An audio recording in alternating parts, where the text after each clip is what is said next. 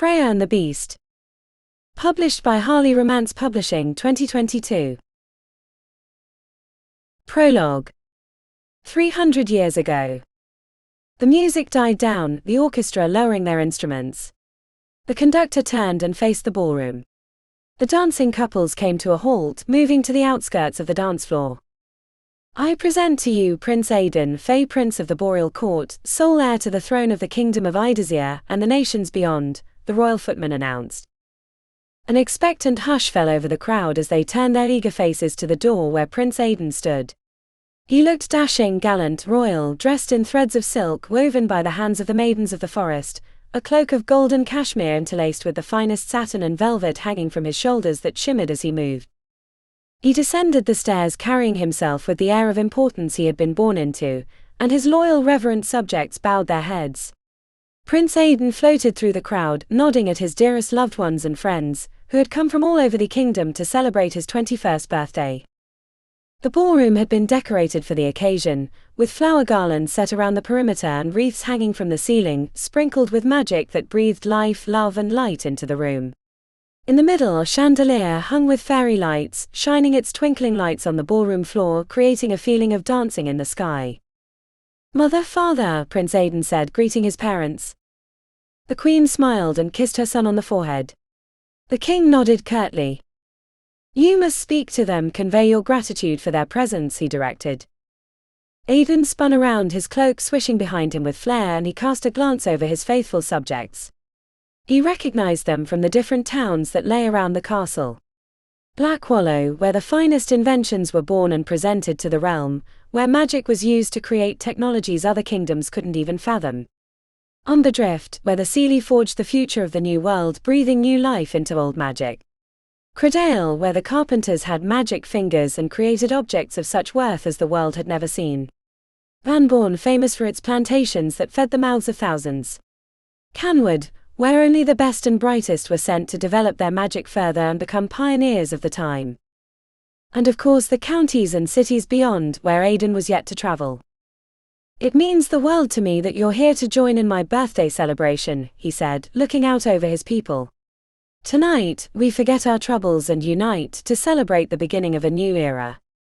As of tomorrow, when I will be coronated acting regent, I will take the kingdom to new heights, and you will know a time of wealth and happiness such as the kingdom has never seen before."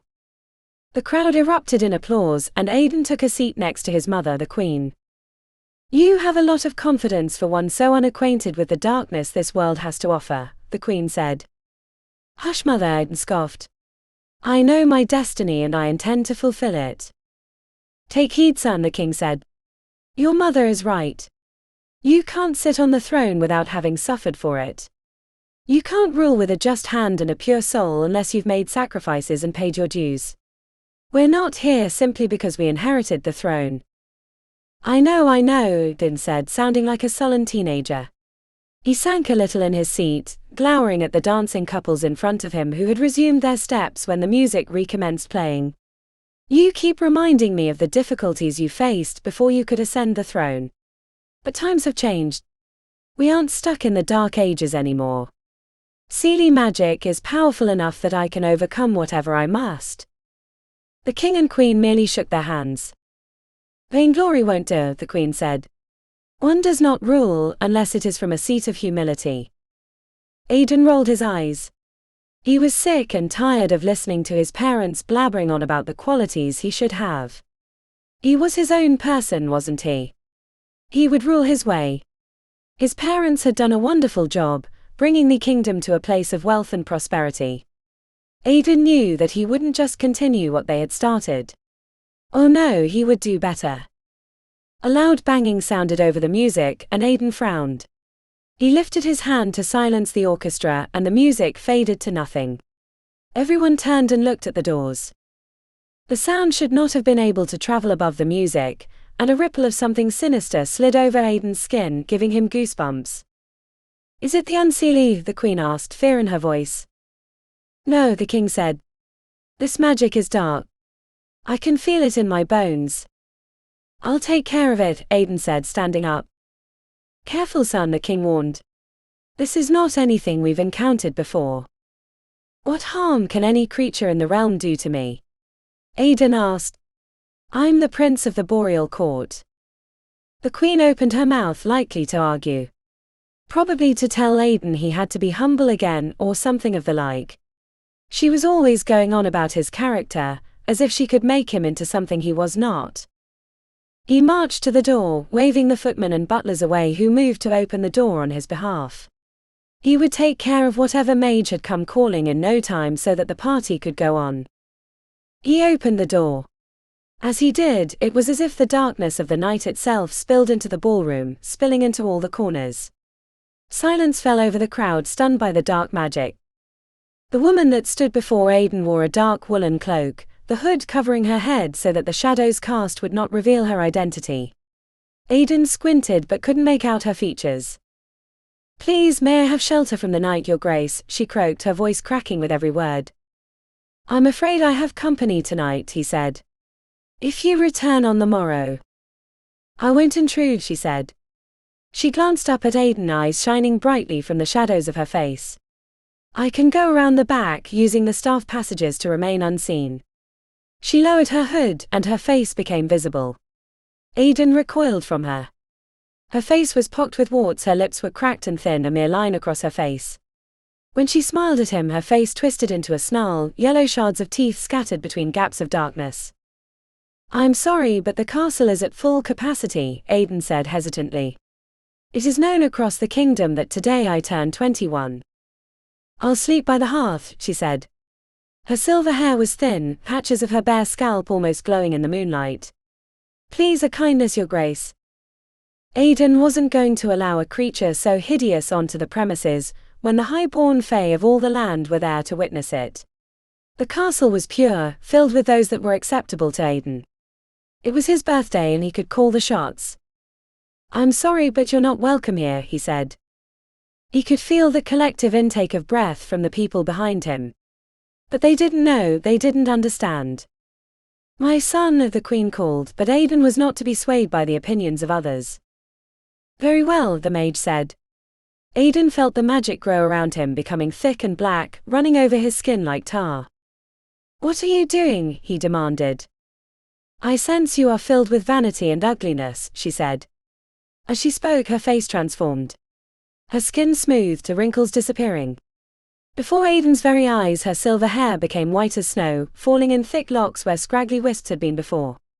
The power she exuded forced its way down his throat, and he felt as though he was going to suffocate.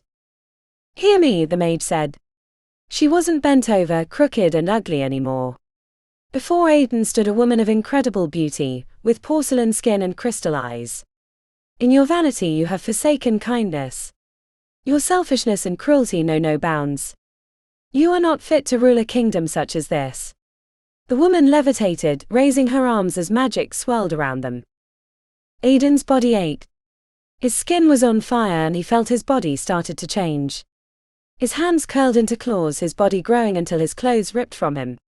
He heard screams of terror from behind him. A growl emanated from his throat as his face elongated, his teeth becoming sharp. Aidan fell to the ground, his grotesque form cracking the marble tiles beneath him. His nails scraped on the floor as he tried to grab for support. Until your worth comes from within, you will be cursed to remain in the form of a beast. How will I rule? Aidan asked. His voice had changed, deep and hoarse. You won't. Not until you put the needs of others before your own. And until someone learns to love you for who you truly are, you will forever remain a beast. No one will love me this way, Aidan wailed, his voice a roar that sent his faithful subjects running out of terror and fear. Then you will remain a beast for all eternity. Death will not come for you. Time will not pass. Until you are relieved from this curse, you will remain here, stuck as the monster in your very core. Pray that someone somewhere can find it inside to forgive you.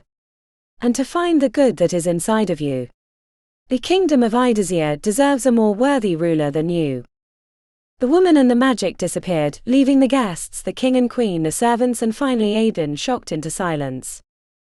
Who are you to decide what I'm worth? Aidan cried, but she was gone. He lay shivering on the marble floor. When he turned his face toward the crowd, those that were left screamed and ran for their lives.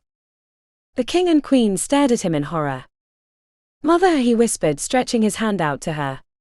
But she collected her skirts and ran. Chapter 1. Present day. Freya opened her eyes and sat up in bed. It was still early, the first rays of the sun barely curling its fingers over the horizon. Birds celebrated the dawn of a new day. Quietly, Freya slipped out of bed and tiptoed across the small apartment she and her father owned. Hopefully he was still sleeping. He had been awake until all hours of the night again, scribbling designs on scraps of paper, muttering to himself about inventions that would rock the very core of this earth. Freya had had a chance to take a look at his designs. Sometimes she hoped that his delusions were just a phase. She hoped that one of his designs would come to something, that he would join the ranks of the great inventors of Blackwallow where he had once been. But his designs were nothing more than the scrawlings of a child. Carefully, Freya pushed open the door to her father's bedroom. She hoped to see his sleeping form under the covers, but his bed was empty, the covers pushed to the floor. She sighed, shaking her head, and walked on, continuing as normal. "How long have you been down here?" she asked when she descended the steps to the basement. Her father was already tinkering and hammering away at a piece of metal, creating something in his mind that would never manifest itself. "Oh, a couple of hours, nothing more," he said, waving at her without looking up. "You can't spend a whole night in here, Dad," Freya said. "Come, we should make breakfast. You haven't eaten since yesterday morning." "Not now, Freya. I'm on the verge of a breakthrough. Can't you see how incredible this is?" He pointed to the piece of metal he had been hammering at. Judging by the dents across the sheet, he'd been doing the same thing for hours on end. Freya forced a smile and nodded. "I see, Dad. All right, you keep working. I'll bring something down." You do that, her father said, picking up his hammer again. Freya smiled at him but couldn't stop her sadness from creeping through. Her father didn't notice. He never noticed. Freya walked back upstairs to the ground floor where she gathered up breakfast. Freshly baked bread, fruits and nuts. She had no idea if her father would even eat, but she had to try. Lately he hadn't been eating. If she was lucky, she could get one meal into him in a day. It was better than nothing at all, but his health continued to deteriorate. She saw him withering away in front of her, becoming smaller and thinner, a ghost of the man he used to be. Freya stopped cutting the oranges and looked at her hands. She pushed a wave of magic into her fingers, feeling them warm. She couldn't see anything, but her power was there. She could feel it. It had always been there. She'd been raised Seelie just like everyone else in town. Blackwallow was filled with fae who worked at creating things. It was one of the best places to live, in her opinion. Creating, building, trying to make better the lives of others. What else could be better than this? How could anyone be fulfilled if they didn't make a difference? They all had magic. They could all create, invent, discover. But Freya was different than the rest of them. Aside from the power that had come from her Seelie bloodline, she had a gift that she kept hidden from the rest of them. Since she was a child, Freya had been able to heal. It had started when she'd found a cat who'd been hit by a car. Its leg had been broken. She dragged it to the vet, who had told her there was nothing to be done. She'd screamed at him then. With all the fae technologies, how could he say that nothing could be done? But they reserved the technology and the magic they wielded for those that needed it. An animal didn't have a soul that could be saved. Freya had been furious. Heartbroken. Disillusioned by the goodness that the fae should have possessed. Her anger had burned hot and red, so hot her hands had started burning. She'd held onto that cat for dear life, and in front of her eyes the leg had healed itself, slipped back into place, the bone knitting together. The cat had run away then, as if Freya had been the one to injure it in the first place. All this time though, she'd been careful to keep her power hidden. The townsfolk had already frowned upon her and her family since her mother had been human. It had been years since her mother had passed away, but the town still didn't change their views on Freya, and they'd completely shunned her father. Showing them a power that the Seelie didn't usually have, was asking for trouble none of them needed. After making breakfast and coffee, Freya took it down to the basement. "Eat, Dad," she said, setting the food down on the table. I will, her father said, waving her off. I just need to finish this first. If I don't do it, it's gone. You know how these ideas work. Freya nodded. She looked at her wrist to glance at the time. I need to go to the market to buy a couple of things. Have it delivered, her father said, glancing up for the first time. Freya shook her head. The service was convenient, but she had to get out. She wanted to go to the bookstore too. I'll be back later, she said. Please eat. Her father mumbled something inaudible, and Freya left him to it. He wasn't going to eat, she knew that. But he wouldn't leave his workshop either. He would be tucked away safe all day long. One less thing to worry about. Freya dressed casually in jeans and a t-shirt, pulled on her sneakers and threw a backpack on her back. Their car had been repossessed by the bank some time ago. But she didn't mind the walk. They lived in an apartment just outside Blackwallow, not too far from everything, and the fresh air was good. Whatever she couldn't carry back home, they had delivered. Life was simple enough in these modern times when everything was so convenient. The town was just waking up. The sun painted the apartments and homes with splashes of gold and smiled in the morning light. Blackwallow was Freya's favorite. When she was younger, they'd lived in Credale. It had been the only Fae town that would accept a human in their midst. After her mother's death, they'd gone to Umberdrift for a short while. But by then word had travelled about the Fae widower whose wife had drowned, and they'd had to leave to make a new life somewhere else. Somewhere it didn't matter so much who they were and what their past was all about. Blackwallow was filled with inventors. It was home to some of the strangest inventions of the time. But rumor had it that the citizens of the town had come up with strange contraptions since medieval times. Freya loved the creativity and positivity that came with inventions. It was about the future, looking forward, not back. Despite loving Blackwallow, living there came with hardships. As Freya walked, she was aware of the looks she got from the others. They didn't like her. She was only a half-blood, different from them. Groups of people stood around talking and the conversation would fall quiet, resuming in whispers only after she passed. Freya was used to it. It didn't make it hurt any less, but she knew what to expect by now. Peridot, the bookstore owner, pulled up the shutters just as Freya walked past. He waved at her and let her in. His hair had silvered with age, his face full of laugh lines after many years of quality life. He was one of the few people who was nice to Freya when everyone else thought she was a freak. You're early today, he said. I needed a new book. She walked to the shelf marked New Arrivals. There wasn't anything else she hadn't already read. So soon? Didn't you take 3 just the other day? Peridot let her borrow books that were usually for sale. He wouldn't ever give them to her, it wasn't done without something in return. But borrowing was a loophole. Sometimes it felt like everything in her life was a loophole. Freya pulled up her shoulders. I get lost in these worlds and I can't put them down. You know how it is. She took the books out of her backpack. Peridot offered a rasping laugh, taking them from her. There was a time when I let the books take me away too.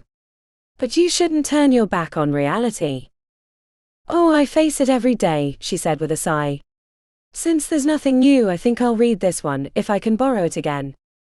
Peridot glanced at the book she'd pulled from the shelf. You've read that one countless times. Freya nodded. It's incredible. Have you read it? It's about destiny and fate. About finding where you belong. I haven't, Peridot said, shaking his head. But it sounds like it's the sort of thing you girls like. Freya flipped the book open, running her fingers over the page. She could almost feel the words come to life, whispering their stories to her. Have you heard about the break-in? Peridot asked. Where? On the West End. It's the Unseelie, they say. They're running rampant out in the woods now. A band of drifters.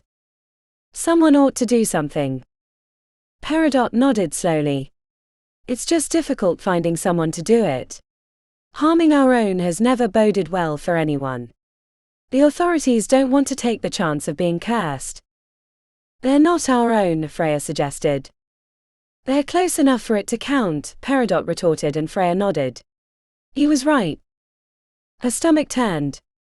If the Unseelie were tormenting the town again, it might cause trouble. She was alone with her father, and he wasn't much help. If something happened. You're all alone out there, Peridot said, picking up on the direction of her thoughts. She hated some of the Seelie gifts. She had to guard her thoughts so carefully. We'll be all right, Freya said. You should settle down, Freya. Marry. Get someone to help you with your father. Freya tensed. I don't need help, she said tightly. I didn't mean. Freya shook her head. I'm fine, Peridot. I appreciate your concern. We've made it this far. Peridot shook his head. He looked like he wanted to say something else, but he didn't. Whatever it was, Freya didn't need to hear it anyway. No one could help her with her father. He was cursed. She couldn't heal him. Everyone in town laughed at him. It would be unfair to bring that kind of mockery home. I'll bring the book back later, Freya said to Peridot. He nodded and waved her off when she left the store, tucking the book into her bag. Freya walked on through town. She still had to pick up a couple of things from the store before she headed back home. On the way, she pulled out her phone and dialed her father's number.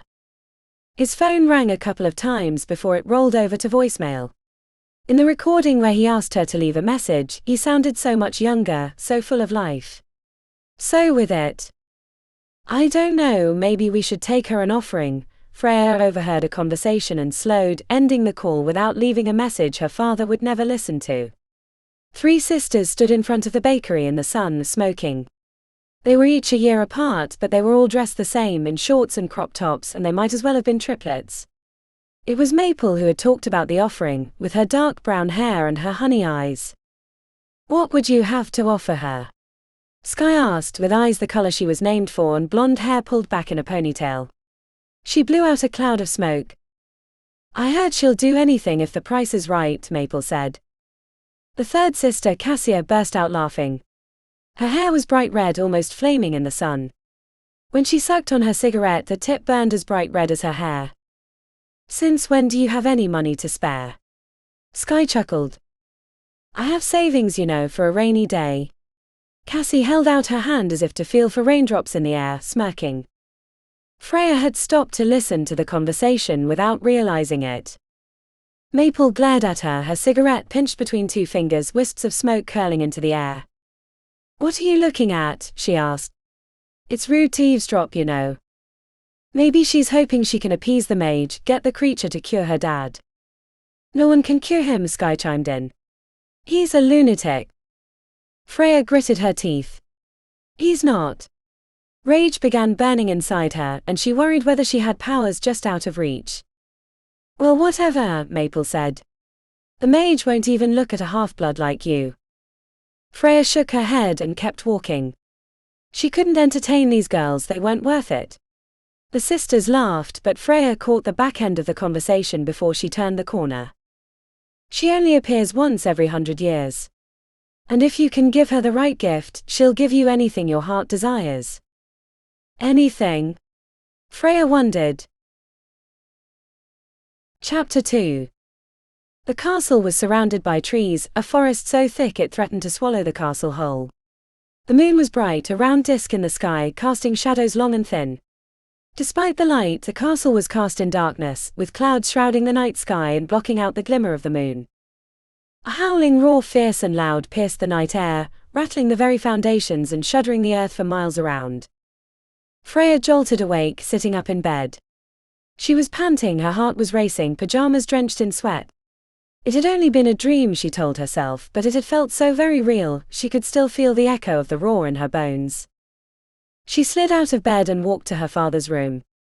When she pushed the door open, he was curled beneath the sheets.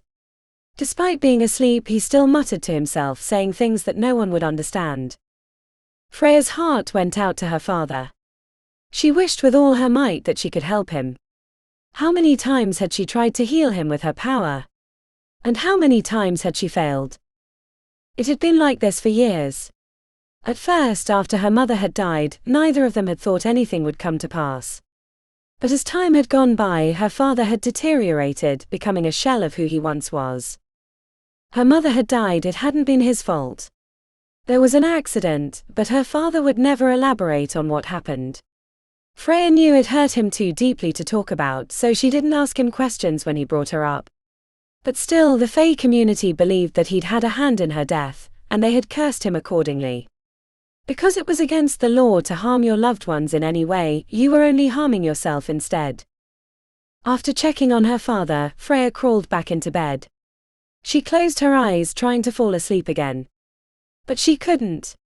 Something about the night kept her up. It was as if the darkness was alive, with a quality of its own. It brushed against her skin, skipped around the room whispering things in a language she didn't understand. "What?" she asked the night. "What are you trying to say to me?" There was no answer, only the continuous whispering, a conversation Freya couldn't follow. She turned on her side, looking out the window. Out there danger lurked. She could hear the scattered hoots and yelps of the unseelie as they ran through the trees, looking for trouble. Freya kept herself calm, refusing to let fear rule her. They wouldn't come near her and her father, she knew that. As long as her father was here, the unseelie would steer clear. Not even that bunch filled with mischief and malice and vengeance would dare mess with the cruelty of a curse. It was Freya's only consolation that her father's curse was their blessing in disguise. She would much rather have had her father healthy and the vagabonds her only problem. But that was not Freya's life, and she had accepted it. The conversation she'd overheard between the sisters popped into her mind again. The mage only appeared once every 100 years. Freya had never believed in fairy tales and myths, especially not anything as bizarre as that. But if this mage existed, what did Freya have to offer? What could she give up in return for her father's safety, his sanity? Would it be possible to find this mage, to offer what she wanted, and to save her father once and for all? Freya would never before have considered something as absurd as looking for a myth to discover if it were true. But she was running out of ideas, out of hope, and she felt like she was running out of time. She had tried everything in her power to save her father. Maybe it was time to turn to someone else's power. When she had arrived home after going to the market, her father hadn't eaten his breakfast. He had created something spectacular, he told her. He'd insisted she go down to the basement right away. On the table there was a toaster. The toaster from the kitchen. And her father had been so incredibly proud of his invention. It had nearly brought Freya to tears. She glanced around at his workshop and headed upstairs, reminding her father to eat once again.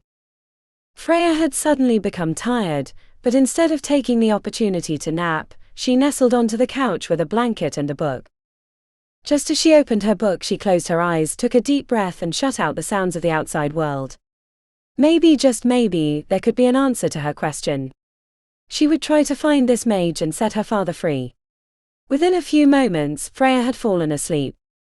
When Freya opened her eyes again, darkness enveloped the room, and she put herself to bed, checking in on her father on the way.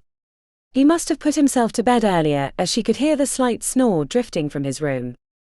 The next morning, Freya heard her father in the kitchen and climbed out of bed, walking to see him. "Good morning," he cried out when he saw her and came to her, kissing her on both cheeks. "I'm making breakfast." "It's good to see you in such a good mood," Freya said, sitting down at the kitchen table. Her father nodded, moving back to the stove where he was cooking. He scraped a spatula through the pan, mixing vigorously. "What are you making?" Freya asked. "An omelette," her father announced. Freya frowned, looking at the stove. It hadn't been switched on. "What's in it?" she asked. "Everything you've ever wanted," her father answered happily, and continued scraping in the empty pan, not having added a single ingredient. Freya closed her eyes and took a deep breath, letting it out slowly. She was going to have to do something. They couldn't keep going like this. It was a wonder her father hadn't hurt himself, but his insanity was innocent. It was another blessing in disguise, Freya thought. "What are your plans for today?" Freya asked. "What do you mean?" "Inventing. That's what we thrive on, my dear. Besides, I can't let my invention from yesterday go to waste." I have so many ideas. Freya glanced at the toaster she had brought back after her father had gone to bed. He hadn't even noticed that it was back in the kitchen. I'm so proud of you, Freya said sadly. Just you wait until this thing catches fire, her father said. We are going to be famous. It would be a nice change from the infamy they had to deal with now. But Freya reminded herself that it was only she who struggled with the gossip and the rumors in town. Her father was blissfully unaware. Another silver lining. If she kept searching for them, she could find so many. I think I'm going to town today, Freya announced. There are a few things I need to get. Have it delivered, her father said, turning to face her. They had the same conversation every day. The same things, the same routines. I think it will be nice to get some fresh air, Freya said. Besides, I hear there's news about the unseelie. Better to be prepared for whatever might be out there. Her father snorted. The unseelie won't come near us if they know what's good for them. I'll show them a thing or two. I'll put them to work in my workshop. They wouldn't dare come close to us. They're terrified of work. Freya nodded. Her father was right, the unseelie would never come close to them. But not for the reason he thought. And it was better that he didn't know. The only consolation in her father's insanity was the fact that he was blissfully unaware of his condition. He didn't have to worry about a thing. Freya did all the worrying herself. After her father's make-believe breakfast, he headed down to the basement. He started tinkering away at something, and Freya made herself a piece of toast before she left the apartment. She walked into town. She had her backpack on her back as usual, but this time it wasn't filled with books. Instead, there was a single letter in it. She could feel the weight of it, so much heavier than anything she had carried before. It was a piece of paper, carefully constructed with the words that explained their predicament. That she would offer anything she could, she would give it all up for her father's sake if it came down to it. The paper had been infused with all the magic she could spare. She needed the mage to understand the difficulty she was in. Freya desperately needed help. Was this a mistake? She had no idea. Maybe it wasn't going to make a difference. Maybe the mage didn't exist at all. But it was worth a shot. Anything that could make a difference was worth the effort. She didn't know how much longer her father would hold on. She didn't know how far his madness would spiral before he hit the end of the road. And when that happened, Freya shuddered. She didn't want to think about it. Freya walked to the post office. It wasn't used very often anymore. With the new technology, everyone sent emails rather than letters, found phone numbers online rather than in a directory, and renewed licenses and permits through websites. But letters still had a place in the Fae community. They might have moved forward in time, developing the most incredible technologies, but they were creatures of tradition and habits, and they still held on to certain customs of old. Good morning, Freya said when she walked to the glass booth where an attendant sat reading a book. I've read that one, it's fantastic. The attendant glanced at her over the book. What do you want? He was hostile toward her. It wasn't anything new.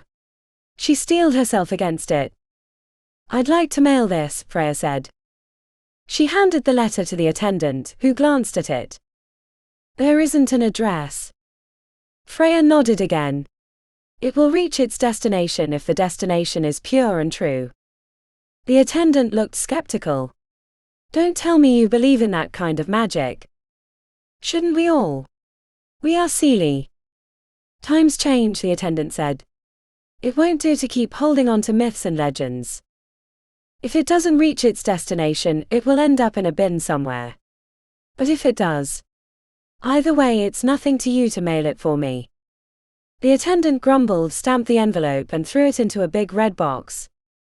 For your sake, I hope it reaches its destination. But don't be too disheartened if nothing ever comes of it. I'll take that to heart, Freya said and turned away from the booth. She stepped out into the sunlight again and closed her eyes when it fell on her face. She drank in its warmth, trying to decide which way she would go next. She didn't want to go back home, not yet.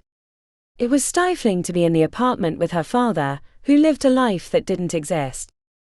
In the distance, thunder rumbled.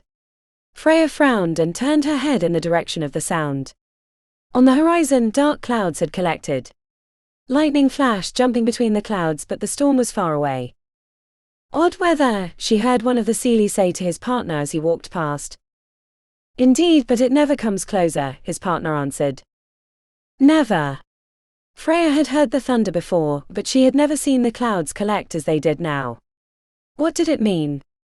Everything in nature had meaning, a reason for happening. And the strange storm in the distance was unnatural.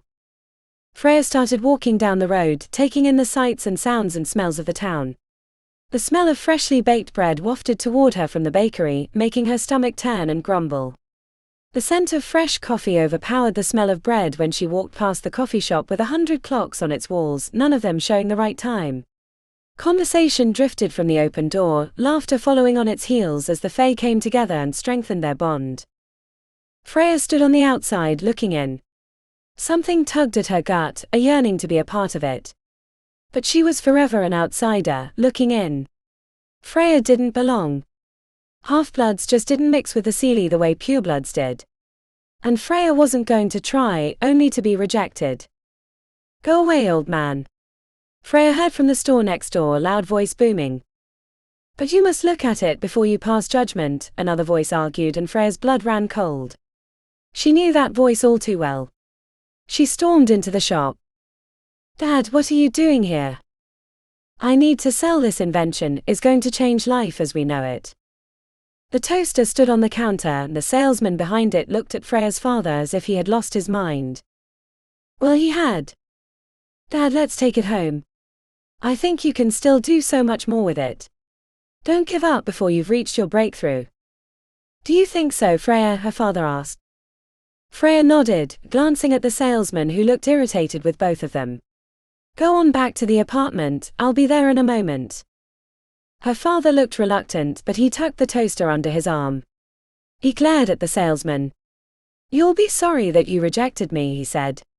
"Soon everyone is going to understand what I'm doing here, and then you're going to wish you got on the bandwagon when you could." Before the salesman could answer, Freya's father spun around and stormed out the door. A crowd of Seelie had gathered outside the shop, and Freya felt her cheeks burn bright red. They all stared at her father as he marched past. "I apologize," she said to the salesman. "He's still working on it." "He's a fool," the salesman said. Some people outside agreed, and Freya was suddenly angry. "He's nothing of the sort," she cried out. "He's unwell, that's all. Have none of you been sick before?" "He's cursed," one of the others said. "It's a wonder he's still alive. His days are numbered, Freya." "My father is fine," she cried out again, feeling a mixture of anger and sorrow tug at her, threatening to rip her apart. "He could do with some sympathy and compassion from all of you. We don't offer compassion to murderers." Freya didn't see who said it, but the words hit her like physical punches. She wanted to reply, but her words caught in her throat. She backed out of the shop, through the crowd that seemed to snigger and sneer at her, desperate to get away. By the time Freya reached the edge of town, tears were rolling over her cheeks. She should have gone to the apothecary to get her father some medication. Some calming agents helped him get through his worst spells like now. But Freya didn't dare to walk in, not after she had been ridiculed like that in public. Sometimes she had the strength to push through. And sometimes she felt like collapsing, like giving up. Today she definitely had enough. Freya hid around the corner away from the bustle of town and scrubbed her face with her sleeves, trying to get rid of the tears. The only thing that would be worse than what they were already doing to her was to let them know that it was getting to her. She just had to keep her head high, just had to keep going. When she was sure she could keep it together, she turned around, leaving the alley where she had hidden. She looked one way, making sure that the coast was clear before she headed in another. And bumped right into someone. She lost her footing, sprawling on the ground. "Here," a deep voice said, holding out a hand. "I didn't see you, Freya. Are you okay?"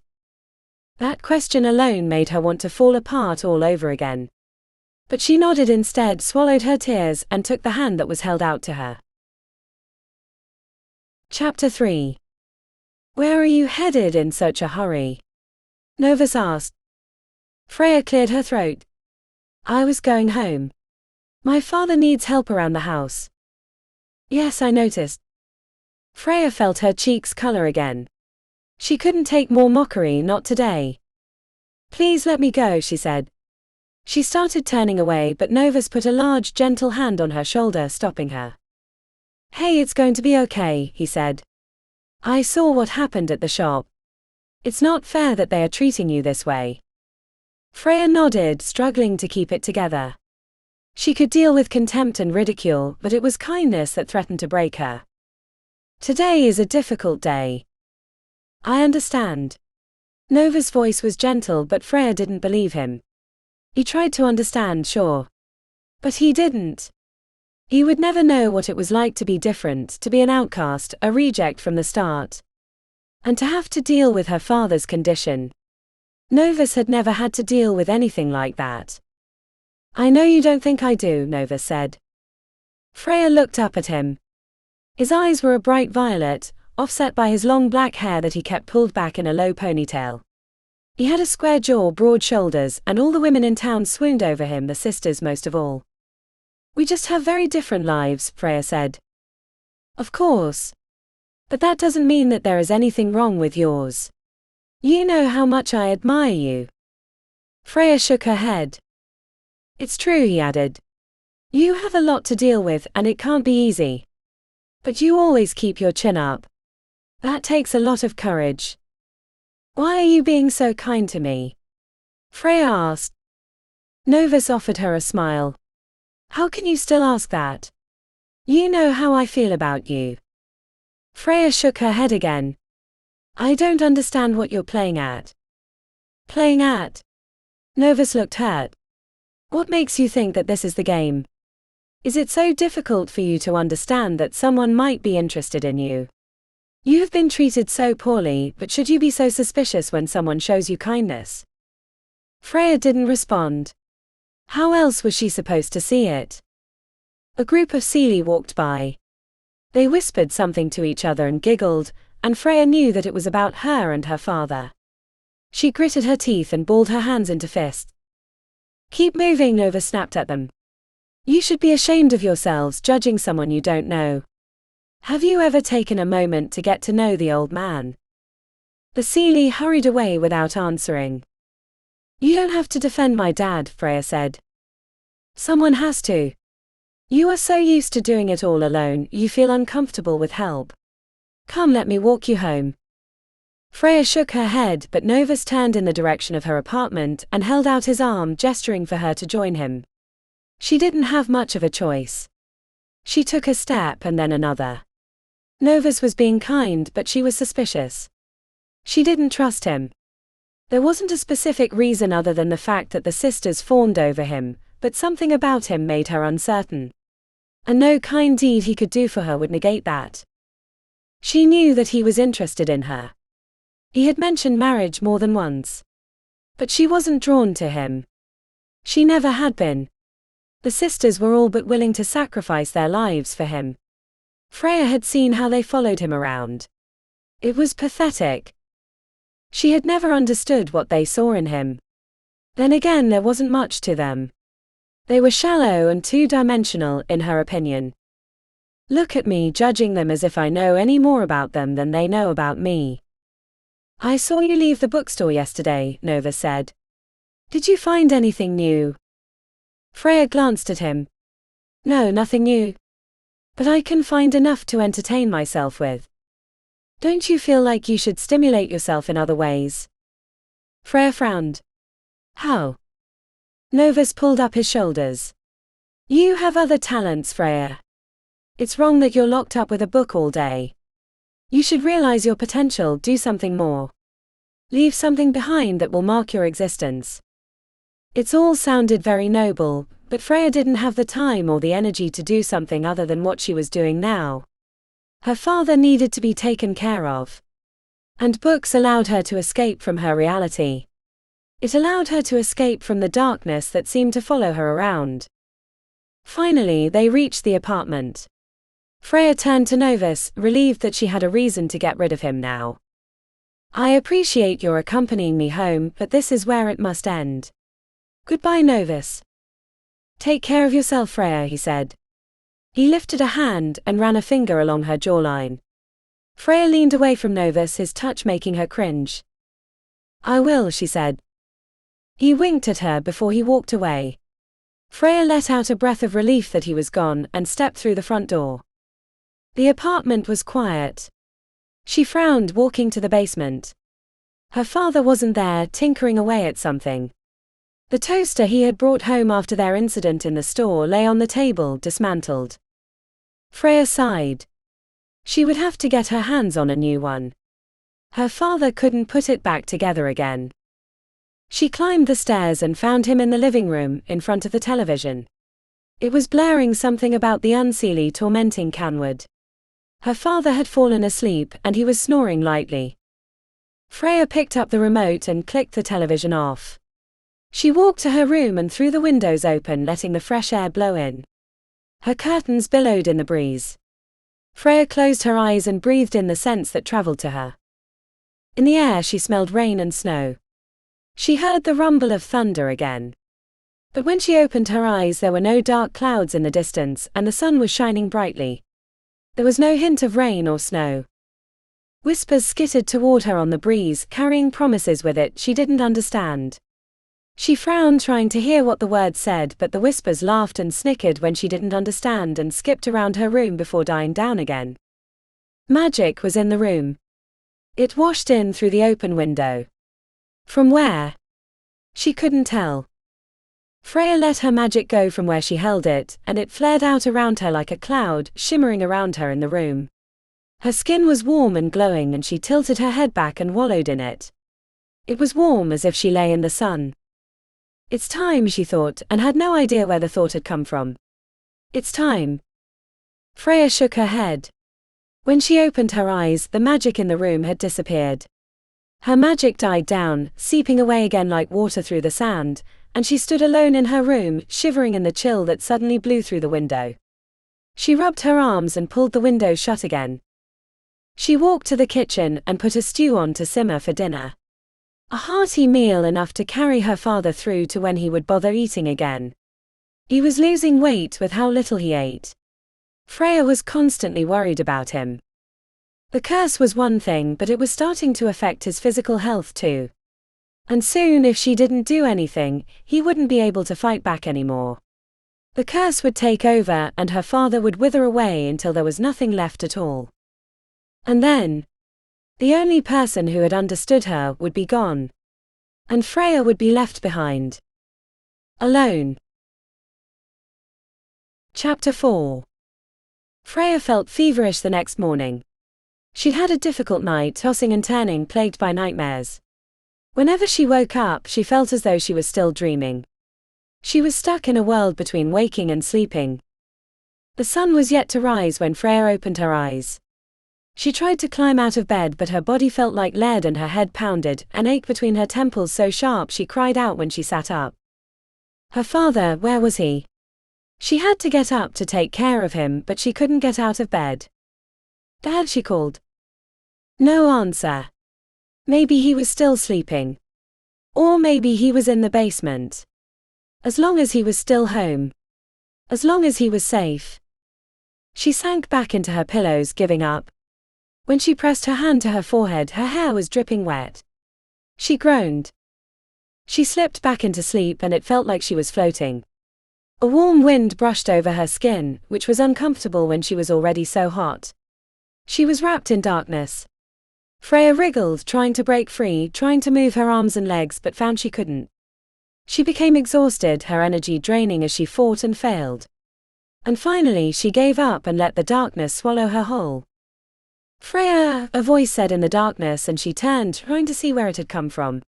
The darkness was complete. Freya could see nothing. She blinked and blinked again, waving her hand before her eyes, but she was completely blinded. Where are you? Freya asked. The voice laughed and the sound was like chimes dancing in the breeze. The voice was pure and beautiful. You ask where I am, but not who I am. I can't see you, Freya said. I'm right here, child. Suddenly she appeared before Freya. Her hair was white as snow, her eyes the color of ice, and her skin like porcelain. Freya wondered if she reached out if the woman would be cold to the touch. She wore a white dress that hung to the floor, and Freya had the idea she was floating. "You found me," she said. "Who are you?" She laughed again. "That's the question I've been waiting for. I am Nightfall." It took Freya only a moment to understand. This was the maid she'd tried to reach out to. "You got my letter." She nodded, her white hair cascading over her shoulders like a waterfall. "And my heart went out to you and your difficulties. I know your father and I have tasted his curse. I feel your pain. Will you help me?" Freya asked. She couldn't believe this. The mage was real. She'd found her. She had come to her and she was answering. "I can't make any promises," Nightfall said. "Why not?" Freya desperately needed an answer, truth, something she could hold on to. "In the end, the choice is not your father's or mine." "Then whose is it?" Freya asked. "Send your father to me," Nightfall said. "I will see how I can help him. You have courage, child. You've chosen to reach out to me, and I heard you. I listened.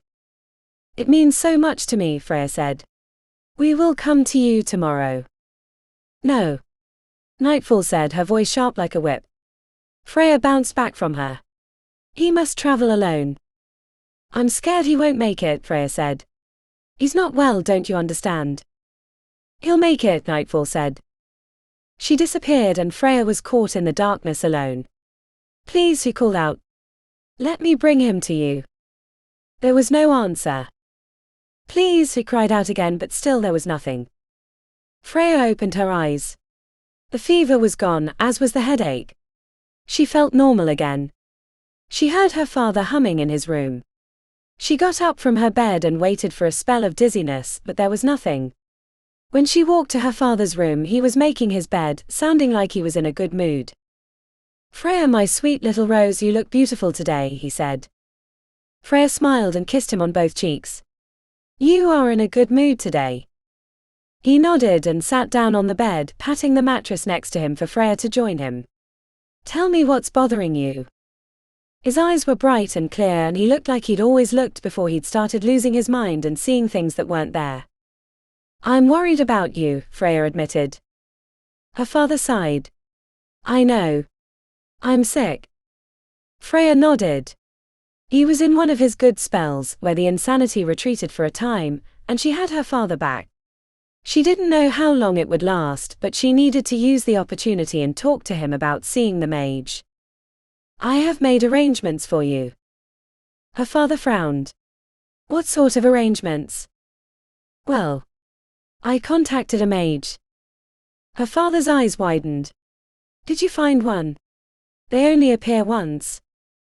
Every 100 years. "Yes, I know. But I found one. And she answered me." Her father blinked at her in surprise. "She'll see you. To see if she can fix this," Freya added. "But she wants you to go alone." "I'll go," her father said.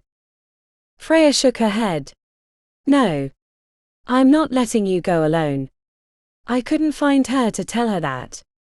But I will." "I can't." "Freya," her father said and placed a hand on her cheek. "I can go alone. I'll be all right." "I'm worried you won't be," Freya whispered, tears springing to her eyes. How could she let her father go alone? It wasn't safe out there. The Unseelie would leave him alone because of the curse, but so many things could go wrong.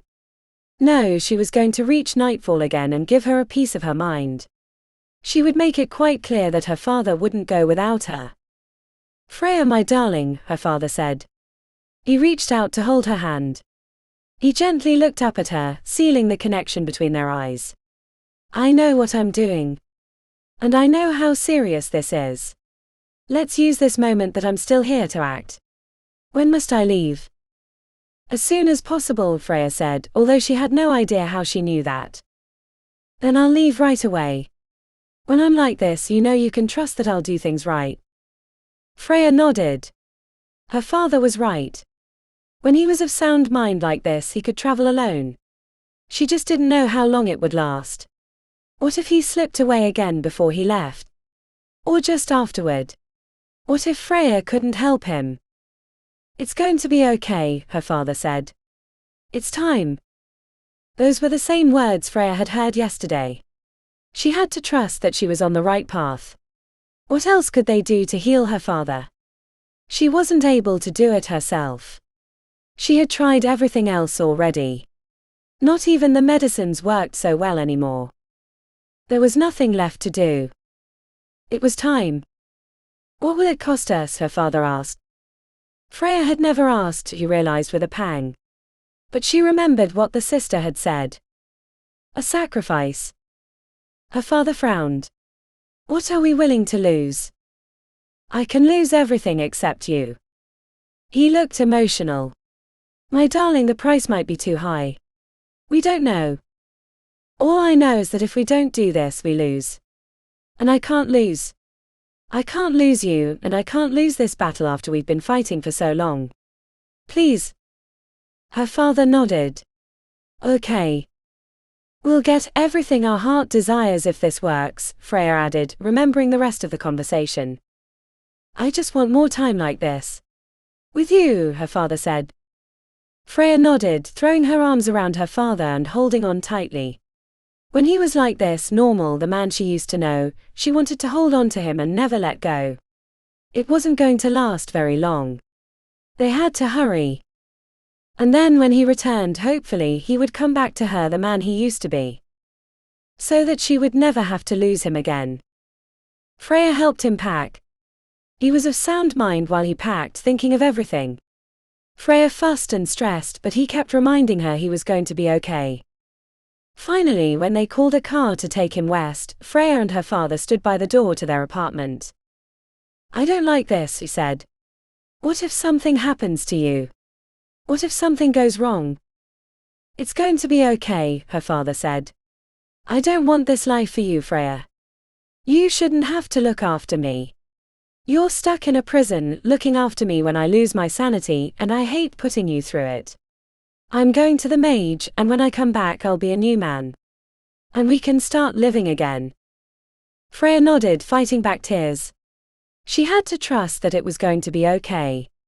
She had to trust that her father would come back to her. Not physically but mentally too. Since her mother passed away, she was left with the responsibility of looking after him, and she was finding it so hard to let go.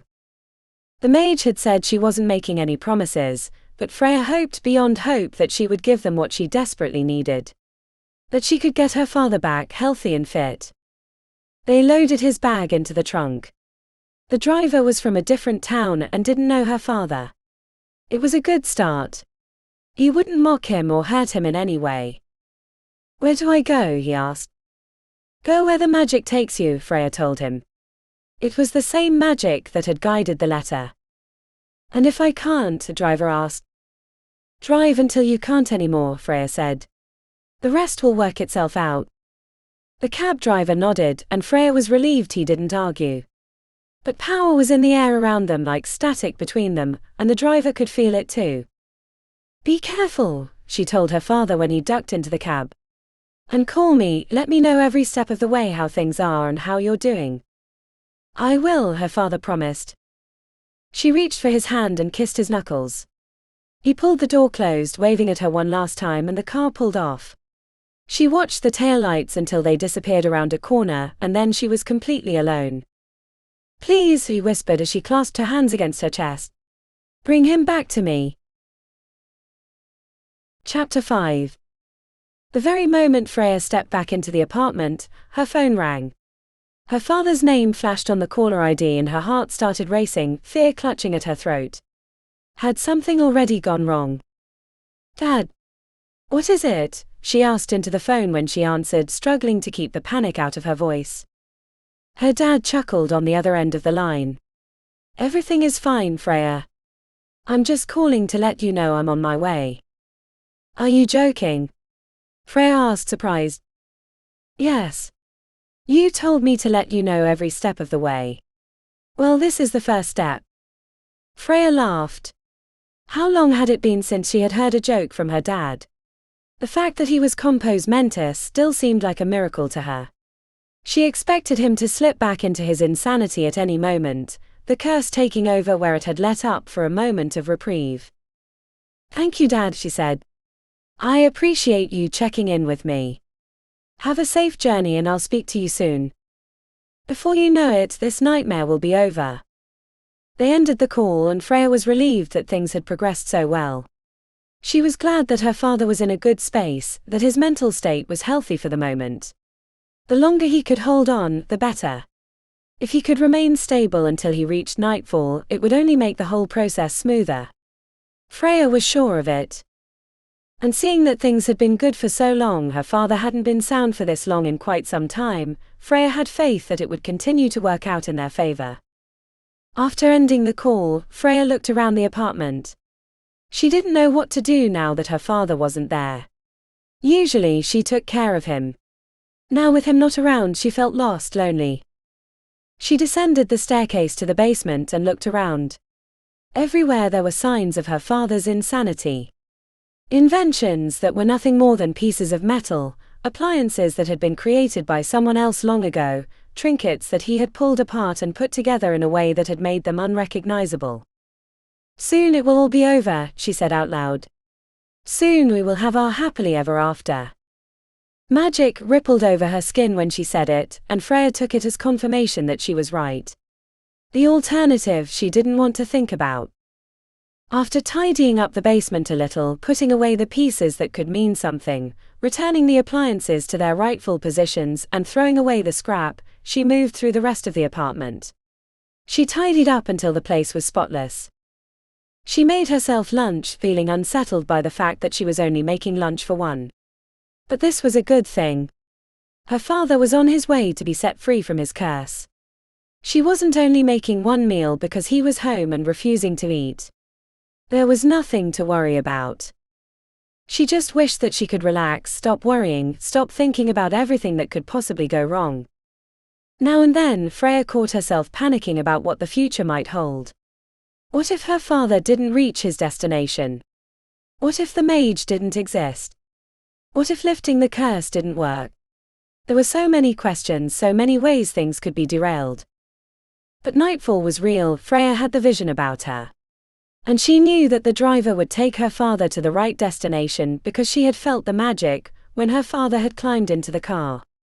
She just had to believe that the final piece of the puzzle, her father's freedom from the curse, would fall in place too. After eating, Freya curled up on the couch with the book she had gotten from Peridot. She loved this book, Dancing with Hope. She could read it again and again and never get tired of it. Faith, destiny and belonging played a huge part of her life, so it was only fitting that she kept this book close to her heart too.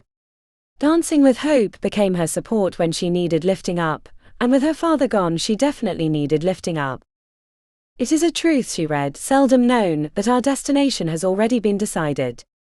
No matter how hard we work, no matter how hard we try, our efforts only cement our direction even further. Where we are headed is not decided by us, but by the higher power that guides us and leads us to where we belong.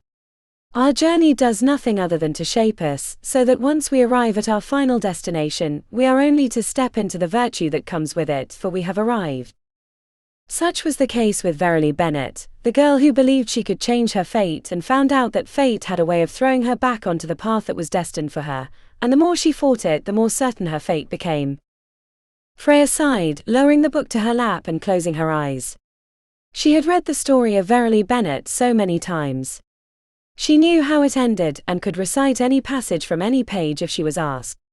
And yet the idea that a happy ending was fated and could not be missed no matter how Freya went about it gave her hope for the future. What did she want for herself? Since reading this book, Freya had asked herself the same question many times. She knew that she wanted freedom from the hardship that came with her father's curse. She did not resent him for it, but she did feel as though she deserved more from life, rather than being held captive by a curse that had plagued them both. That was how Freya saw it. Their curse. It didn't only belong to her father. Freya was affected by it as much as he was, and she felt as though she was being punished for something she hadn't even known about at the time. But resenting the Fae who had put the curse on her father only made her more miserable, without achieving anything else. So Freya had learned to look forward rather than back. To hope rather than despair. Still, it wasn't so easy. What Freya wanted was a life of freedom. She wanted to be allowed to be different, to feel as if it was a gift and not a burden. In this town, because of her father's affliction, she felt that the rest of Blackwallow treated her worse than she deserved. Was freedom her destiny? Or would her attempts to find freedom only cement her journey towards something else, something she was unaware of? Freya raised the book to continue reading. The sun bathed Verily's face and she blinked her eyes open, greeting the light. A loud knock on the door ripped Freya back to the present. She froze on the couch, hoping that if she didn't respond, her unwanted visitor would go away. Freya got no time to herself and wanted to enjoy what little she had until her father returned. The knock sounded on the door again. Freya. Novus' voice was unmistakable. Freya groaned. She didn't feel like his company, but he knew she was home and he wouldn't stop until she opened the door. She closed the book, left it on the couch and walked to the door. Novus, she said politely. Can I help you? I saw your father leave earlier and I thought you might want some company, he said. Freya started shaking her head, but Novus stepped into the house, not waiting for an invitation. I'm busy if you don't mind, Freya said. Oh, carry on, Novus said, looking around the house as if he was scrutinizing it. It was very invasive. I'll just be here, quietly in the corner, keeping you company. I won't bother you. I'll be quiet as a mouse. I prefer to be alone. A woman should never be left alone, Novus said. You won't even know I'm here. He sat down on the couch and frowned at the book lying there. What's this? Nothing special, Freya lied. She felt like Novus was taking over and she didn't want him knowing her business. How had he known her father had left? Had he been watching her? The thought sent a shiver down her spine. He was here with good intentions. Keeping her company was supposed to be an act of kindness. And kindness from her Seelie should never be rejected. But Freya felt like her personal space was being invaded and she wanted Novus to leave. Oh, I've heard about this crap, Novus said, paging through the book. This is that strange belief system that suggests we aren't in control. You should be careful what you read, Freya. These thoughts can poison your mind. I'm perfectly capable of choosing what I want to read and what I want to believe. She tried to stay polite, but frustration had crept into her voice. You're so open-minded, Novus said with a smile. Your inquisitiveness is endearing.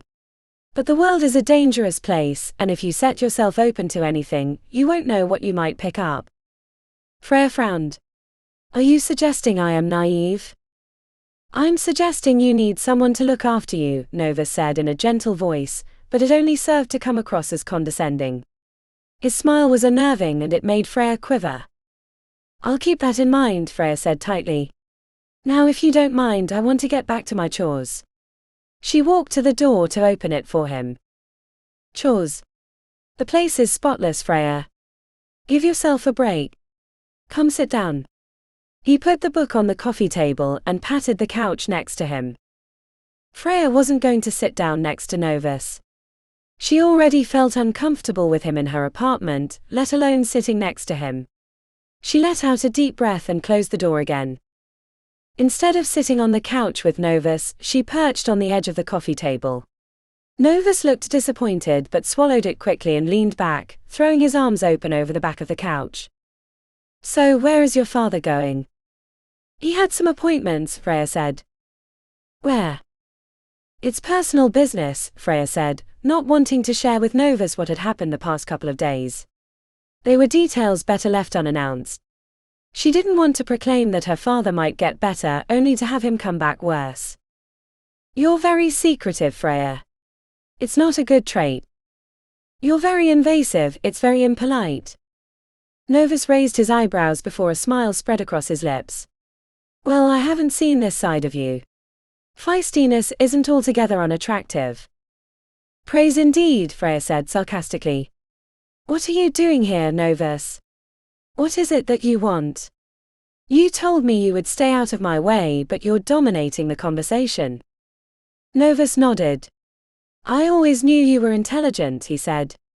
Freya bristled, irritated by his condescending tone, the comments that wouldn't stop rolling.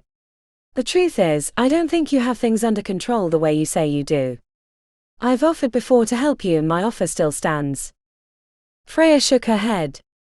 I appreciate your concern, but I'm perfectly fine. My father and I are managing. You're very brave, and I understand that you don't want to admit you're struggling. But I'm offering help, Freya. I am willing to do whatever it takes to make your life easier. Freya wished that he would leave. That would make things easier. If I need anything, I'll be sure to let you know. It's good to know I have a friend who is only a phone call away. A friend? A phone call? Novus shook his head. Freya, you misunderstand.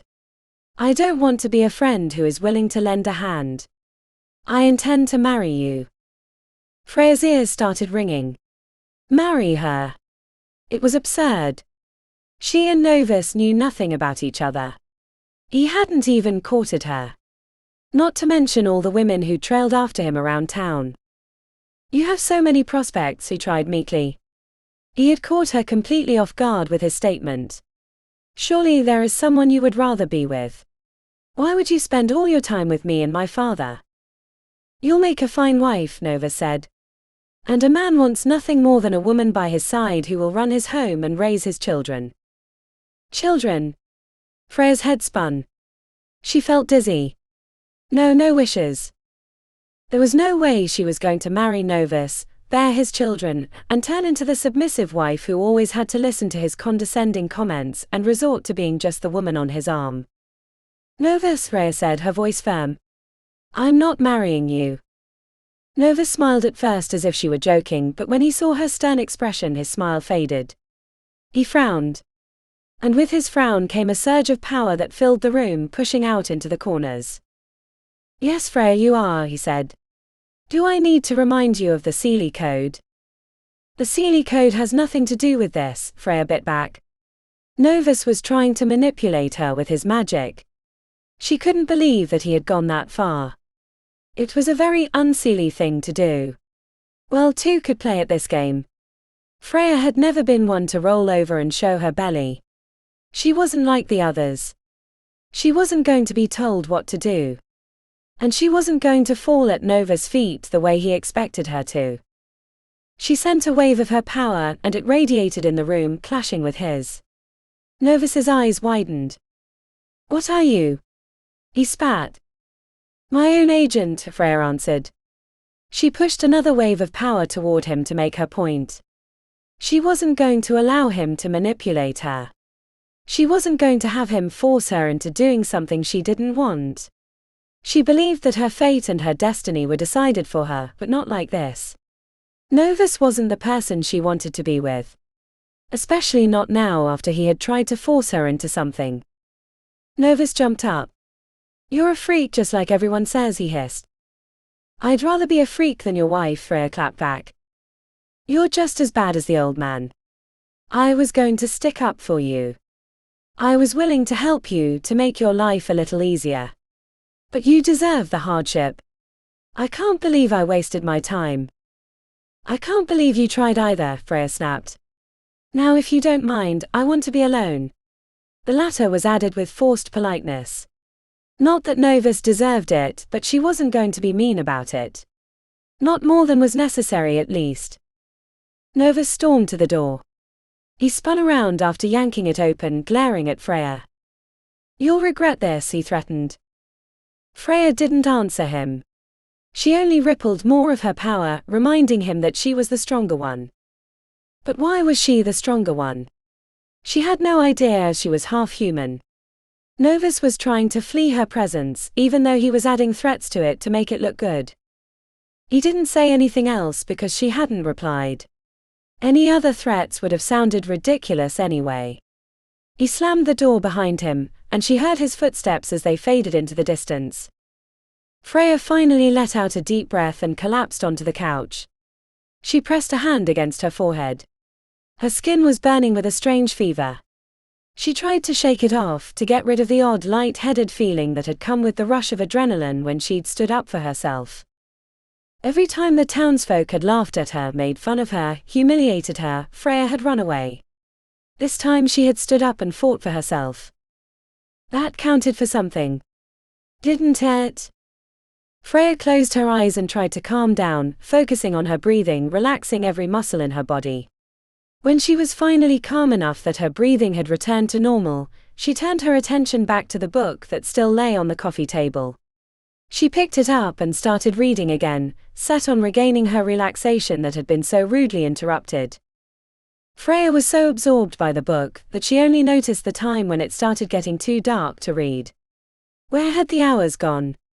When she read, it was like the rest of the world fell away.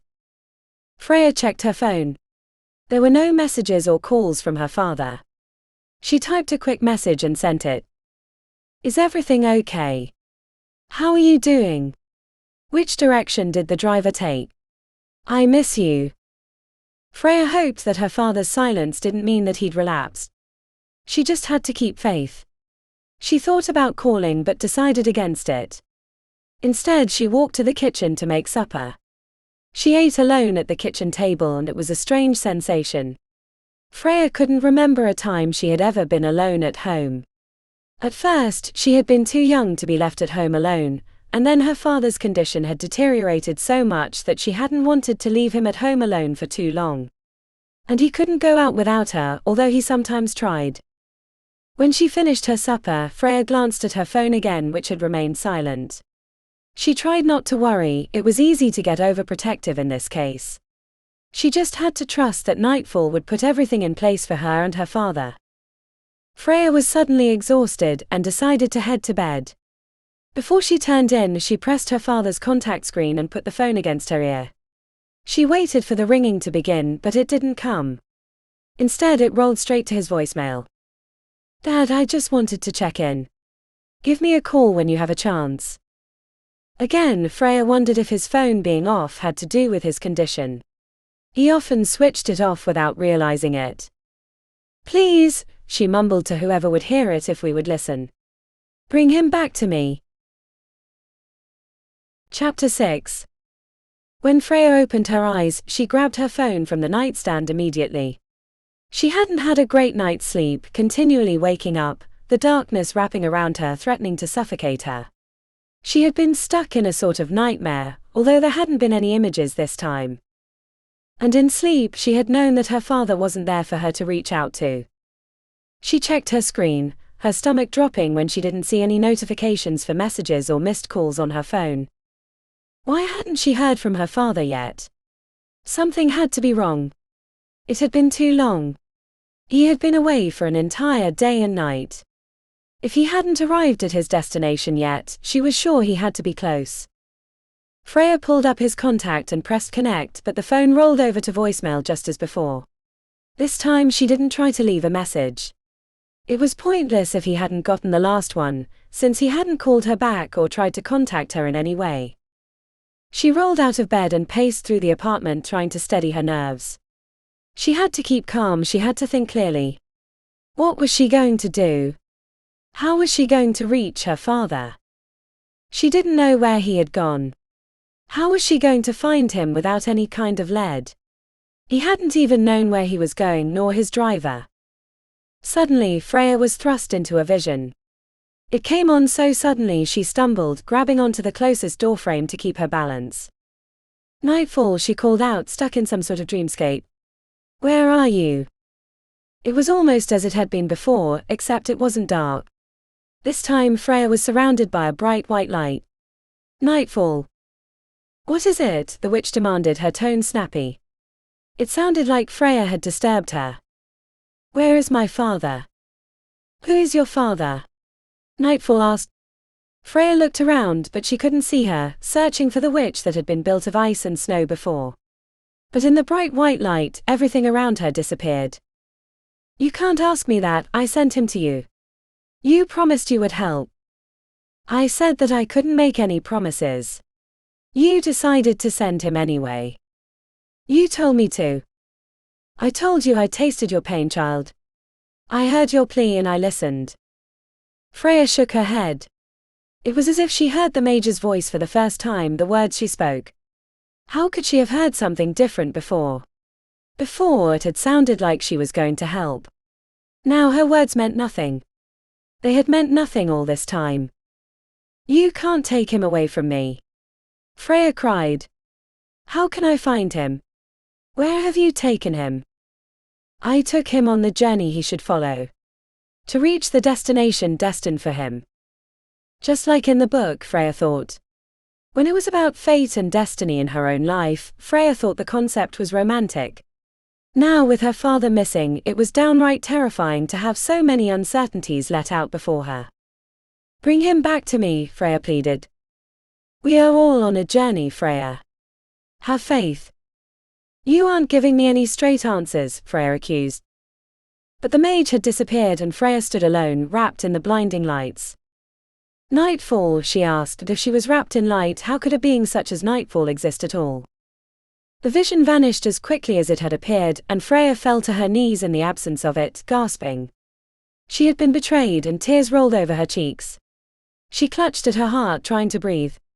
It felt like her throat closed and her chest felt like it was going to explode. How was she going to get her father back? She didn't know, but she had to try. Freya jumped to her feet, ran to the bedroom where she had left her phone, picked it up and called the cab company. She ordered a car and waited, anxious for it to arrive. The minutes passed by like hours, and after what felt like forever, a car finally pulled up in front of the apartment. Freya had packed a small bag with clothing, just enough for the night. She didn't know what to expect, where she was going or how long she would be gone. She just knew that she had to go after her father. She was his last hope. When she stepped out of the apartment, the driver who climbed out of the car was the same man who had taken her father away. You! She cried out and hurried to him, grabbing him by his shirt. He looked shocked, trying to back away from her, but Freya clambered onto him with a death grip. Where is my father? Where did you take him? The driver grabbed her wrists and pushed her hands away from him, forcing her to let go of his shirt. I don't know what you're talking about. You took him away from right here yesterday morning. Freya exclaimed, disbelieving in his ignorance. The driver frowned. I don't remember. What do you mean you don't remember? The driver shook his head, pressing his fingers against his temples. I lost some time. I don't know how it happened. I don't know. Freya shook her head, trying to keep it together. If she didn't focus on breathing, she was going to hyperventilate. She was going to explode. Yesterday morning you came to my apartment to pick up my father, she said, in a gentle voice as she could muster. It took all her strength to remain calm. I told you to follow the magic, to take him where it led you. The driver blinked at Freya. I remember something like that vaguely. But after that, I'm so sorry. Freya was on the verge of losing it. She trembled, her hands clenched tightly into fists. Tears squeezed out of her eyes, but she refused to come undone. She swallowed back her tears, fought against the lump in her throat. Take me the direction he went, he said in a strained voice. I don't remember much, the driver said, apologetic. Let's start with the drive. One step at a time. Please, I'll pay you whatever it takes. The driver shook his head. I can't take your money, but I'll take you where you need to go. Where can I take you? I don't need your charity because you pity me, I need action. She climbed into the car, the driver got behind the wheel and they headed off. It seemed like he remembered something. Freya was too nervous to ask, too scared she would throw him off track and the frail memories would disappear again. They drove, heading past small towns, some of which Freya recognized, some of which she didn't. At first she tracked the hours. 2, 3, 4. But somewhere time started to blur. Freya struggled to keep aware. She checked her phone, but the time seemed wrong. It said it was midnight and yet the sun was shining. It couldn't have been that long. Freya tapped the screen of her phone, trying to make sense of what she was seeing. The cab turned suddenly and Freya grabbed onto the seat in front of her to keep her balance. Where are you going? She asked. The driver looked apologetic. I'm following their magic. I don't know. Freya nodded. That was all she wanted from him. She needed him to do what he had done yesterday. If he could retrace his steps, he could find her father. They headed into a thicket of trees, a forest that Freya hadn't known existed. When she looked up to the top of the trees that lay ahead like a thick carpet, she recognized the landscape. This was the forest where the clouds always hung thick in the air, the storm that always seemed to be brewing in the distance. Freya looked up at the sky and sure enough the clouds were dense and dark, heavy with rain. It looks like it's going to storm, she said. Hopefully the storm will hold until after nightfall. What did you say? I said I hope it doesn't rain until after dark. He'd said nightfall. Hearing the name had made Freya think that maybe. But no, every interaction with the mage so far had been in visions. What if it was all in Freya's mind? What if she didn't exist? Freya couldn't think like that, not now. Her father was missing. And even if he wasn't, his condition was getting so bad that he was running out of time. To assume that it had all been a ruse seemed wasteful. Besides, the driver had taken direction, guided by an unseen force which counted for something. They drove into the trees, the trunks dark and thick, rising like sentries above them. A canopy of leaves so thick it blocked out most of the lights welcomed them into what felt like a cave. The driver switched on his lights. And the radio that had been playing softly in the background the entire drive crackled, whistled, and then went dead. That's strange, the driver said, fiddling with the knobs. He froze and glanced up at Freya in the rearview mirror. All of this feels so familiar. What happened? She asked. The driver shook his head, and she didn't need to remind herself that he didn't remember. A moment later, the engine cut out. The car rolled to a silent halt, the engine ticking. The driver tried to start it, but there wasn't even the sound of the engine trying to turn over without catching. There was absolutely nothing. The silence was deafening. No, no, no, the driver muttered. I can't do this, not again. Were you here before? The driver kept shaking his head, muttering to himself as if Freya wasn't there. I'm not doing this, the driver said firmly and opened the door, stepping out of the car.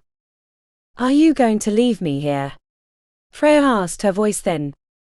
You're welcome to come with me, the driver offered, already heading away from the car, back in the direction from which they had come. But Freya looked ahead. Whatever was in there, her father had gone in that direction. She didn't know how she knew it, she just did. Aren't you coming? The driver asked. No. Well, it's your death sentence. His words sent a shiver down her spine, but Freya couldn't turn back. If it was true, if it was that dangerous to keep going forward, there was every reason for her to do exactly that. Her father had gone that way. He had continued to follow the magic on foot. She didn't know how she knew, but all of the information kept coming from somewhere. And Freya was going to listen to it. Otherwise, she had no hope. On foot, Freya marched on without the driver. She felt a lot more vulnerable than she had in the cab, aware of how tall the trees were, how large the forest was. She felt as though the darkness that wrapped around her swallowed her up. A stiff breeze picked up, slicing through the forest, dancing around the trees and tugging and plucking at her clothes. It was menacing, taunting, as if it was alive and looking for a fight. The forest was mocking too. Sounds, screams, wails that scraped against her arms sent cold fingers into her collar and made her curl away from where the sounds came. Laughter filled with malice skipped around her over the gnarled roots that threatened to reach up and grab at her ankles, and Freya felt the urge to run. She covered her ears, blocking out the sounds. She couldn't let them drive her off. She felt like she still had far to go. Movement around her gave Freya a new chill. Shadows flitted between the trees, dark figures that bounced around calling to each other, using words that Freya couldn't understand. Were these the Unseelie she'd heard so much about on the news? Freya wasn't sure. All she knew was that she was terrified, and she hoped that they weren't going to do anything to her. The darkness grew thicker, and Freya struggled to see in front of her. Behind her, screams and wails and cries grew louder, closer. She felt the darkness running long, slender fingers over her skin, and Freya couldn't resist the urge to flee. She wasn't going to turn back, she had to find her father, and it seemed like the darkness itself was that way, so she ran forward. She couldn't see anymore, the darkness becoming absolute. But she ran, arms outstretched in front of her. She wanted to cover her ears against the horrific sounds that seemed to become a part of her, slicing through her so deeply. But she figured that if she couldn't see where she was walking, she would at least hear it. Something dim in the distance drew her attention. It was the only thing she could see, almost like a light left on, and the fragments thereof were cast across the forest floor. She ran toward the light, fragile as it may be. It was better than nothing. Suddenly a large cast-iron gate appeared in front of her, and Freya had to skid to a halt before she ran into it. She looked up and around her. At the top of the gate, a few words made of iron took shape. She tried to read the lettering, but it was covered in vines and leaves. She wrapped her fingers around the cast-iron bars, shaking the gate. She screamed at the top of her lungs, "Help!" Help didn't come, but the gate swung open. She dragged herself through it, hoping that it would keep the eerie night sounds out, and the gate shut again. As if the cast-iron gate was a solid wall, the sounds disappeared immediately, blocked out. Freya was bathed in dim light, and she had never been so glad to escape darkness in her life. A dark object a short distance away caught her eye, and Freya turned, reaching for the material that lay in a pile on the ground. When she picked it up, she recognized her father's coat. Why wasn't he wearing it? What had happened? At least this was a sign that she had gone the right way. He was here somewhere. He had escaped the darkness just as she had. Freya stepped forward, looking for something else, another sign that proved to her that she was on the right track. She couldn't find anything else of her father's, but a large castle suddenly loomed in front of her. How had she not seen it from the road? How was this incredible castle invisible from the outside? She looked up. The castle, tall in its enormity, reached up into the stormy clouds. When lightning struck, it lit up the exterior. It was a fortress built of limestone, with tall round structures at each of the corners serving as lookouts. Windows evenly spaced dotted along the walls 4 levels high. The entire fortress was elegant and strong at the same time.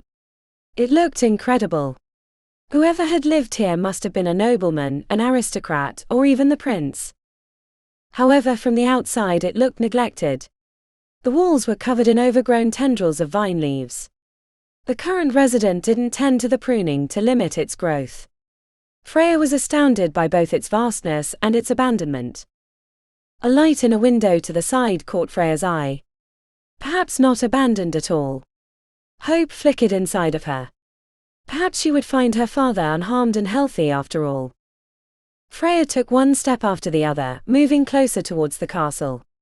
As she did, she noticed piles of snow up against the wall. It was strange, the sun had been warm at home, and even during her journey through the forest, she had not been aware of any chill. It was as though she had stepped right into winter. A large double door with vertical planks studded with iron bullets and a large door knocker appeared in front of her.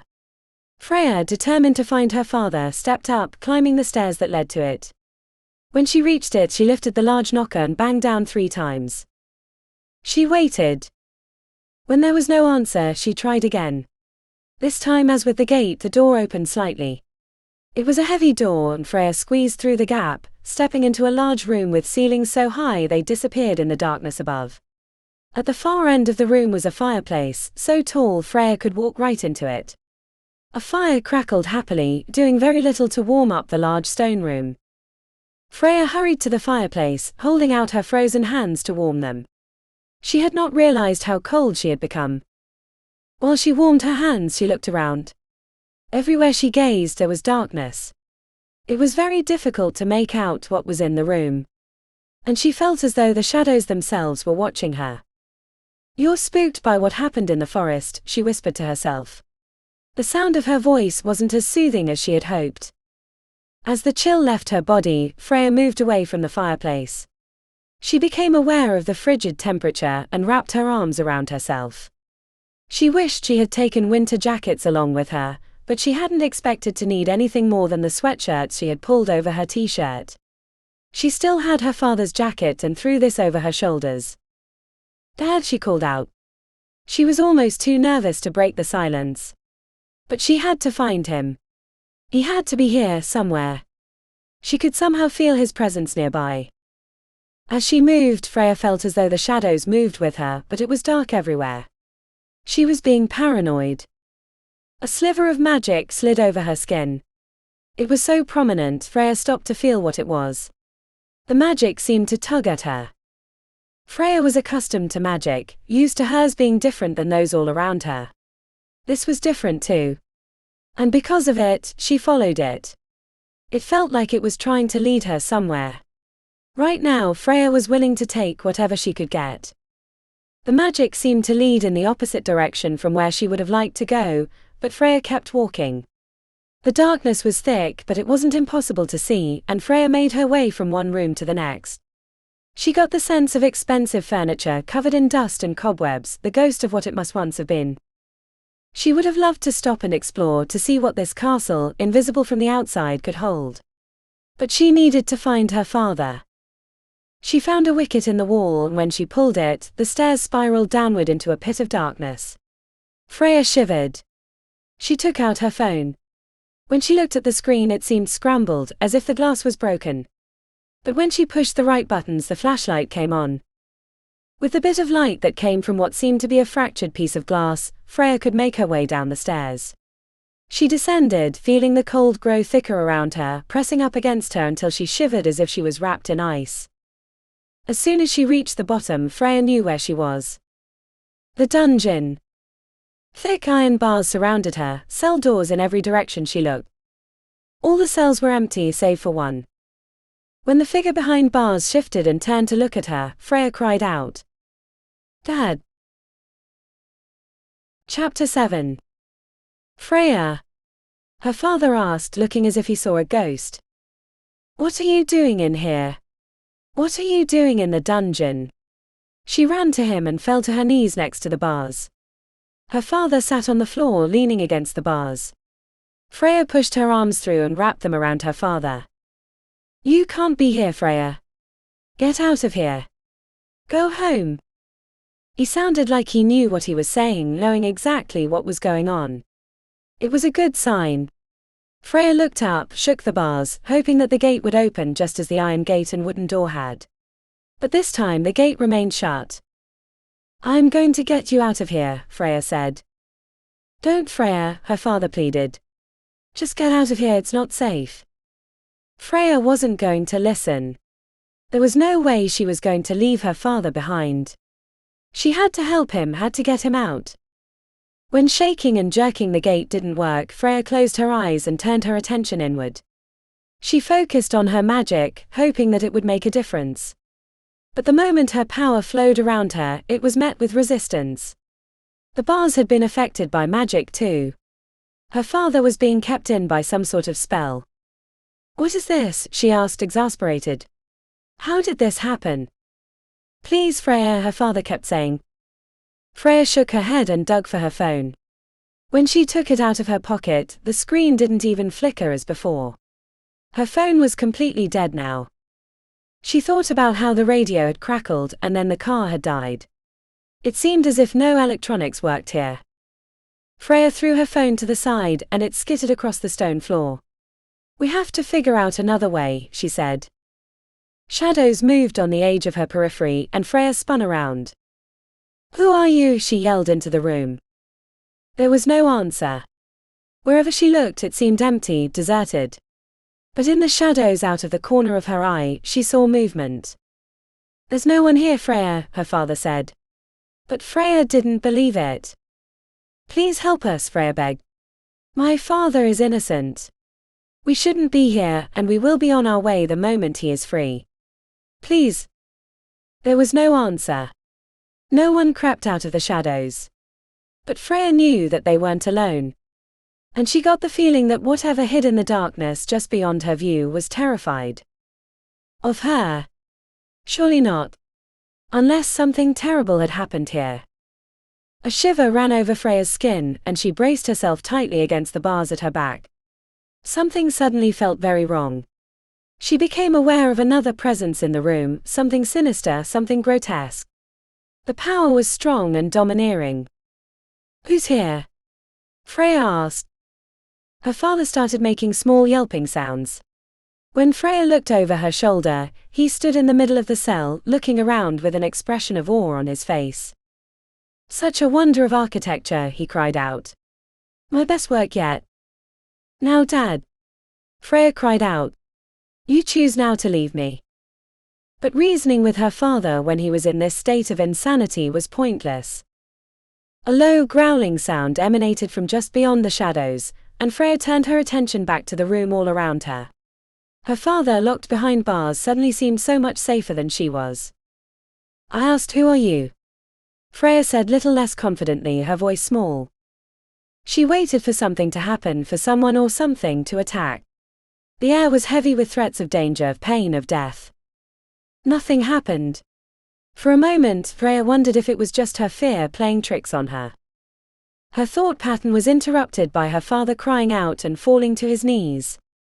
"What is it?" she asked, and saw her father clutching his side. "Show me," she said. He crawled closer to her and pulled up his shirt, turning to her so that she could see. A large cut was visible along his ribs and bruising that mottled the skin. She gasped for breath. The cut seemed to have started healing. She could see the scab forming, but the wound was angry and inflamed. The bruises looked like they had been there for a while too.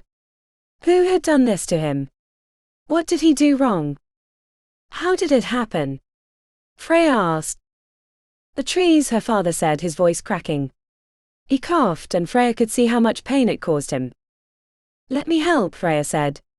She reached her hands through the bars, trying to get as close to her father as she could. She couldn't heal curses, but she could heal wounds. And this was severe. This was one way she could at least help her father. Freya closed her eyes and focused on the power inside of her. It started flowing through her hands, her palms warming up. But before anything could happen, before her power could flow to her father, and a roar made the bare room itself tremble down to its foundations. Freya screamed. She moved away from the cell her father inhabited. Her heart was pounding and she held her breath. "You dare enter my home without an invitation?" a deep, gruff voice demanded. "I'm sorry," Freya cried out. "I was looking for my father. I had to find him. You are not welcome here.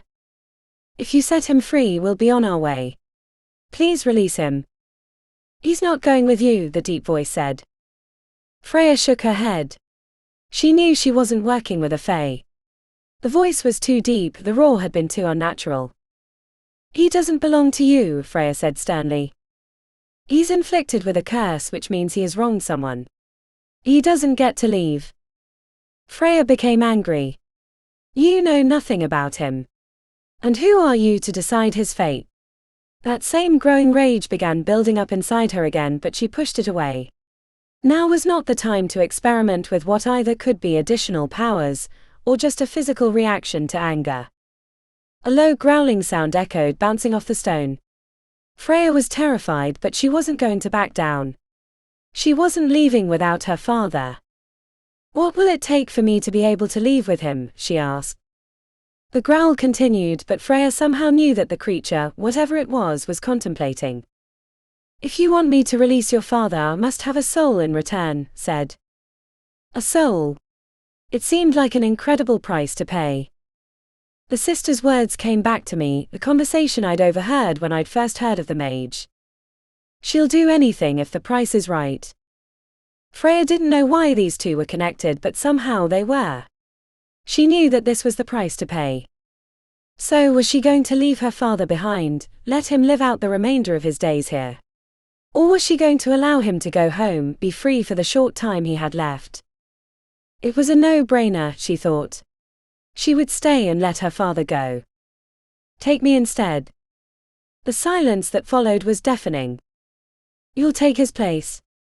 The deep voice was surprised. "You said you wanted a soul." "I'll stay. Just let him go, please." Again silence. And finally, an answer. "You don't know what you're signing up for." Freya thought about that. It was true, she didn't know what she was signing up for. All she could think of was keeping her father safe. "Step into the light," Freya suggested. It wouldn't change her mind, although the creature seemed to think that it should. There was a moment of hesitation before there was movement. Slowly, bit by bit, the creature crept closer. Freya felt it coming before she could see it. And then it was right in front of her. Her eyes trailed up, starting from the clawed feet. Fear clutched at her throat and blood drained from her face as she took in the sight before her. A terrible, grotesque beast. A large creature covered in mottled fur. It had long fangs dripping menace. But the eyes. There was something about the eyes Freya couldn't put her finger on. The beast seemed very sure in the way he held himself. "Will you still take his place?" the beast asked. "Yes," Freya said without a moment's doubt. The beast, although a monster, had fascinating facial expressions when a look of shock and surprise flickered over it. "I don't understand. Why?" It was Freya's turn to be surprised. He was asking why. It seemed very humane for a monster to ask, an explanation not making sense with the image she saw. "I love him," Freya said, again not hesitating for a moment before she gave her answer. "I will do whatever it takes to save his life." "Love?" the beast growled. "Love is a farce." "If that's what you think, you haven't known love," Freya shouted back. The beast growled at her, pushing his ugly face right up against hers, and Freya shivered and trembled, trying to push herself back, but was stuck against the bars of the cell. She could hear her father's short ramblings behind her. "Let him go," she demanded. "I said I would," the beast answered. He yanked the cell door right off its hinges, throwing the piece of metal to the side as if it were nothing. "Will you let heal him before he goes?" Freya asked. The beast blinked at her, yet again floored by her request. "Can you do that?" he asked. Freya nodded. "My powers are unique, frowned upon by some. But my father is hurt, and I need to save him before he is cast out into the forest." The thought of her father being taken through the forest was terrifying, but it was better than him dying of the wound that would fester in a cold cell. "Okay," the beast finally said. "Do what you must." Freya hurried into the cell where her father still lay curled up on the floor. He was mumbling to himself, lost in a state of delirium. Freya wasn't sure he knew what was going on at all. She placed her hands on her father's side, closing her eyes and focusing on her power. It only took a moment for her to conjure her magic, and let it flow through her warming palms into her father's side. The wound was deep, the damage vast. Her father's skin was cold. It took a while for Freya to be able to begin the healing process. But when she did, she felt the skin knit together, the flesh growing shut. She felt the breeze clear, the blood that had been spilled returning to where it belonged. When Freya finally opened her eyes, her father lay on the ground, looking up at her with a smile. His skin was warm to the touch now. "Does that feel better, Dad?" Freya asked. "Much," he said, sitting up. "Thank you, sweetheart." He reached for her cheek and Freya leaned in for the contact. Before his hand could touch her cheek, the beast leapt forward, grabbed her father by his shirt and yanked him away. Her father shouted and kicked and Freya screamed, but the beast dragged him away, up the spiral staircase before Freya could do anything. Freya tried to hurry after them, but it was as if the shadows tripped her up, tangling around her ankles, making it impossible for her to run after the beast and her father. She heard the large wooden entrance to the castle scrape across the stone, and a moment later her father's cries and shouts faded away into the distance.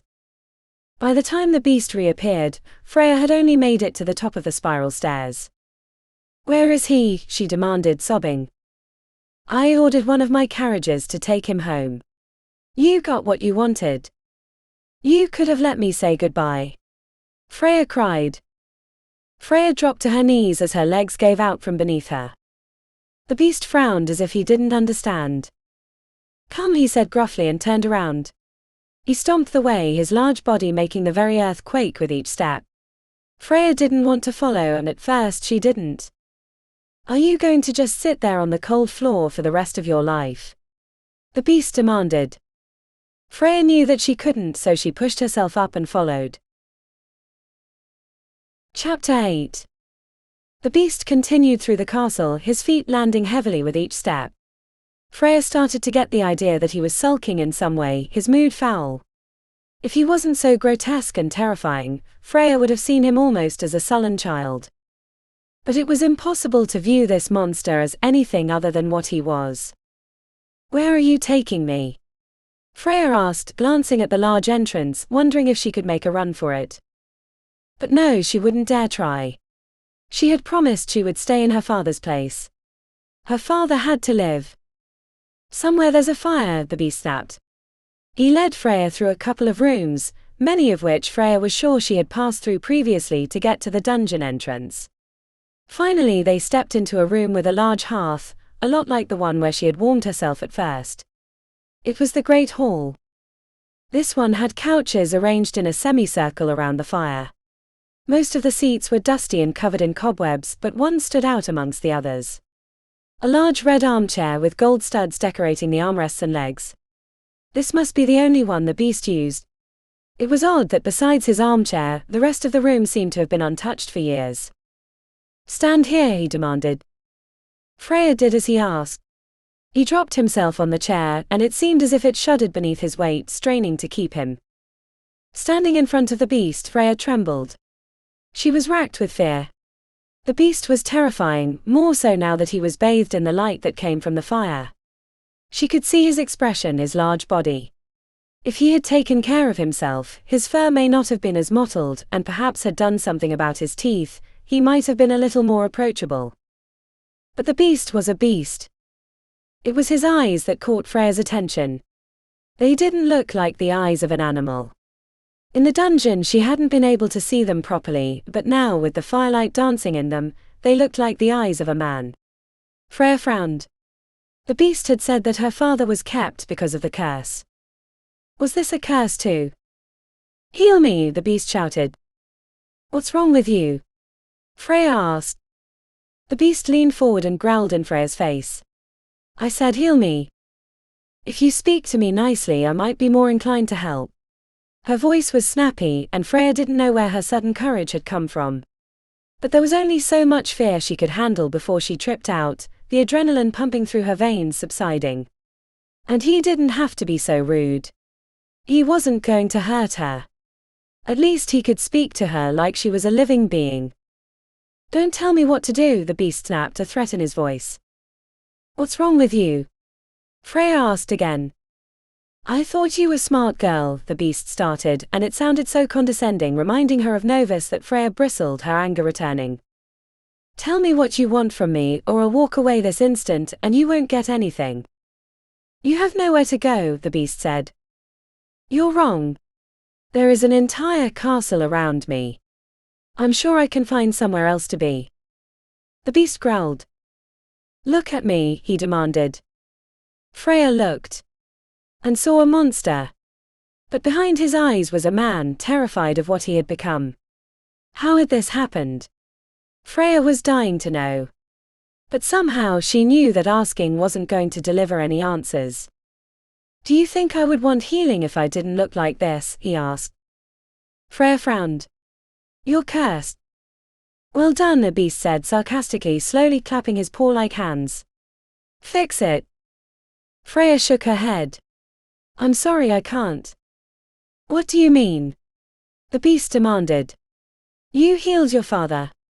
I watched you." "You don't have any physical wounds," Freya said calmly, trying to explain herself. "Those I heal. And broken memories too. But I can't heal curses." The beast growled. "You're trying to trick me," he said. "No. I'm telling you the truth. I kept you here because of it. It's the only reason I let your father go. How could you play me like this? I knew I shouldn't have trusted you. I should have thrown you in the dungeon just like your father."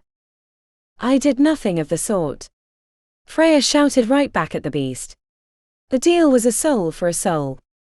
That's why I'm here.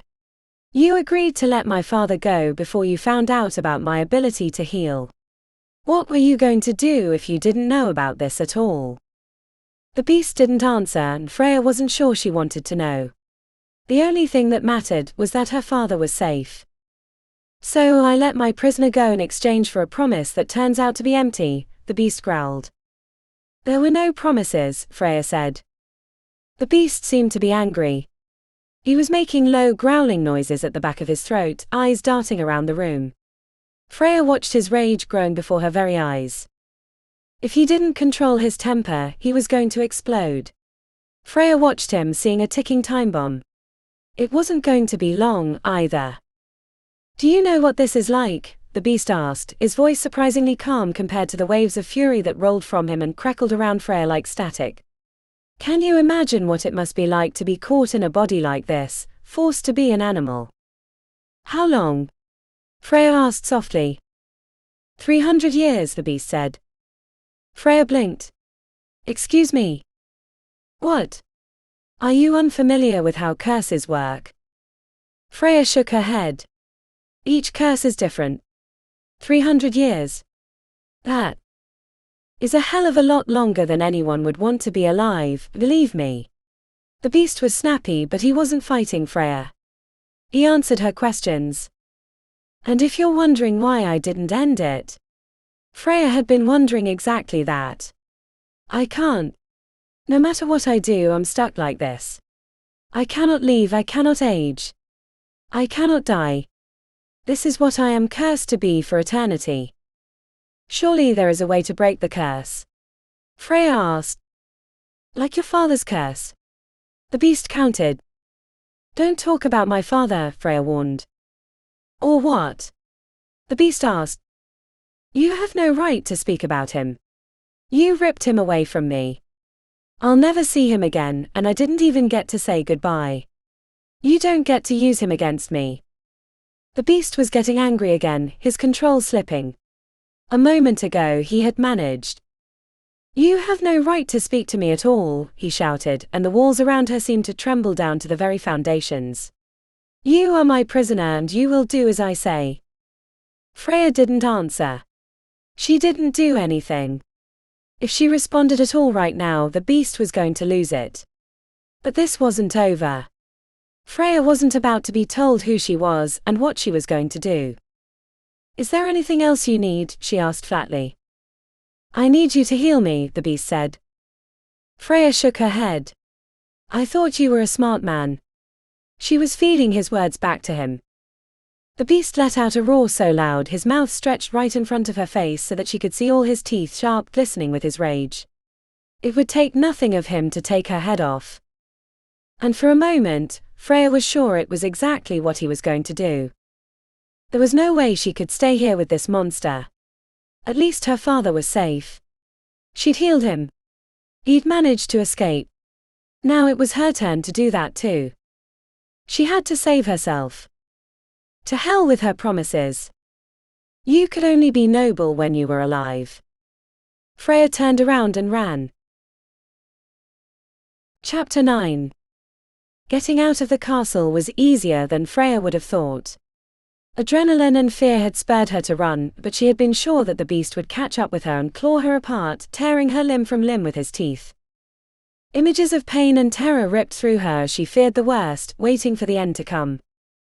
But she ran through the cold, deserted rooms without the beast following, reached the large doors that led out of the castle, and before she knew it, her feet crunched on the frozen gravel outside. The gate wasn't too far. She ran, slipping now and then, catching herself before she lost her footing completely. Freya had never run so hard in her life.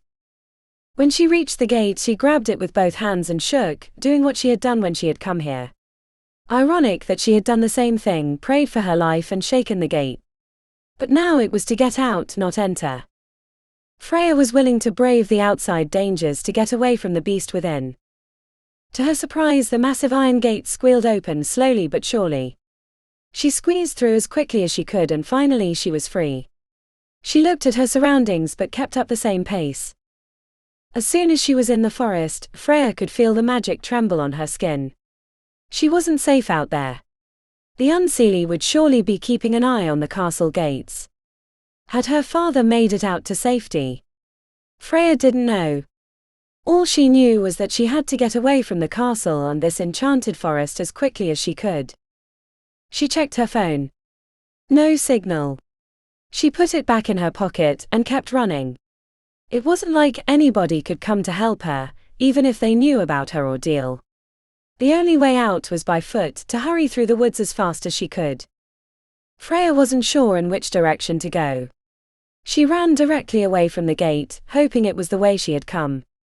But she hadn't focused on the path she had taken to find the castle, and the trees with their knotted trunks and dark leaves looked ominous around her, reaching up to the skies and guarding her like sentries, promising to keep her prisoner in the forest forever.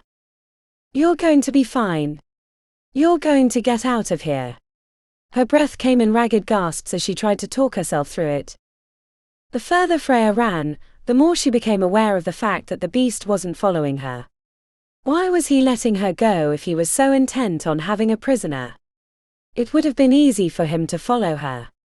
It just didn't make sense. For a moment through the trees, Freya thought she saw a ray of light. A ray of hope. If she could just escape the trees, she would be all right. If she could just go home, they could put this whole nightmare behind them. Her father was in a bad space, had lapsed again, and she didn't know how long he had left. But Freya needed to be there with him in case his last days were up. She couldn't be locked up in the castle with a beast. Who knows what would have happened then? What would have happened to her father? What would happen to her? Magic danced in the air around her, and Freya was blinded by shards of light. Flashes thrown at her from the side pulled her away from the trail, throwing her off track. She held up her hands to shield her from the rays and squeezed her eyes shut against the blinding lights. As laughter skipped around her, Freya had realized she wasn't alone. She was in trouble too. The only people in these woods would be the Unseelie. No one else would dare to come into the forest this far. Not after all the warning signs posted at the entrance. The car dying, the magic crawling on her skin, everything that had told her it was better to stay away. But Freya needed to find her father. And while she knew she should consider those warnings, she wasn't about to lose her father over it. A screeching sound made her spin around and back away from whatever had made it. Her eyes danced with spots created by the bright lights, and she couldn't see far in front of her. She scrambled backward trying to get away, but her feet caught on gnarled roots that reached up from the ground as if to grab her, and she went down, her palms rubbed raw as she fell to the ground, bracing herself. Well, what do we have here?" a deep voice asked. When Freya looked up, finally able to see again, a man stood in front of her. His brown hair was a tangled mess, his face was marked with dirt, clothes were torn as if he hadn't worn anything else in years. He grinned at her, his smile filled with teeth that were a little too sharp.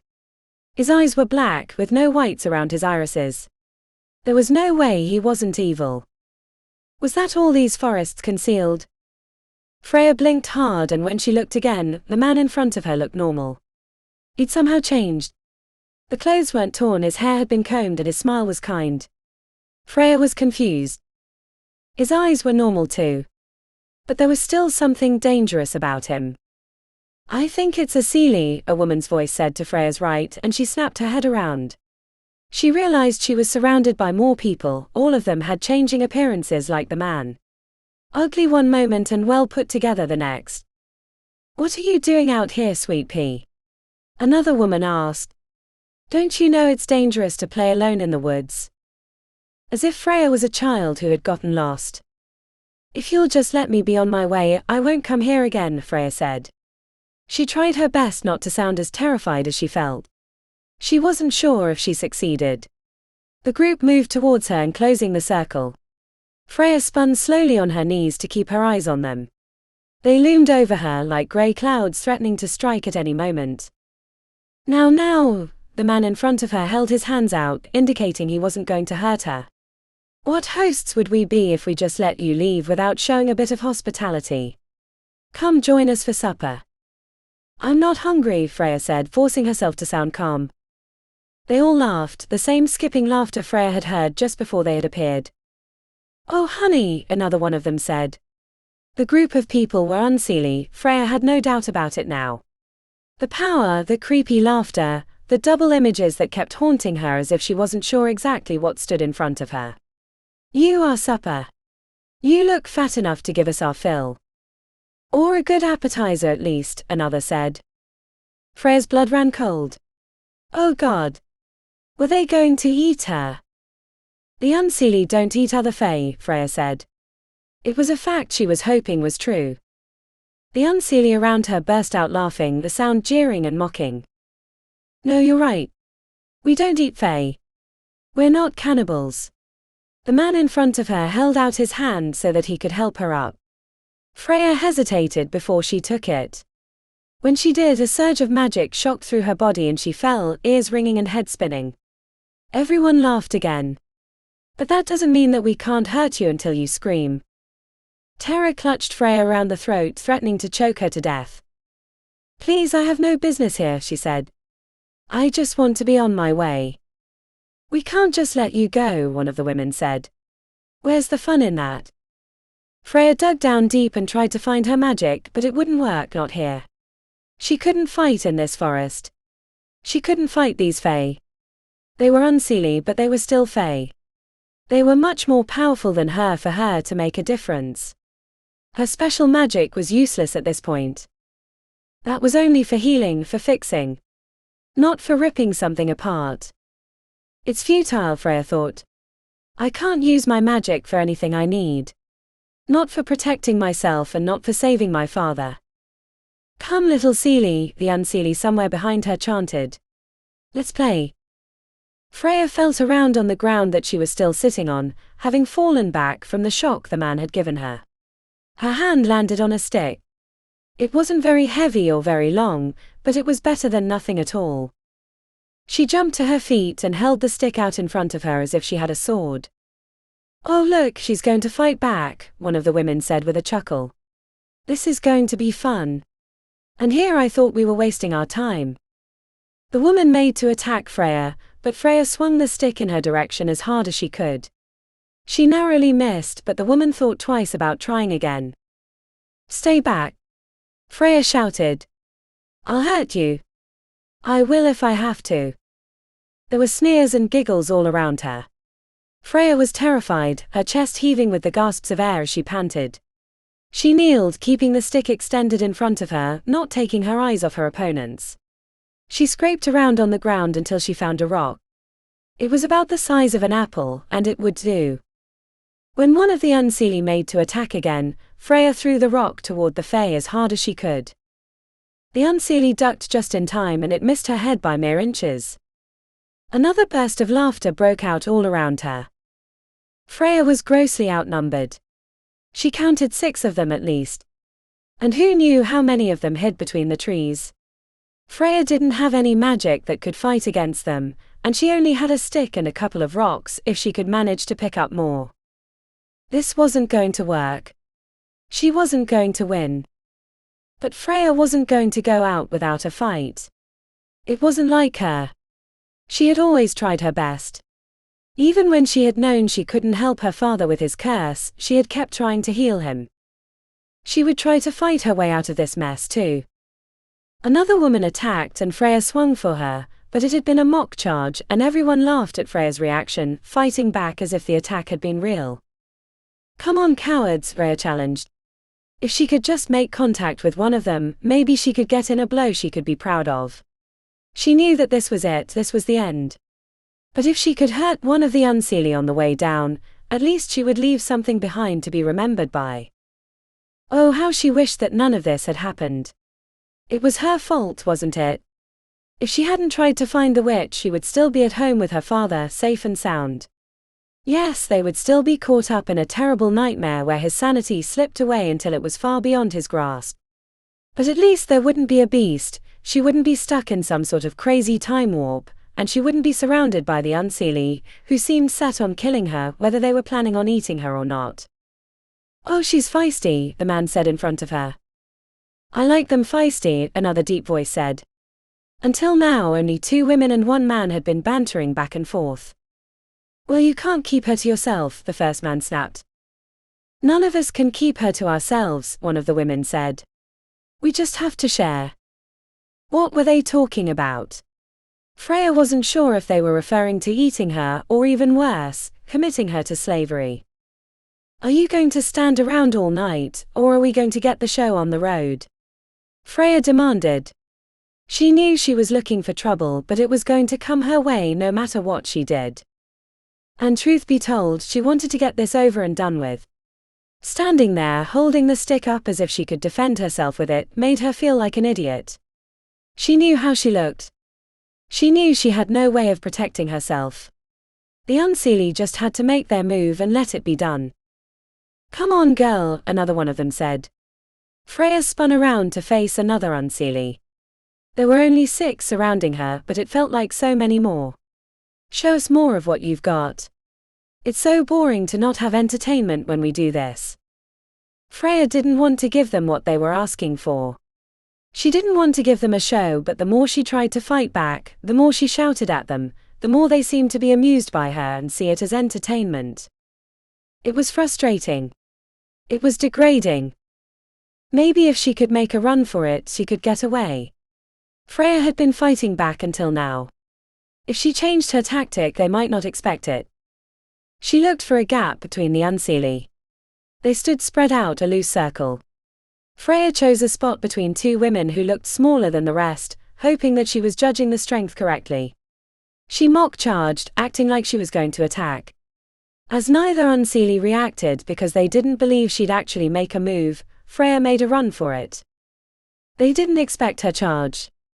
Cries of surprise could be heard when Freya crashed through, pushing the 2 women apart and tumbling into the woods. She ran through the trees, weaving through them, jumping from side to side so that she wouldn't run into something that would slow her down.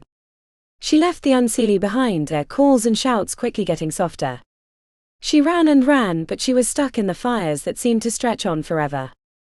Finally, when her lungs were burning and her legs screamed at her, Freya saw something through the trees.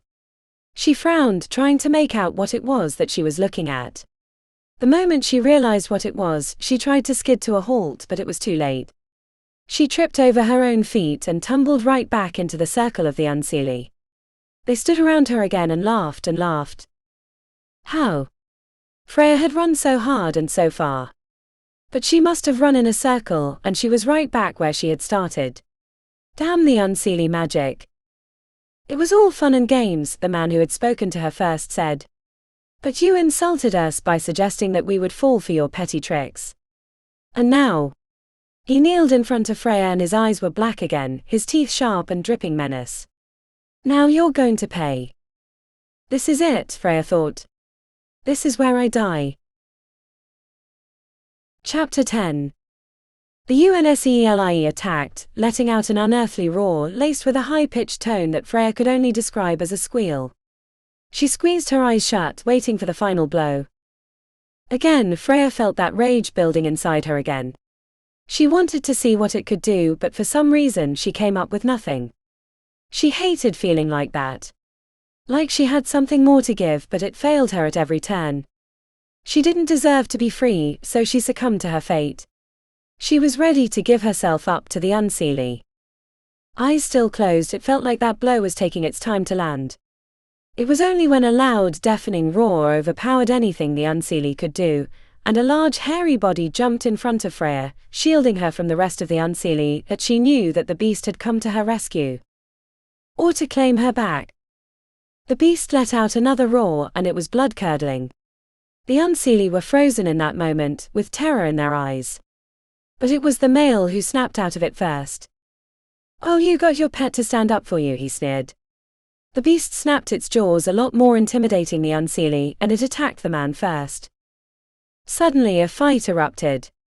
The unseelie attacked the beast as it went for one of their own, and even though the beast was as large as it was, there were 6 of them and the fight wasn't fair.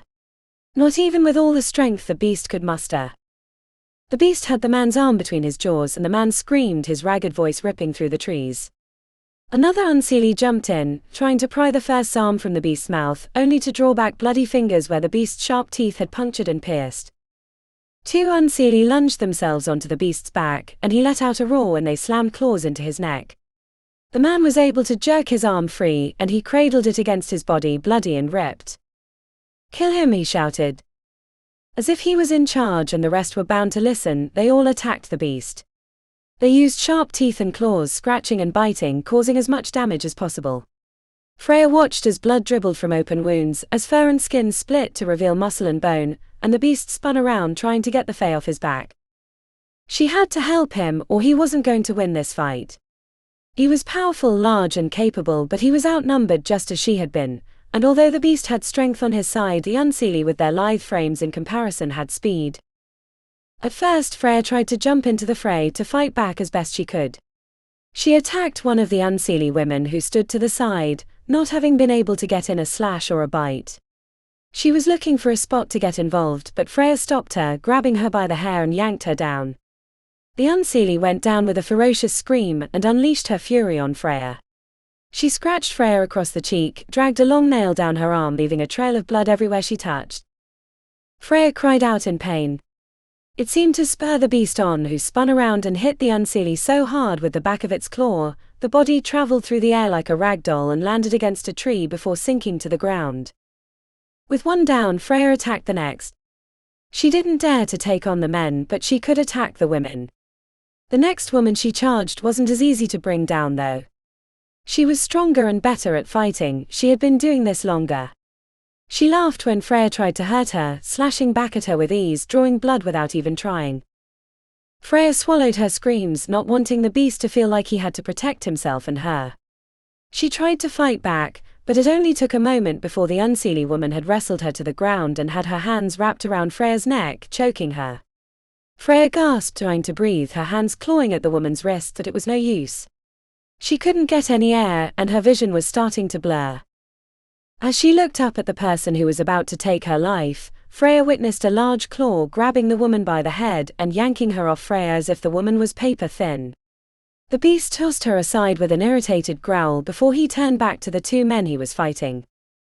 After the second woman slumped to the ground, the Unseelie started getting scared. Freya could see it in their eyes, she could feel the fear in the air between them. A cold breeze, the scent of it acrid in her nose. The attacks weren't as intense as a moment ago, the Unseelie considering giving in. It was the man who had approached Freya first. He was the one to turn and run off. The others, with their leader being cowardly, turned and followed. Only the two bodies on the ground didn't move, didn't run with them. The beast turned and looked at Freya, huffing and growling, eyes red with rage. "What the hell do you think you're doing?" he cried out. She could feel his rage crackle in the air around them. "Getting away from you," Freya shouted right back. "If you're going to scream at me like that, I'll just keep running. And end up between the Unseelie again." The beast challenged. "This time I won't save you." Freya wanted to clap back with a clever answer, but she didn't have any. The beast had saved her. She had run and her terror had put her in danger. She looked everywhere but at him. If it wasn't for him, she could very well have been dead right now. "I didn't think so," the beast commented when Freya had nothing to say and didn't act on her promise to keep going. For a moment, Freya only had a hatred for the monster in front of her, but as she watched, his eyes glazed over. She shouldn't have cared. The beast was nothing to her but a monster who had taken her father away from her. But still, the way his eyes looked showed pain or fear or both. "Are you okay?" Freya asked, her compassion getting the better of her. "I'm fine," the beast snapped. But his voice was becoming softer, and his eyes didn't seem to focus on her anymore. He swayed on his claw-like feet, his large body threatening to plummet to the earth. "Hey," Freya said in a gentle voice, rushing to the beast's side. She tried to grab hold of him to let him lean on her, but the beast weighed an enormous amount, and there was no way she was going to be able to keep him upright. She looked at the beast's face, seeing his eyes roll back, and he plummeted to the ground. She tried to stop him, but he was unconscious. Freya looked around. What was she going to do now? For a moment, she considered leaving him there and heading off into the forest, finding her way home. If she could get away now, she could get out before the Unseelie gathered enough courage and strength for round 2. If she could get away now before the beast regained consciousness, she could win back her freedom. Freya closed her eyes and sent out her power into the woods beyond, trying to find if there was anyone nearby that posed any danger. But where the forest had been alive with magic before, it was currently flat and empty. If Freya walked away now, she knew she would reach the end of the forest without difficulty, and she would be able to return home. Freya started walking, choosing a direction that felt right, and headed off through the trees. This was right, she was saving herself. She deserved that. But as she walked, she knew she was only lying to herself. How could she leave the beast behind, lying there unconscious in the cold? How could she turn her back on a creature that had saved her life? He was a monster, but the monster had stopped the Unseelie from killing her. And she had made a promise that she would take her father's place as prisoner. She was going against that promise now. The beast had never captured her, she had willingly surrendered. Guilt gnawed at her. Guilt for breaking her word, guilt for leaving the poor beast behind. Poor her. The creature was a menace. After how he had treated her, he didn't deserve anything. And yes, Freya couldn't find it in herself to justify her actions. She stopped, took a deep breath and scolded herself for what she was about to do. But she didn't have a choice. She had to be true to who she was, she had to remember her roots. Images of her mother flashed before her eyes. Freya had lost her when she had been very young, and she only remembered a few things about her mother. But her mother had always been kind and caring. Selfless. What would her mother say about how she was behaving now? Freya knew without a doubt that her mother would not approve. Even though the circumstances were dire, even though Freya was surrendering herself to a life as a prisoner.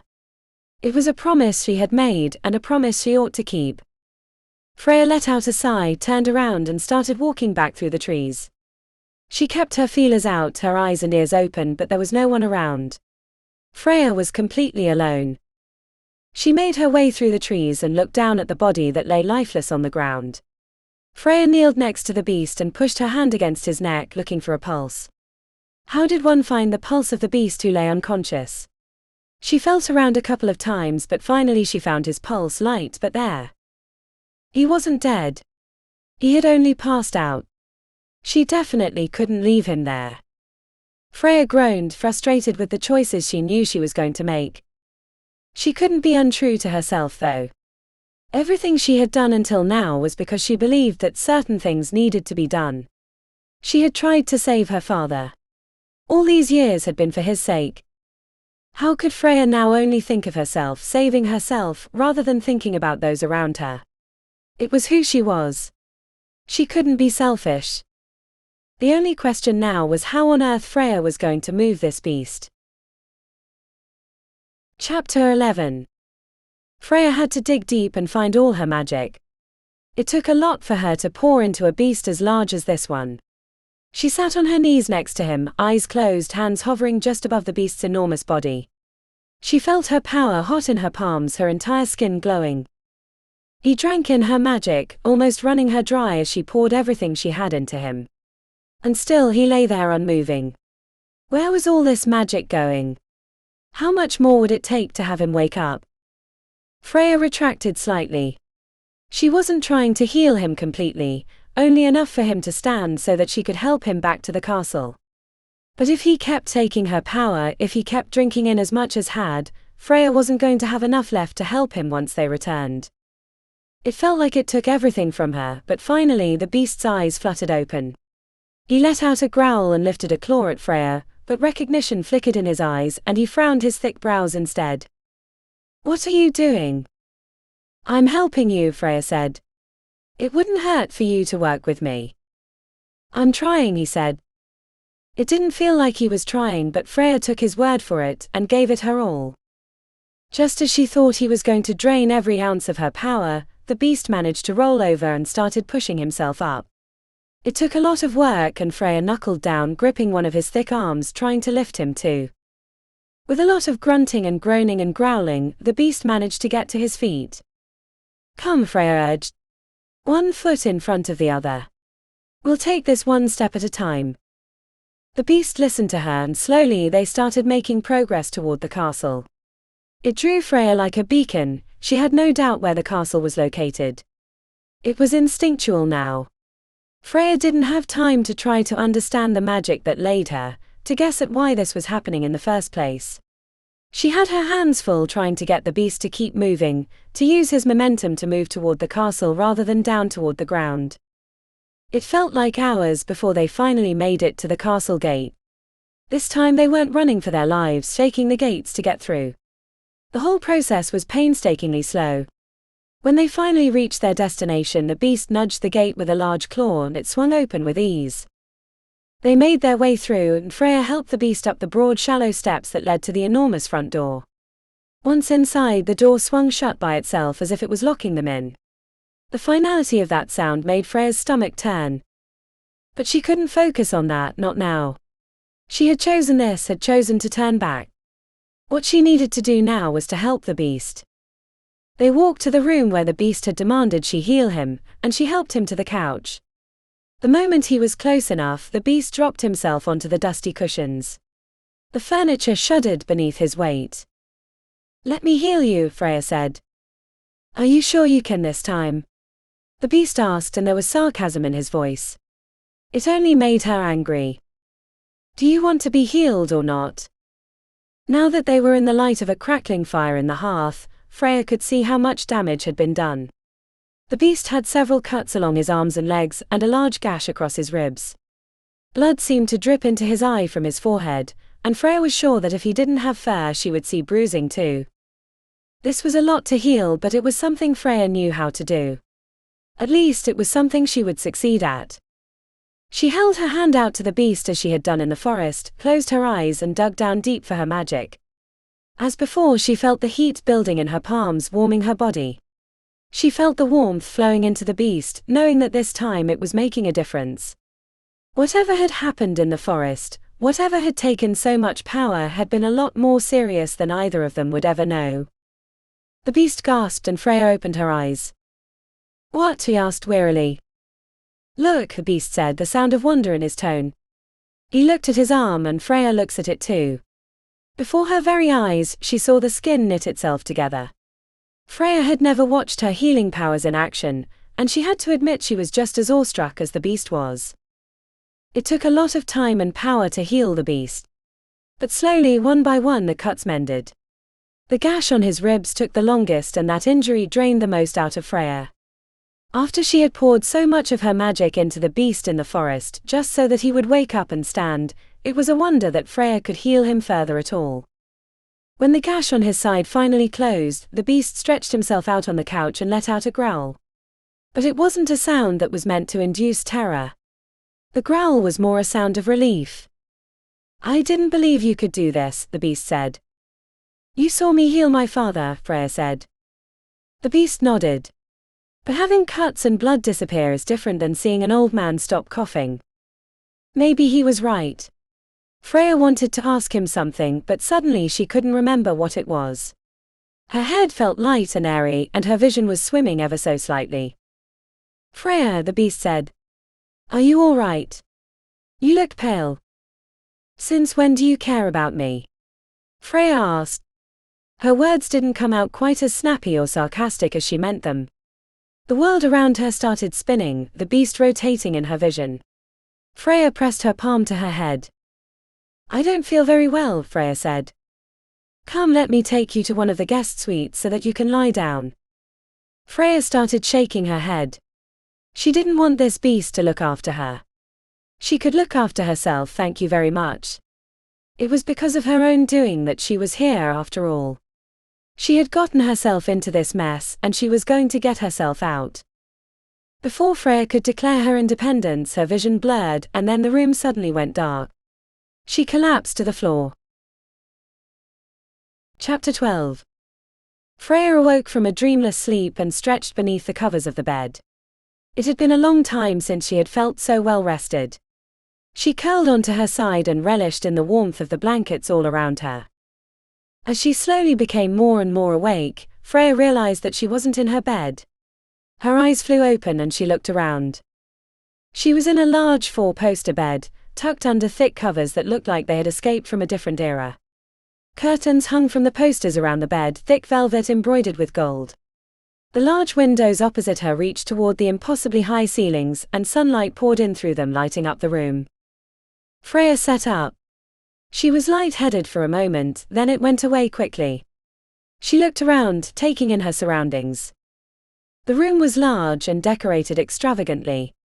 Thick carpets stretched from wall to wall, dramatic chairs were arranged in a semicircle around a bookcase. On the dresser sat a water pitcher on the opposite side of the room, and a large wardrobe next to it.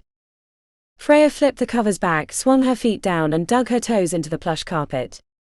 Where was she? She tried to dig for an answer in her memories, but a lot of it came up blank. Why wasn't she home? Where was her father? An image of a beast flashed before her, and the memories of the attack, the healing, her father being captured, all of it came crashing down like waves on the sand. Freya cried out and started hyperventilating. She looked down and realized she wasn't dressed in the clothes she had worn to travel.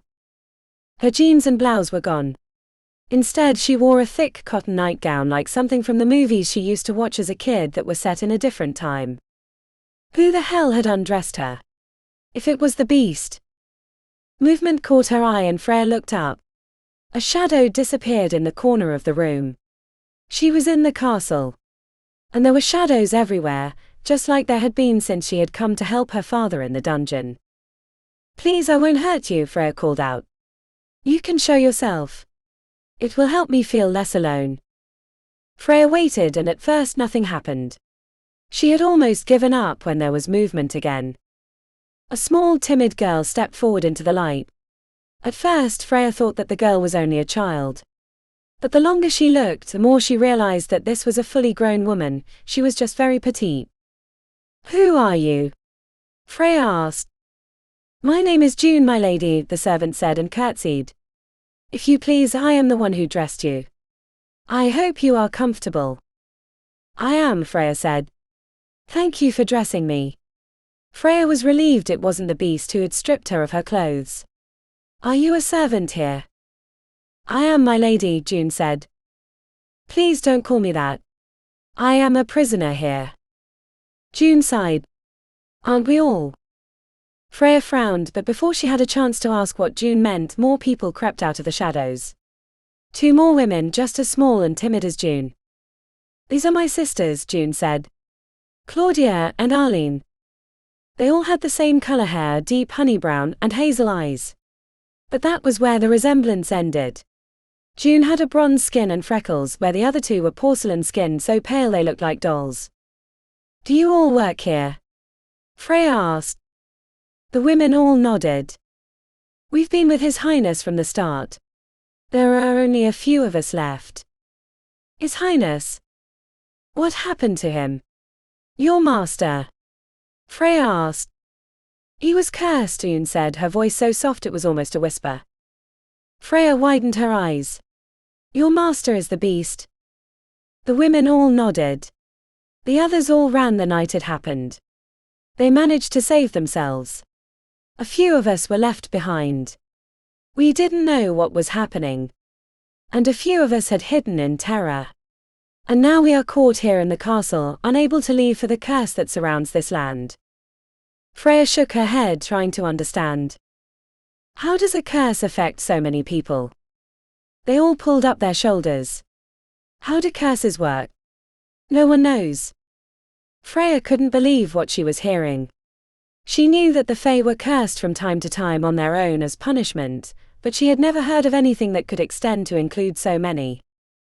"How long have you been caught here?" "We don't know," Claudia said. "It's been a while, I think. But nothing changes here. It's a part of the curse." That made sense, Freya thought. A lot of the furniture and clothing here seemed outdated.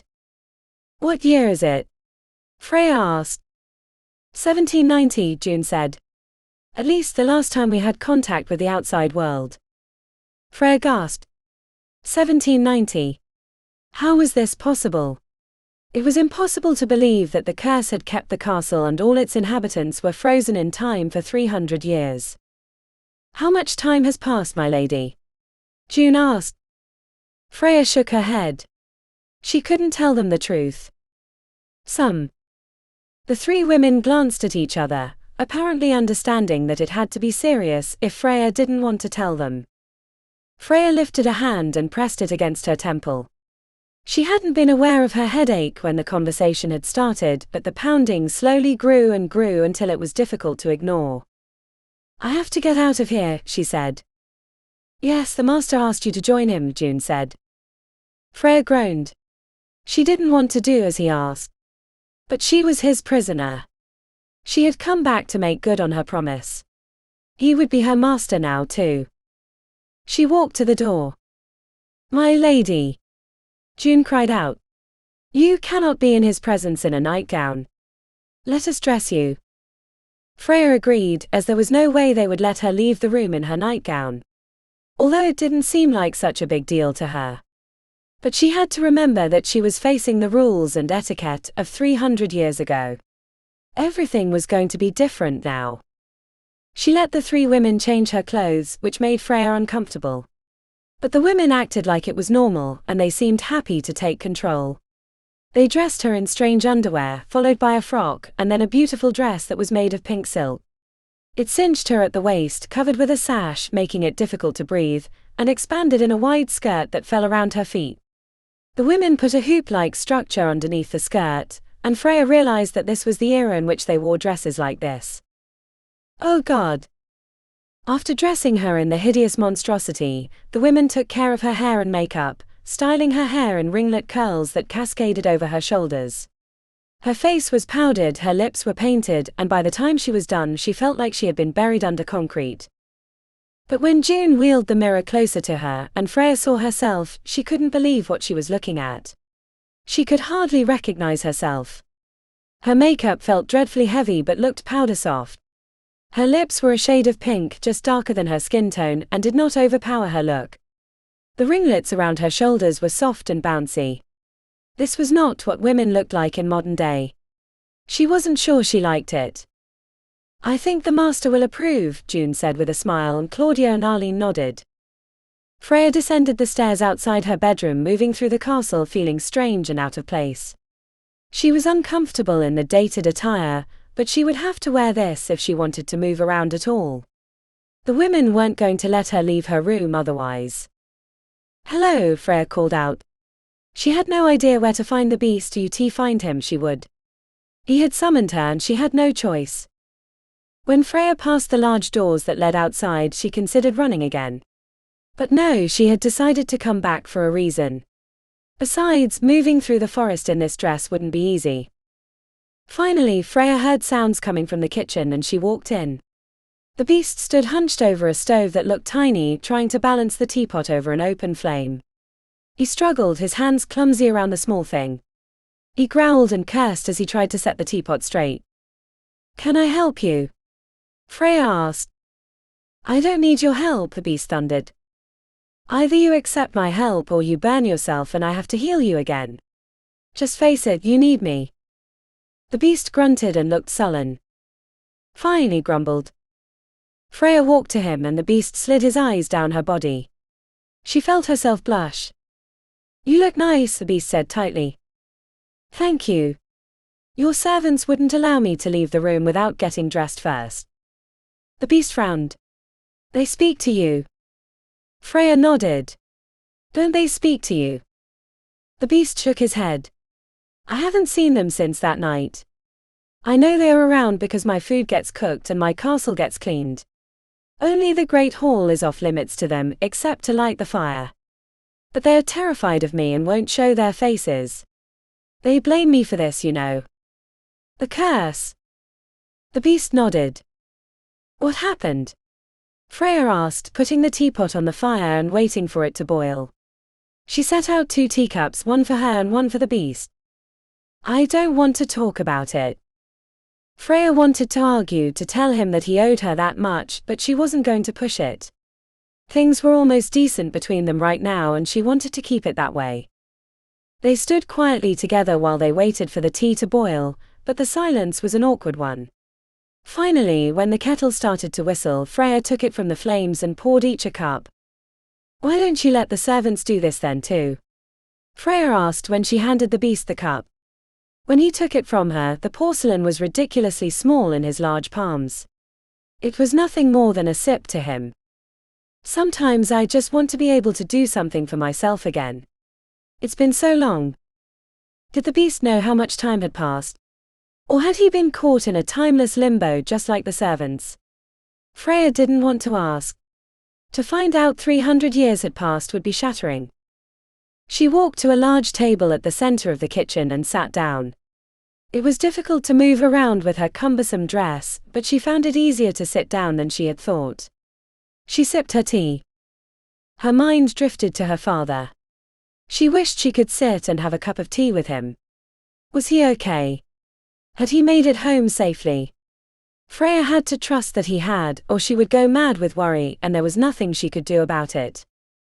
When she glanced up at the beast, he stood in the corner, sipping his tea awkwardly, his mind somewhere else too. Chapter 13. The passage of time was strange at the castle. Freya was aware of it now that she stayed there, and she knew why. The curse made time into a strange loop. She woke up every day in the bedroom that had been given to her, and she welcomed the new day with open arms. But after a couple of days it felt like no time had passed at all, like it was still just the first day. Every day the servants came to help her get dressed. Every day she was dressed in a different dress made of colorful silk and lace, as if she was attending a ball every evening. The servants became more and more comfortable around her, chatting to each other, laughing and joking. "This castle looks like it was quite spectacular in its day," Freya said to June when they dressed her on the first day that she was there. Or was it the 6th? The 10th? The 14th? It was difficult to tell. "Very," June said. "The jewel of the kingdom." "Kingdom?" June nodded. "The kingdom of Idazir. Powerful and rich, run by our master and his parents." June looked sad all of a sudden. "I suppose they would be long dead now." "The king and queen?"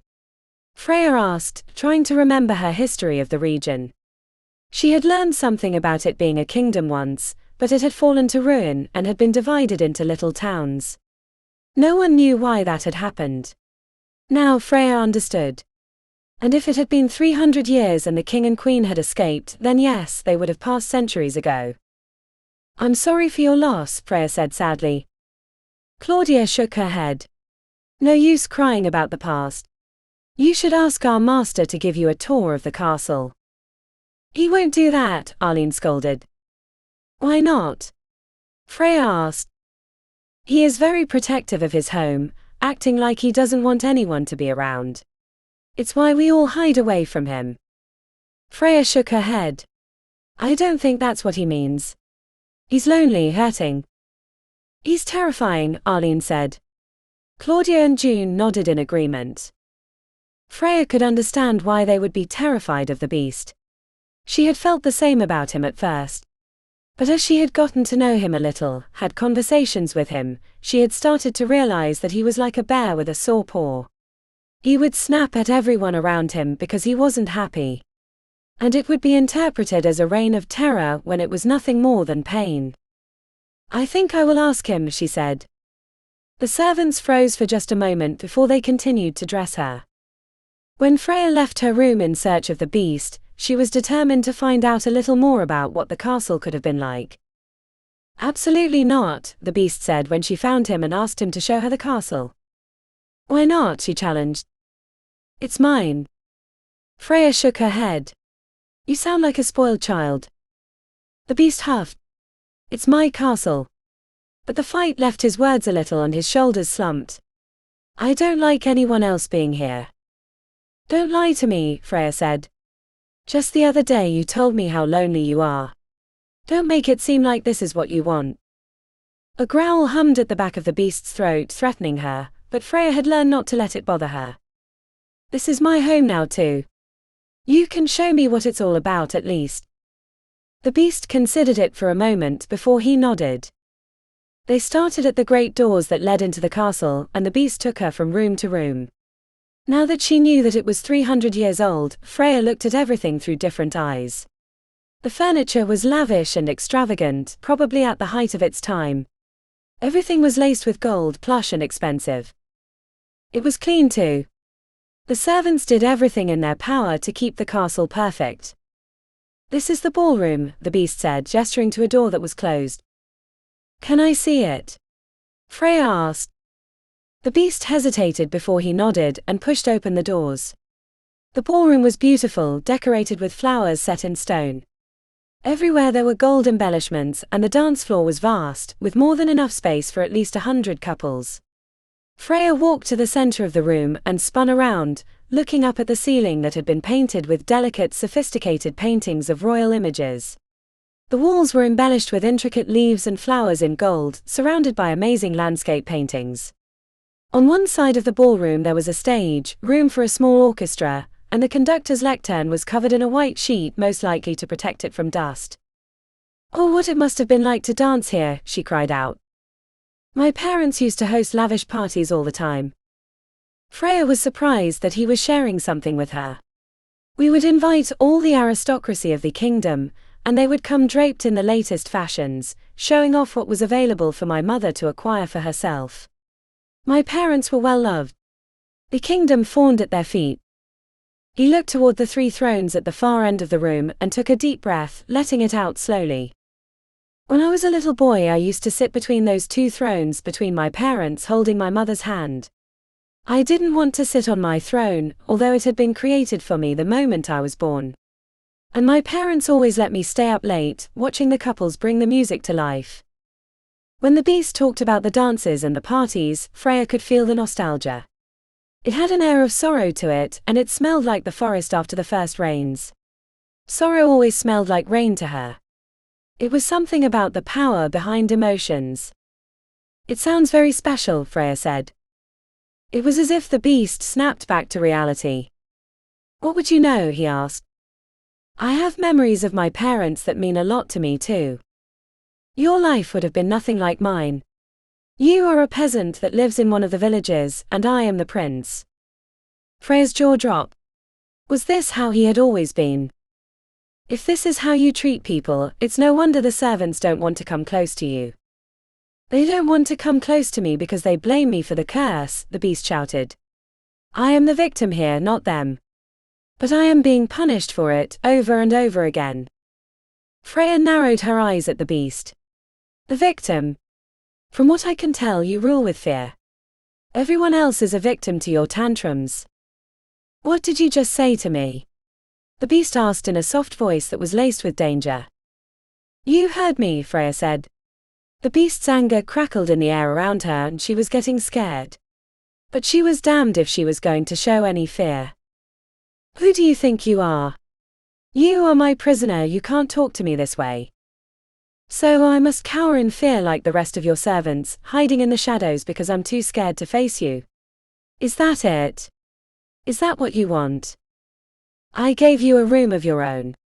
You could have been rotting away in a cell right now. I'm still a prisoner, Freya snapped. You can't pretend like you're making my sentence any easier. The beast let out a roar. I can do whatever I like. I am the crown prince. I rule this kingdom. There is nothing left of this kingdom that you're clinging to so feverishly. Freya snapped. In all the years you've been stuck in this castle, life has moved on without you. People don't remember who you are anymore. You're acting on some perception that people think you were the ruler of this land. But all they know is that there is an enchanted forest with a monster, and they stay far away. The beast gasped at Freya for speaking so freely, and Freya was surprised that she had managed to stand up for herself even though she was terrified of the beast's temper. Get out of my ballroom, he shouted at her. Gladly, she said tightly. And if you tell me to leave your castle, I'll do that too. Just say the word.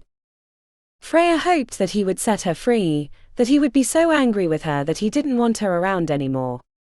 All she wanted was to go home to her father, to be free of this prison that she had gotten herself into. You would like that, wouldn't you? The beast snarled. But you are my prisoner. You promised to stay in return for your father's life. I've kept my end of the deal, you'll keep yours. Freya pursed her lips together, trying to think of something awful she could spit at the beast to let him feel even a fraction of the pain she felt at not being able to see her father again, but she had nothing. And then again the beast had more than enough pain of his own.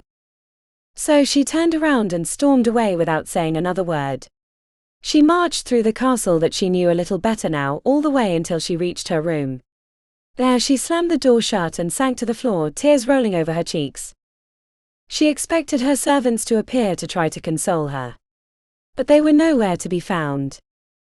Freya suddenly felt like she was suffocating. She couldn't breathe with the damn contraption around her waist, and she felt constricted with the hoop around her legs.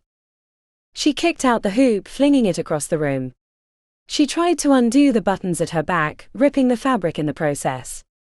She frantically clawed the material, ripping it away from her body, until she wore only the strange underwear, the pants that came down past her knees, and the sleeveless top that shaped her body. When she finally ripped that off too, she was sobbing outright. Freya grabbed the nightgown that was folded on the bed and pulled it over her head so that she wasn't completely naked. She crawled onto the mattress into a ball and cried, her tears leaving wet patches on the pillows. How could she live with a monster for the rest of her life? How could she feel like her sentence had been made lighter by the fact that she had a room, when she had the company of the beast and nothing more? Oh, how she wished she could see her father again, how she wished she could escape. How she wished that none of this had happened so that she could be home in her bed. Looking back, the sneers and jokes and mockery that the villagers had launched their way whenever she and her father were in town seemed like nothing now. Compared to this, her life had been a holiday. She would have given anything to go back to that. But it was too late. Chapter 14. Freya wanted to stay in her room for the rest of eternity, but the servants refused to bring food to her. It simply wasn't done, so she had to leave the room to eat. She was starving by breakfast the next morning. Freya didn't want to speak to the beast, resolving to sit in complete silence while they ate. When she descended the stairs wearing a sky blue silk dress, she saw the beast had laid out the dining room table with every possible breakfast food she could imagine. I didn't know what your favorite was, so I ordered everything the shift can make. Do you actually speak to the chef? Freya asked. The beast shook his head. I write down my request. Freya looked around at the spread in front of her. Where did the servants get the produce to make these things if they were stuck in the castle? The curse was strange, but Freya didn't doubt that there were loopholes here and there. She took her seat opposite the beast. The large table with all the food was between them, and Freya was glad for it. She didn't want to be close to him. She served herself an omelette and tasted it. It was divine. I apologize for last night. Freya looked up at him, surprised. Excuse me. The beast growled. It is my understanding that when I make a mistake, I should own up to it. I am apologizing for my wrongdoing. I heard that, Freya said. I just didn't realize you had it in you. Is it not enough that I'm apologizing? Are you expecting me to put emotion behind it? Freya gasped. Don't you want to sound sincere? Or are you apologizing because that's what you were told to do, not because you really mean it? The beast frowned. This is difficult for me, you know. I haven't had contact with anyone for a while. Yes, 300 years. You don't have to make it seem like the most difficult thing you've ever done before. The most difficult. The beast shook himself and let out a deep breath. You can't begin to understand what difficult means. Don't you dare tell me what I will and won't understand. I've had my fair share of difficulties, I'll have you know. I've had my cross to bear, my pain to work through. I know that it's not my curse, but it doesn't mean that I don't know what it's like to be punished for something I didn't do. Your pain can't be the same as mine, the beast said, dismissing Freya. She rolled her eyes. If this was how the beast apologized, this wasn't going to work out at all. When he had said he was sorry, Freya had hoped that there would be some sort of truce between them at least. But he was downright rude. I have something for you, the beast added. Freya frowned. What could you possibly have? Finish your breakfast and I'll show you. He looked down at his plate and continued eating. Freya hated being ordered around, but she did as she was told because she was curious. After breakfast, the beast led her through the castle. They stopped at a door she hadn't seen before, a room they hadn't explored. Close your eyes, he said. Freya hesitated. I'm not going to hurt you, the beast said sourly. Freya closed her eyes even though she was nervous about doing it. She heard the door open, and the beast took her hand in his enormous claw. Despite his sharp nails, he was gentle with her, and she was surprised at the warmth she felt when he held her hand. He led her into a room that felt large around her. She took a deep breath and held. Something familiar. Something special. Open them, the beast said. When Freya opened her eyes, she looked around and gasped. She stood in a library, bigger than anything she had ever seen. The ceilings were higher than her bedroom ceilings, and bookshelves stretched from top to bottom. Books lined every single shelf, and when Freya turned around, she didn't know if she was dreaming. Is this for me? Freya asked, turning to the beast. He nodded. I was worried you might be bored. Despite herself, Freya's eyes welled with tears. It had been so long since she had read anything. Books were her passion, her escape. She had lived many lives reading. She lunged herself forward and clutched onto the beast in an awkward hug. It surprised them both. I'm glad you like it. Freya nodded. Very much. She was still in awe of her surroundings. She had never seen anything more beautiful. He watched her for a while as she turned around, taking it all in. The drapes that decorated every window were heavy velvet, a deep green that reminded Freya of the forest and freedom, of life. The books brought color and life to the room that was already decorated luxuriously. There was something about books that brought a sense of magic to the room, and Freya's fingers itched to get her hand on one, flip open the cover and lose herself in the words that had been written by someone who had come years before her. The beast seemed to sense her eagerness. He looked amused by her passion, by her excitement at being there. What? She asked when she caught him looking at her with an expression she couldn't quite place. He pulled up one large shoulder. It's been a while since I've seen someone love something so dearly. She didn't know what to say. It's been a while since I've been anything but alone, the beast added. I'm sorry. Freya wasn't sure what else to say. The beast shook his head as if to tell her not to be sorry, but he didn't say the words. Instead, he feigned looking through the vast windows as if something had caught his eye, as a way to distract himself from whatever thoughts had sprouted within him. Well, I'll leave you to it then, the beast said, and left the library so that Freya could immerse herself in a world of her choosing. She walked to the first shelf, the closest, and ran her fingers across the spines of the books, drinking in the titles, breathing in the scent of old paper. Every time she thought of the beast as a monster, something about him reminded her that there was a man captured within all that fury and bitterness. It was a pity he didn't show himself very often. She would have liked him so much more if he did. There were so many tomes, Freya had difficulty choosing one. She found so many she wanted to read, but they all called out to her, begging her to flip open the front cover and dive in. Freya didn't choose right away, though. She made her way around the library, taking in the vast collection. In her entire life, she had never seen a collection so incredible.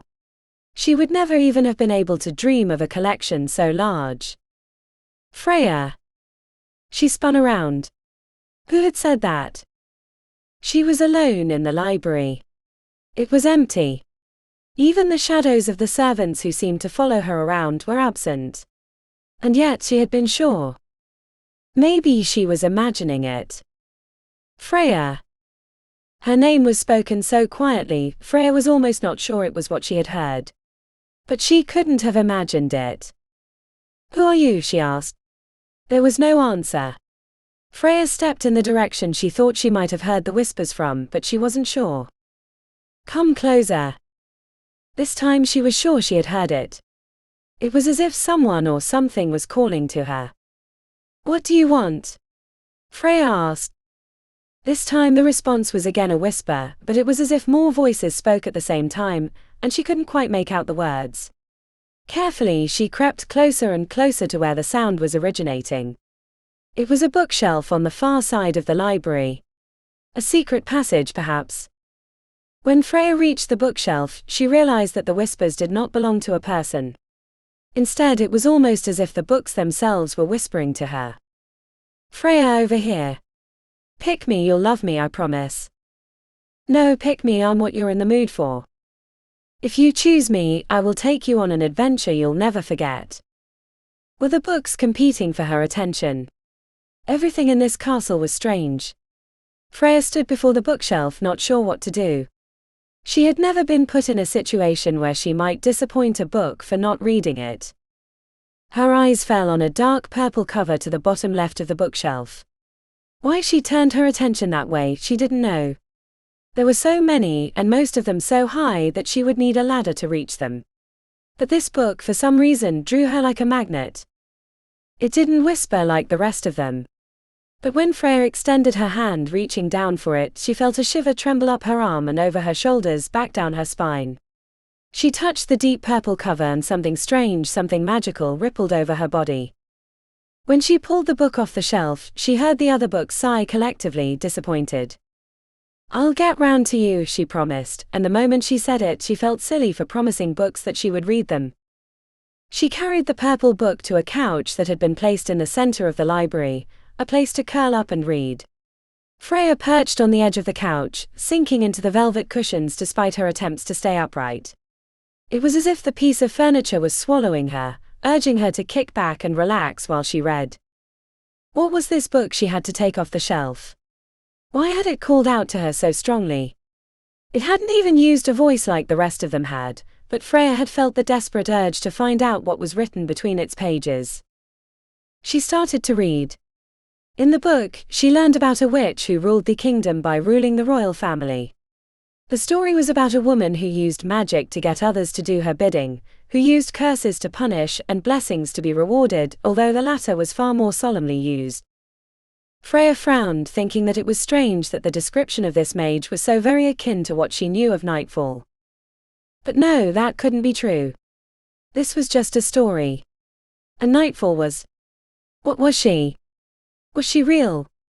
When Freya had sent her father to see the witch, she had been convinced that the mage would help her, that she existed. Now, after everything that had happened, after she had ended up here, she wasn't so sure. After all, she had never seen the witch with her own eyes. Instead, she had only appeared to her in dreams.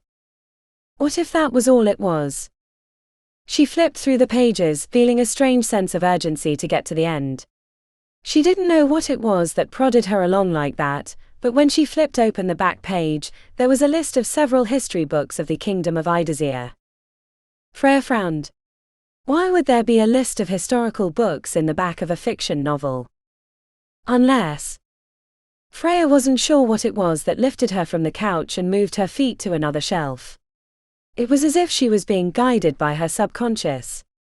Although she didn't know the library at all, she located the shelf with the history books of the kingdom. She didn't search very long before she found what she was looking for, even though she hadn't been aware that she was looking for it. She took one of the tomes off the shelf and carried it back to the couch, sitting down. In her lap, she opened it, sitting back so that the book would be spread across her lap and onto the couch on both sides. As with most history books, this one started with a litany of royal members, their bloodlines, their relations, their appearances. It seemed to date back hundreds of years. Her eye fell on the last entry, one that had been made about 300 years ago. There hadn't been any new entries since. Curious, but since the castle had been hidden away in the enchanted forest for so long, it shouldn't have been surprising. The last entry was the birth of Prince Aidan of Idazir, a baby boy with incredibly blue eyes, golden blonde hair, and a calling for his life to rule with strength and kindness. She read as the prince had grown up, spoiled in every way, his parents never saying no to him, never contradicting him. Who had made these entries? They seemed very opinionated for a document that was meant to state facts. The final recorded event was that of a ball that had been thrown in honor of the prince's 21st birthday, where a witch had interrupted the festivities to ask for a place to sleep for the night. The prince had turned her away, telling her that there wasn't room for another soul, even though the castle was not fully occupied. He had been rude, turning the witch away due to her appearance, and as a result he had been cursed.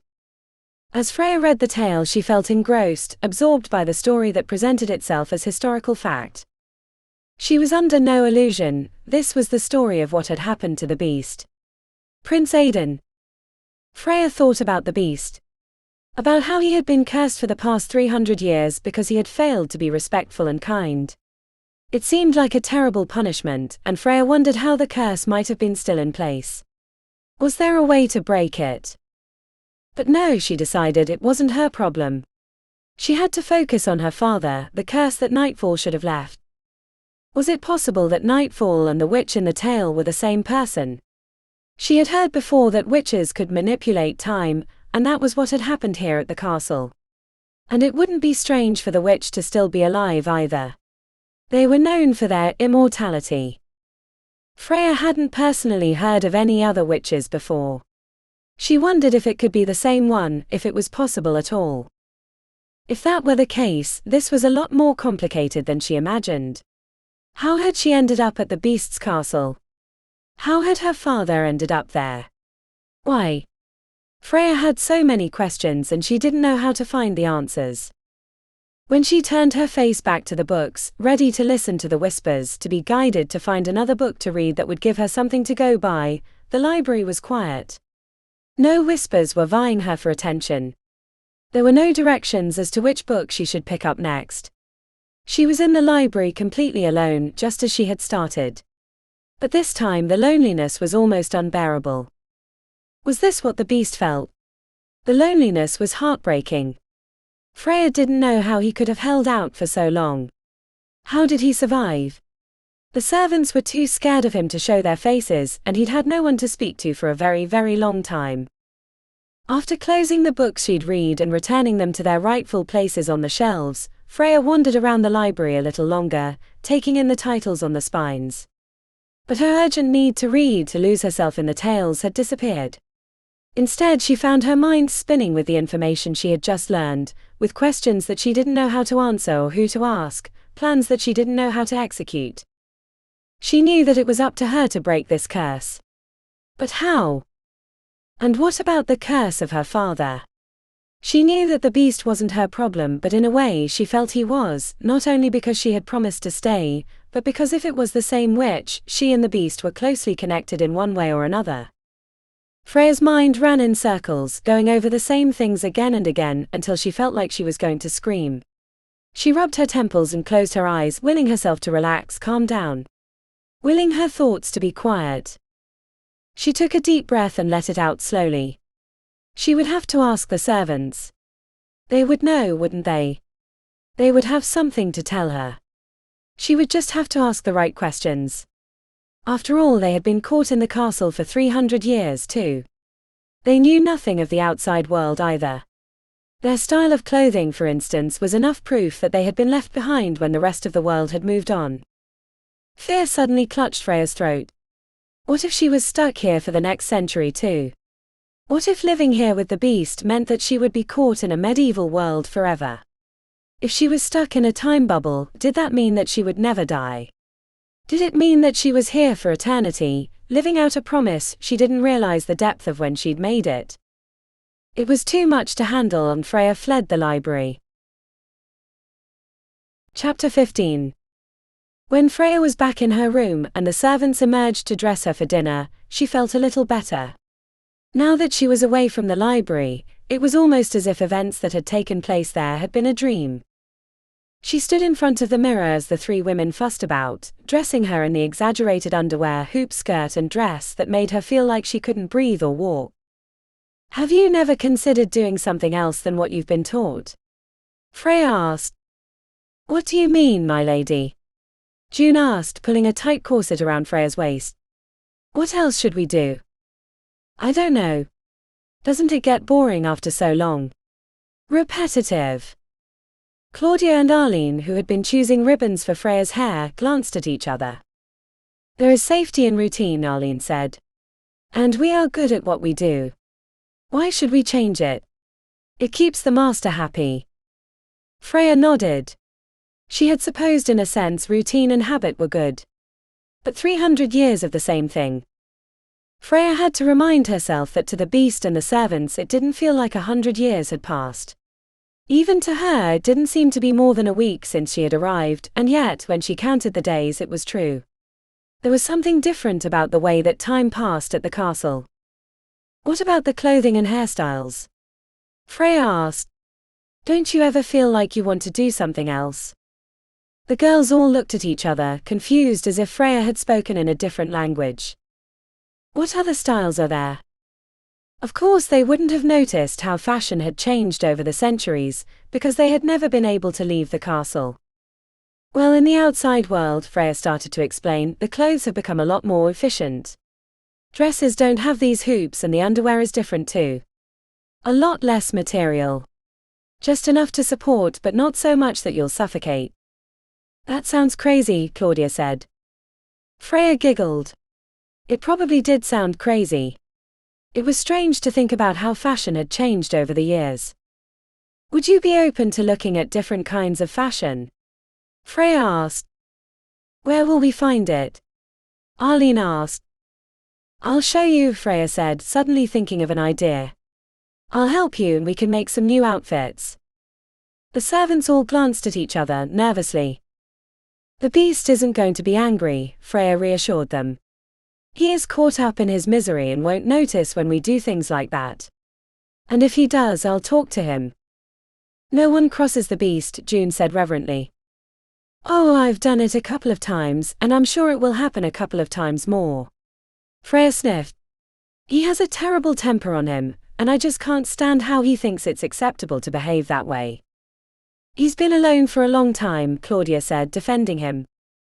It was true, he had been alone for a long time.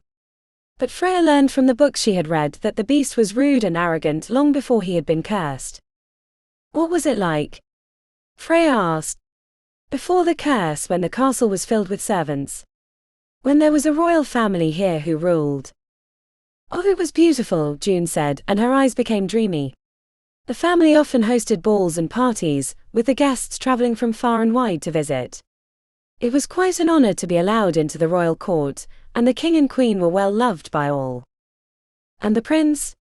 Freya asked. Claudia and Arlene glanced at each other again, and Freya knew that they didn't feel the same about the beast as they had about his parents. She could tell by the way they looked at each other and how they seemed reluctant to speak about him. He was a difficult person to please, June confessed. He had moods and you never knew when something would go wrong. One moment it would be acceptable and the next, someone would pay for a mistake they didn't even know they were making. The prince didn't inherit his parents' kindness. That's not true, Claudia said. There were times when he was perfect, when he was the man everyone believed would be good for the kingdom, for when his father would hand down his throne. Don't you remember? Arlene and June both nodded. I remember, Arlene said. I guess you're right, June admitted. It's difficult to think back to those days when things like hiding is all that's left for us now. You don't have to hide, you know, Freya said. What are you talking about? Arlene asked. How can you say that? Have you seen what he's like? How terrifying he can be. If I was cursed to be a beast for the rest of my life, I probably would be sour too, Freya said. Add in as much loneliness as he's had to deal with for the past 300 years, and it would be impossible to be in a good mood. Maybe if he had a couple of people around him to ease the burden, things would be different. I don't dare to go out there and spend any time with him, Claudia said. June and Arlene both shook their heads. Freya sighed. It was going to take a bit of work for things to change, but it had to happen. Change was normal, natural. She understood that because of the curse, it hadn't happened here for 300 years. But if she was going to be caught in this time loop, she was going to be the one to enforce change. It was the only way she would be able to survive. Otherwise, an eternity stuck doing the same thing every day was going to push her to the brink of insanity and beyond. Think about it, she urged. The girls promised that they would. She descended the stairs and walked to the dining room, where the beast was already at the table. He looked solemn and grumpy, but when he saw her, his face lit up a little. I haven't seen you around, the beast scolded. After leaving you at the library yesterday, it was as if you disappeared into thin air. Yesterday. Freya hadn't realized that the whole day had passed. It felt like she had learned about the beast and his history only a couple of hours before. Or had it been a day? Or two? It was very difficult to judge with how time passed. I've had a lot on my mind, Freya said, and it was true. I read a couple of books in the library and learned a few things about the history of the royal family. When she watched the beast, she noticed his face darkening. Really, he asked, but there was a bite to his voice. And what did you learn? Did you learn of the kingdom, how rich and powerful it used to be? And my parents, the king and queen who kept everyone happy? Freya nodded. For some reason the beast was already furious. It sounds like this place was incredible back in its day, she said carefully. How would you know what it was? Why do you believe those stories, trust those books?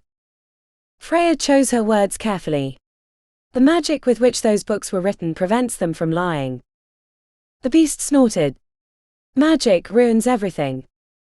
Freya frowned. Would you rather the books depict a story that wasn't true? I would prefer a story that was different. Freya nodded. If it helps, I have regrets too. What makes you think I have any regrets? The beast snapped. Well, I can't imagine that you're proud of how you behaved. Those words had slipped out. Freya kicked herself for not being more careful. What did you say? The beast asked, and there was a warning in his voice. All the servants know what happened. You can't pretend the story is different. The beast huffed. I forgot to speak to the servants. Cowards, the lot of them. Pathetic for hiding away. I don't blame them, Freya said firmly. You're not exactly a party to be around half the time. Well, what am I supposed to do? The beast demanded. Change your behavior for one, Freya suggested. Isn't that what got you in this mess in the first place? You will respect your prince, the beast roared. Who are you to judge me for my actions, to tell me how I acted was wrong? I was in charge of the kingdom, next in line to the throne. I could do as I pleased, and no one could tell me otherwise. You're not my prince, Freya said calmly. And someone did tell you otherwise, didn't she? Or you wouldn't be here 300 years later, sulking because you've been cursed. The beast opened his mouth to say something rude but snapped it shut again and grunted. I know I was wrong, he admitted begrudgingly. I know I should have acted differently. My behavior was terrible, and I can't say I'm not ashamed. Because of it, I am this wretched monster, and I regret it every day. There. Are you happy? Is that what you wanted me to say? This isn't about winning or losing, Freya said softly. I wasn't trying to get you to confess anything. I just need you to understand that you can't keep treating me this way, or you'll drive me away too. Do you want me to hide in the shadows along with the rest of them? Do what you want, the beast cried out and slammed an enormous fist down on the table, the impact so strong that the plates and cups jumped on the surface. I want to go and see my father, but I promised you I'd stay here, so here I am. The least you can do is treat me with a bit of respect. Why should I? Everyone abandons me. You're not here because you want to stay either. Given the chance, you would run too. Can you blame me? Freya asked. You're not exactly a party to live with. Then stay out of my way. The beast's voice echoed through the castle, bouncing off the stone walls and the old furniture. They sat in silence in the wake of his anger, and Freya watched as he slowly pulled himself together again, getting his temper under control. Tell me what happened. Freya's voice was calm, gentle. Why? Didn't you read all about it in your books? I regret giving you that library. You don't mean that, Freya said. The beast grunted. No, I don't. Freya was surprised by the admission. Something about the beast had already seemed to change. He was starting to accept that he wasn't alone in the castle anymore, and that if he wanted to keep it that way, he was going to have to start changing his behavior. I want to know what it's like for you, how you experience it all. The beast glared at Freya. I'm an ugly, rotten beast. How do you think I experience it? If I had known that there were going to be consequences like this, I would have allowed the damn witch to curl up in front of my fireplace in the kitchen. But there was no warning. No, there wouldn't have been. A sadness came over her when she thought about a curse without warning. About how her father suffered because of something he hadn't done. What's wrong? The beast asked. You keep thinking you're the only one that knows what it's like to live with a curse, but you're not. My father is cursed for something he didn't do. And we've been living with it for as long as I can remember. The beast frowned. What kind of curse? Insanity, Freya said. Because the Fae believe he killed my mother. She was human. It wasn't him. Freya shook her head. He loved her more than anything. And losing her almost ripped him apart, even without the curse. That's why we were here. For some reason the magic laid out here where we were meant to find the witch who could break the curse. The beast snorted. Witches don't break curses. They only create them. Are you sure? What about your curse? Maybe you could write to her, tell her that you are sorry you learned your lesson. The beast burst out laughing. I've forgotten what it was like to see someone with so much hope. Give it time, Freya, and you'll lose that hope too. Just like everyone else. Don't be so condescending, Freya scolded. I can write the witch on your behalf. If anyone can see that you have remorse, it's me. That's nice of you, the beast said condescendingly. But my curse can unfortunately not be broken like that. There is only one thing that can be done, and that will never happen. Freya blinked at the beast. One thing. What is it? The beast shook his head. I'm not telling you. You've already pushed for far too much information. I'm not going to share everything with you. You can't draw it out of as if it's nothing. But if there is something, can't we do something about it? Imagine your curse broken. What would life be like? I stopped thinking about it years ago because it's not going to happen. There's nothing that can be done about it. I'm cursed, frozen in time. That's the end of it. Freya shook her head. During their conversation, food had appeared on the table without her noticing. Had servants delivered it? Or had it been there when she had come downstairs and she hadn't noticed? Everything in the castle was strange, enchanted, touched by magic somehow. It wasn't easy to see it in some places, and in others it was glaringly obvious. Eat, the beast commanded. The food is good. I won't have it wasted. Freya had so much more she wanted to say, so much more she wanted to ask about the curse and how it could be broken. Her father's curse was not like that. There was no cure or antidote or anything that would allow him to be freed of what tormented him so badly. She couldn't believe that there was something that could be done about the beast's curse, and that he didn't do everything in his power to break it. If it was possible for Freya to save her father's life that way, she would do anything in her power. The food was wonderful, the beast had been right. It was some sort of guinea fowl, she imagined. Not chicken, but something similar. It had been cooked in a sauce that Freya had never tasted before but couldn't get enough of. It was served on a bed of wild rice, with roasted vegetables and fig salad. Was this what they had eaten so many years ago? Was it possible that the food here had kept up with the times when everything else had fallen behind? Where does the produce come from? Freya asked. What do you mean? The food, the vegetables and meat. Flour for bread. Where does it come from? Do you grow it all here? It would need a whole village to process things like this. How was this possible? The beast rolled his eyes. You ask too many questions. It's a curse, Freya, the nature of it doesn't make sense. Why would anything else? Freya nodded and continued eating. They sat in silence, carving away at their meals, and Freya didn't know which way to turn anymore with the conversation or the questions she still had burning inside of her. She wasn't going to let go of any of this. She wasn't going to give up. The beast told her that it was childlike to have hope. But without hope, what else was there? Hope was the only thing that had driven her forward all those years when her father's condition had seemed like a lost cause. And now that she was here, stuck for eternity in an enchanted castle, Freya was again going to cling to hope. It was the only way she would be able to get through it all. After supper, she told herself she was going to write that letter. The beast didn't have to know that she would contact the witch. But how was it possible that after 300 years the beast had not learned his lesson?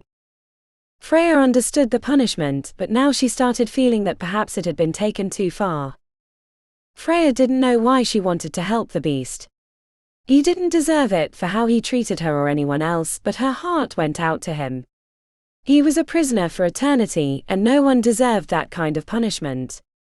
It was something about the way he looked at her sometimes, the way he spoke to her sometimes, that made her believe that the person inside, albeit very deep down, was someone who deserved to be forgiven for what had happened and be given another chance. Freya had always believed in second chances, and even though her father might not find his, she desperately wanted to try to help the beast have another shot at the life he never got to live. Chapter 16. No, June, not like that, Freya scolded for the 10th time. Shorter. Less material. 2 weeks had gone by and Freya was keeping herself busy with all kinds of things at the castle. Reading, for one, as she found herself curled up with a book in the library more often than not. But it wasn't the only thing she kept herself busy with. She had been fastidiously teaching the servants updated ways to complete their jobs more efficiently. They hadn't changed their ways in the last 300 years, and they were astonished by the new techniques but reluctant to change their ways, which frustrated her at times. Freya also tried to teach them about how clothing had changed over the centuries, that they were not so elaborate or restrictive. It was difficult though. The girls didn't seem to understand how to make clothing that wasn't so excessive. Of course it made sense. Why would they understand a change that had gradually happened for everyone else over 300 years, when it was overnight for them? Freya mostly enjoyed teaching them, enjoyed the days where they spent time together, talking and laughing and exploring new ideas, new for them at least. Sometimes though it was frustrating. How was she supposed to teach them something when they couldn't see examples of it in the real world? It was difficult to convey something when they had no foundation, nothing to compare it to. "It's too short then, my lady," June complained. "It's not appropriate. You hide in the shadows all day long. Who is to see?" Freya was trying to get the girls to make something else for them to wear, instead of the elaborate dresses they wore every day, to cook and clean in the hopes it would make life a little easier for them. Instead, it just confused them. "That's the point, if you don't have to carry around so much material, it will be lighter, easier to move about." June shook her head, still not understanding. "I like it," Claudia said. "It's interesting. Almost like a costume party." Freya laughed. She supposed it was almost like a costume party, seeing that it was so very different from anything they knew. "Where did you learn to sew?" Arlene asked Freya. "I picked it up along the way, taught myself a lot of it." "What about your mother? Didn't she irritate you?" "That is where we all learned our skills," Arlene pressed Freya for more information. Freya smiled, saddened at thought of her mom. "I didn't know my mother. I was too young when she died. I have no memories of her, except sometimes I hear the sound of her voice in a dream or I think I smell her perfume. Although I might just be dreaming." "I'm so sorry," Arlene said. "No little girl should grow up without a mother." "You can't miss what you don't know, right?" Freya asked, although she knew it wasn't completely true. She had never known her mother, but there were times where she missed her and the idea of having someone to turn to, someone who could be there for her through the difficult times. Someone who was also a woman and knew of the things she would have gone through growing up. "Has it been just you and your father all this time?" June asked. Freya nodded. Although that wasn't even entirely accurate. Her father had been around, sure, but because of his ever-changing mental states, his curse, she had been alone most of the time. Taking care of someone who didn't even know where he was half the time was an emotional drain rather than the support she'd needed. "Do you miss him?" Arlene asked. "More than you can imagine. I wish I'd had a chance to say goodbye." Freya had been getting more and more homesick over the past couple of weeks. She missed her father incredibly and worried about him often. What if he hadn't made it home? What if he wasn't all right? What if his insanity had gotten the better of him, and Freya hadn't even been there during his last moments? Whenever her mind started spiraling into dark thoughts, Freya disappeared to the library to bury herself in a book. It was the perfect escape, a way to take her mind off things she couldn't change. Talking about it now though, she couldn't escape just yet. "I don't know why he drove your father away," June confessed. "The beast has been alone for so long, you would think he would be hard up for company. Instead he pushed away someone who could have been there for him." "Except for Freya," Claudia pointed out. "He didn't push her away." "But he likes her," Arlene said. Freya wondered if the three girls knew that they were talking about her as if she wasn't there.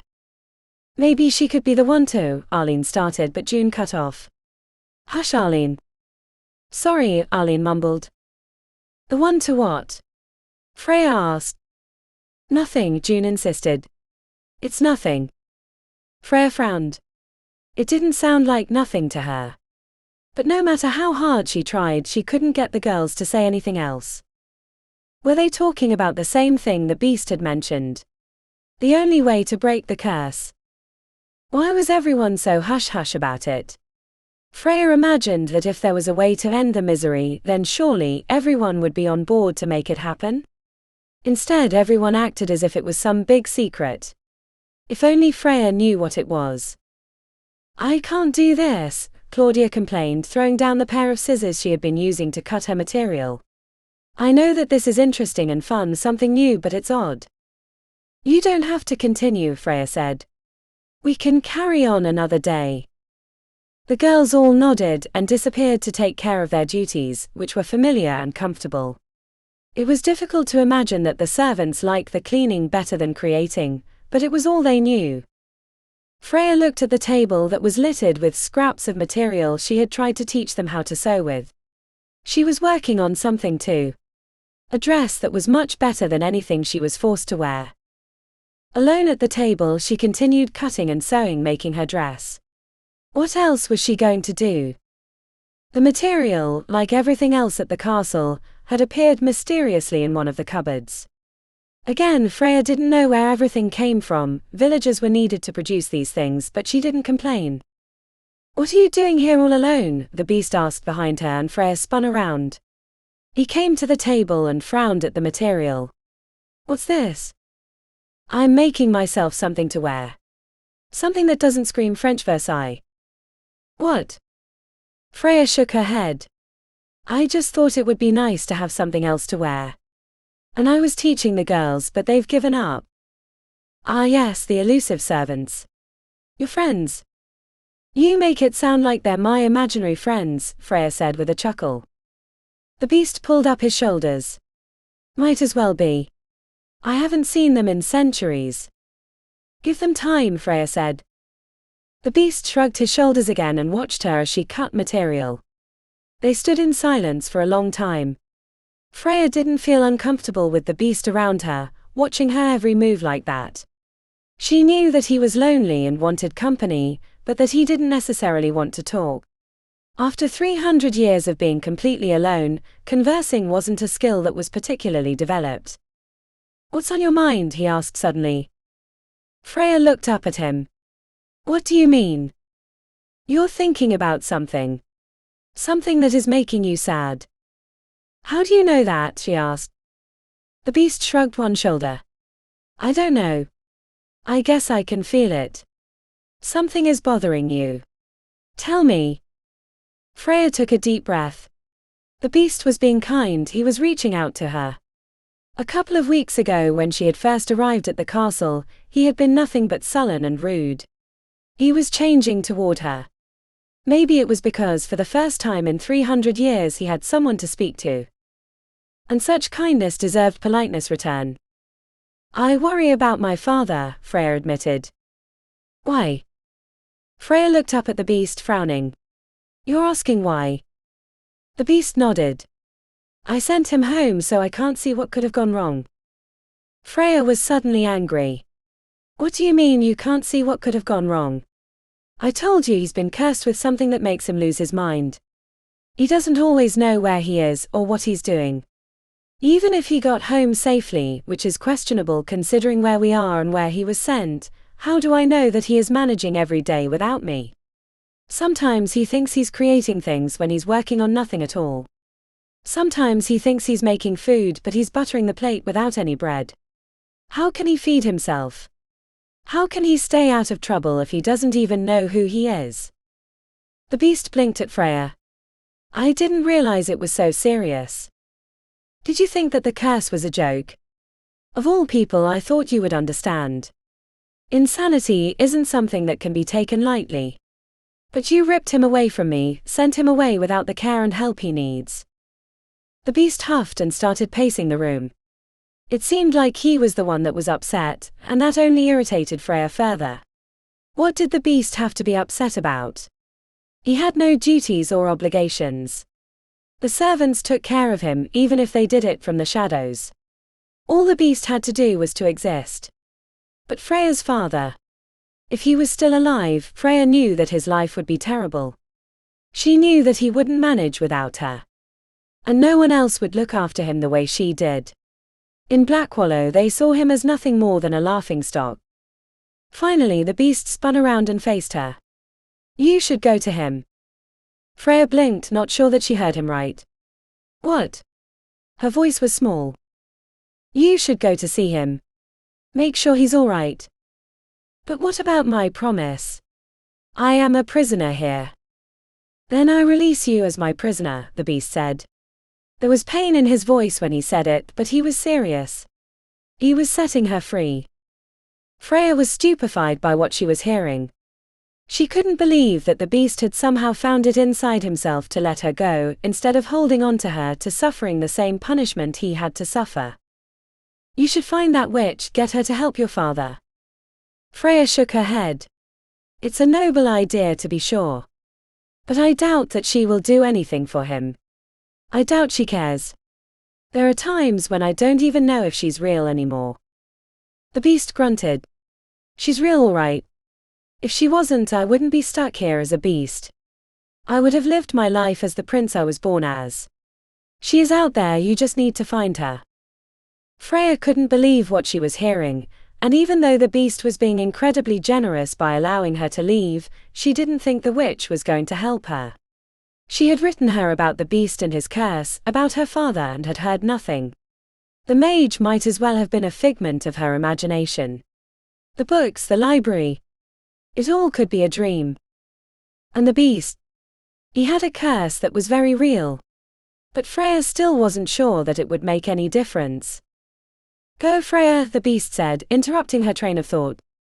I can see your hesitation, and I can tell you. Don't.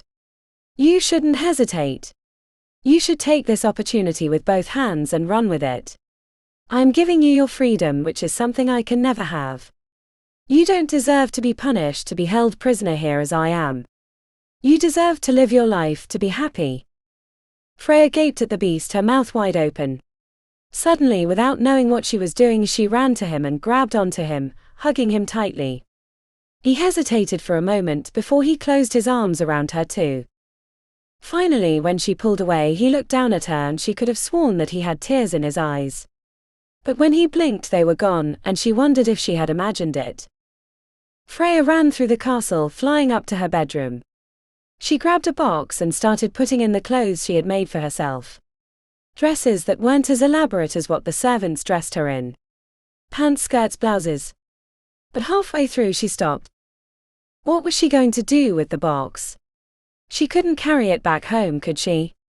No, she had to leave it all behind. Finally, she decided on one dress that she had made that she liked above all others. It was white, cinching at the waist, falling to the floor in a puddle of soft material, so soft that she wanted to rub her cheek against it all day. It was all she would take from the castle. All she would take to remember the beast by. After changing into the dress, the servants appeared.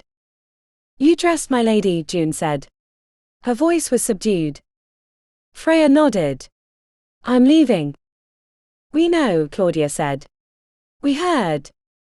Where did you hear? Freya asked. We overheard your conversation with the beast. June pulled Freya into a hug.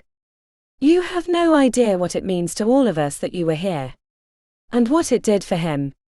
He needed it. Freya wasn't sure what June was talking about, but she didn't have time to ask. Claudia and Arlene also hugged her, and then the three servants disappeared. Don't leave him to be completely alone forever, she called after them, but she didn't know for sure if the servants would start spending time with the beast, having seen how much he had changed, or if they would continue to hide for the rest of eternity, and the beast would be cursed to not only be a monster but to be entirely alone. Freya's heart shattered when she thought about leaving it all behind. Why did it work this way? Why was it possible that you could become attached to two different places? Freya missed her home and her father, but at the same time she had come to think of the castle as her home, and now that she was finally ready to leave, something she had wished for so long, she didn't want to go. Don't be absurd, she told herself. You're nothing more than a prisoner. But that wasn't entirely true, was it? She wasn't just a prisoner. She was more than that. And she didn't see the beast as her captor anymore. Now she was starting to see him as her friend. Someone for whom she'd found a very special place in her heart. But none of that mattered, she told herself.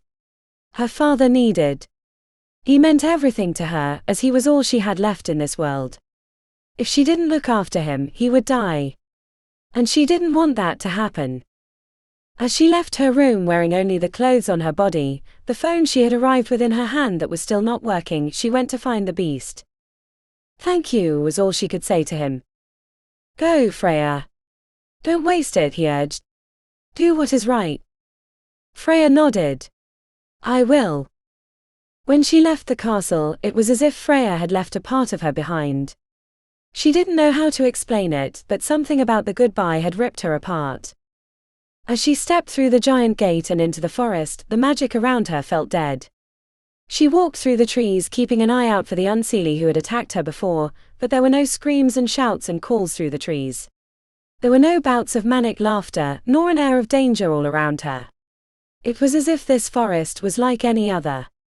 The enchantment and magic had gone. It took only a short walk for Freya to reach the end of the forest, and when she stepped out into the sunlight, it felt as if she had never left. She looked at her phone and found that it was working again. She dialed the number for a cab, and a short while later a car arrived. When she climbed in, Freya looked around, feeling like she had been ripped from one life to another. Technology, modern machinery. In the castle, it was like she had forgotten what it was like to live in such advanced times. And yet, part of her felt like she would rather be back at the castle where everything had been simple. "Have you been on holiday?" the driver asked. "Why?" Freya asked. She had no luggage. She didn't seem like someone who had been picked up from a holiday destination. It was a strange question from her perspective. "You have that relaxed look about you. The sort that people have when they get to switch off from the rest of the world for a while." "Oh, I've been removed from the rest of the world, all right," Freya said. "You have no idea. It sounds wonderful." Freya looked out the window and sighed. What could she say? How could she explain what it had all been like at the castle? I guess in its way it was. Chapter 17. The drive back to Blackwallow seemed faster than it should have been. Freya couldn't remember how much time it had taken before. When she had first driven with the cab to the edge of the enchanted forest when her father had disappeared, it felt like they had driven most of the day. Why did everything seem so different? She had long left the enchanted forest with its strange time loop behind. It wasn't right that time still felt so twisted. Or was it deeper than that? Was something else going on? As they drove through the town, Freya noticed that there wasn't anyone around. The streets were deserted, the shops were all closed. The houses seemed quiet. Where was everyone? Why did Blackwallow look like a ghost town? But Freya couldn't worry about that right now. She needed to find out if her father was okay first. What if he was gone too? Her blood ran cold, and she wouldn't allow herself to think anything like that until she saw it with her own eyes. When the cab stopped in front of Freya's apartment, she jumped out. "Thank you," she said. "If you'll wait here, I'll get you paid." "Oh, no need," the driver said, and took off before Freya could argue. Everything was strange. Freya didn't take too much time wondering. She turned around and hurried into the apartment. "Dad!" she called out. "Where are you?" "Freya, is that you?" her father asked, coming up the steps from the basement. When he saw her, he blinked a couple of times as if he didn't believe his own eyes. "It's me," Freya said, hurrying to him and grabbing him into a hug. She held on tightly, tears running over her cheeks. She couldn't believe he was here, safe. Alive. Slowly her father's arms closed around her waist. "It's you, isn't it?" he asked. "It is, I'm here. I've had dreams like this over and over again. You keep coming back to me. But then the next moment, you're not here at all and it was just a vision. Are you going to disappear again, Freya?" Freya held her father's face with her hands and shook her head. "I'm not going anywhere. I'm here, and we are together again." She wiped at the tears that ran over her cheeks, but she couldn't stop crying. She was so happy to see her father. "How did you get away?" her father asked. "He let me go, I didn't escape," Freya said. She let go of her father at long last and they walked to the couch together, sitting down. "What do you mean he let you go?" Why would he do that? We were wrong about him, Freya said. Her father frowned, shaking his head. How can we be wrong about a monster? Only when he asked that question did Freya realize that her father was completely sane, that he was speaking to her as a normal human being. Dad, you're better, she said, surprised.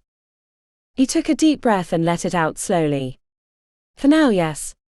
It comes and goes. But when I lose my mind, I lose it badly, Freya. It scares me. Freya shook her head and took her dad's hand in both of hers. We'll figure it out, okay? You and me. Her father nodded. Freya looked out of the window toward the town.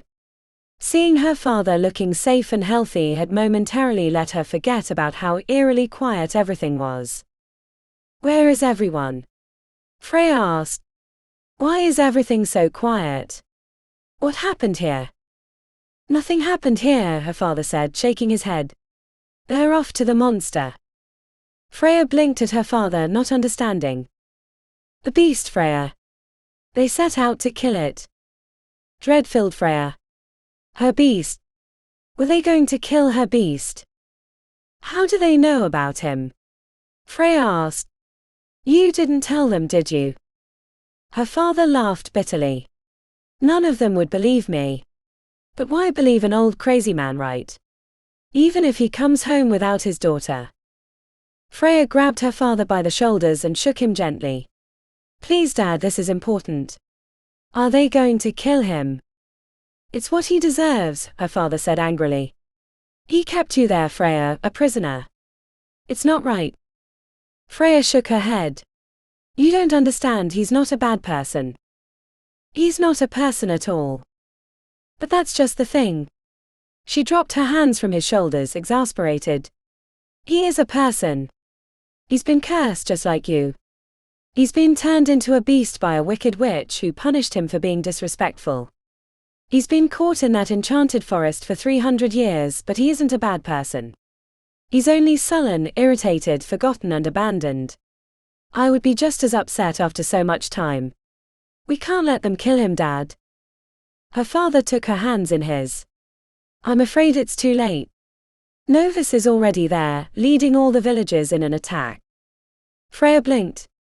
Novus? What did he have to do with anything? The letter, her father started. But Freya didn't know what he was talking about. The letter that you wrote. To the witch. I still don't understand what Novus has to do with this. He got the letters. All of them. About me, about your beast. There isn't a witch, Freya. Freya struggled to take in everything her father was saying. If there wasn't a witch, how had the beast been cursed? And how was it possible that she'd had those visions? It made no sense. I don't understand why Novus would do this, she said, her voice hoarse, her body heavy with dread. If they did anything to the beast. So he can have you, Freya, her father said. Novus wants to propose. Surely you must know that. Freya didn't know about it, but she wasn't going to have Novus, no matter what he did. Especially not if he set out to kill the beast. We have to stop him, she cried out. Novus can't kill him. If he does, I'll never forgive him. There's no stopping him now. He's crazy about you, he was here to explain it to me. He's a good man, Freya. He will make a good husband. Freya jumped up from the couch. He won't. All he cares about is himself. He doesn't care about me or you or anything. All he wants is something that will make him look better. It's why he's setting out to kill the beast too. It will make him look like a hero. Freya's father shook his head. I don't understand. I thought I knew what was going on.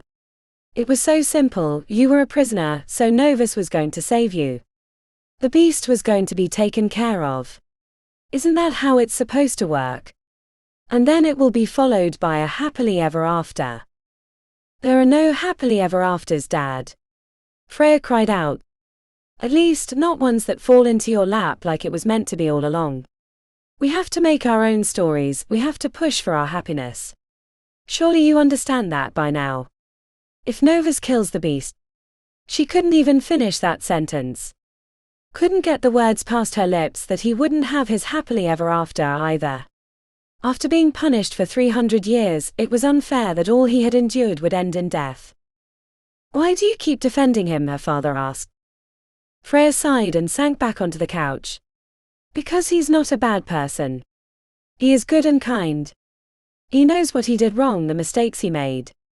He looked after me while I was there, giving me so much. She thought to the library, the way he had learned to speak to her, the freedom she had already had in the castle, although she had still felt like a prisoner. Now she felt like she might have been wrong all along, like she should have treated the beast differently from the start. But she had grown and changed too, hadn't she? She ran into her room and started collecting a bag full of things. What are you doing? Her father asked, following her. The right thing, she said. I'm going back. I have to warn him. Are you sure about this, Freya? Her father asked. Freya nodded. I will do anything for him. He deserves someone standing up for him. No one deserves to be forgotten no matter what they did wrong. Her father looked like he wanted to argue, but then he spun around and ran to his room. Wait for me, I'll be ready to leave in just a few minutes. You don't have to come with me, Dad. I'm coming with you. We're going to do this together. I don't want to lose you again, Freya. And I don't want to lose you either. It was a miracle that her father was healthy after all this time. She didn't know how long it was going to last, but the fact he wanted to help meant everything to her. All they needed to do now was help the beast. Hopefully they weren't too late. Chapter 18. Freya called for a car, and it felt like they waited forever before it arrived. When it finally did, the cab driver took too long to open the doors, to climb back behind the wheel, to put his foot on the gas. Hurry! Freya cried out when they were finally underway. It's a matter of life and death. The cab driver glanced at her in the rear-view mirror and nodded, speeding up, but it didn't matter how fast they were going. To Freya it didn't seem fast enough. Why did it feel like an eternity to get to the enchanted forest, when it had only seemed to take a couple of minutes to return home from it? Freya was convinced that the forest and the castle had all been cursed with some sort of loop that kept them caught in time, but there was so much more than that, an element to the spell she didn't understand. It made it difficult for travelers to find the forest at all. And easy for them to get away when they did. It was unfair how the beast and all the staff at the castle had been punished for so long.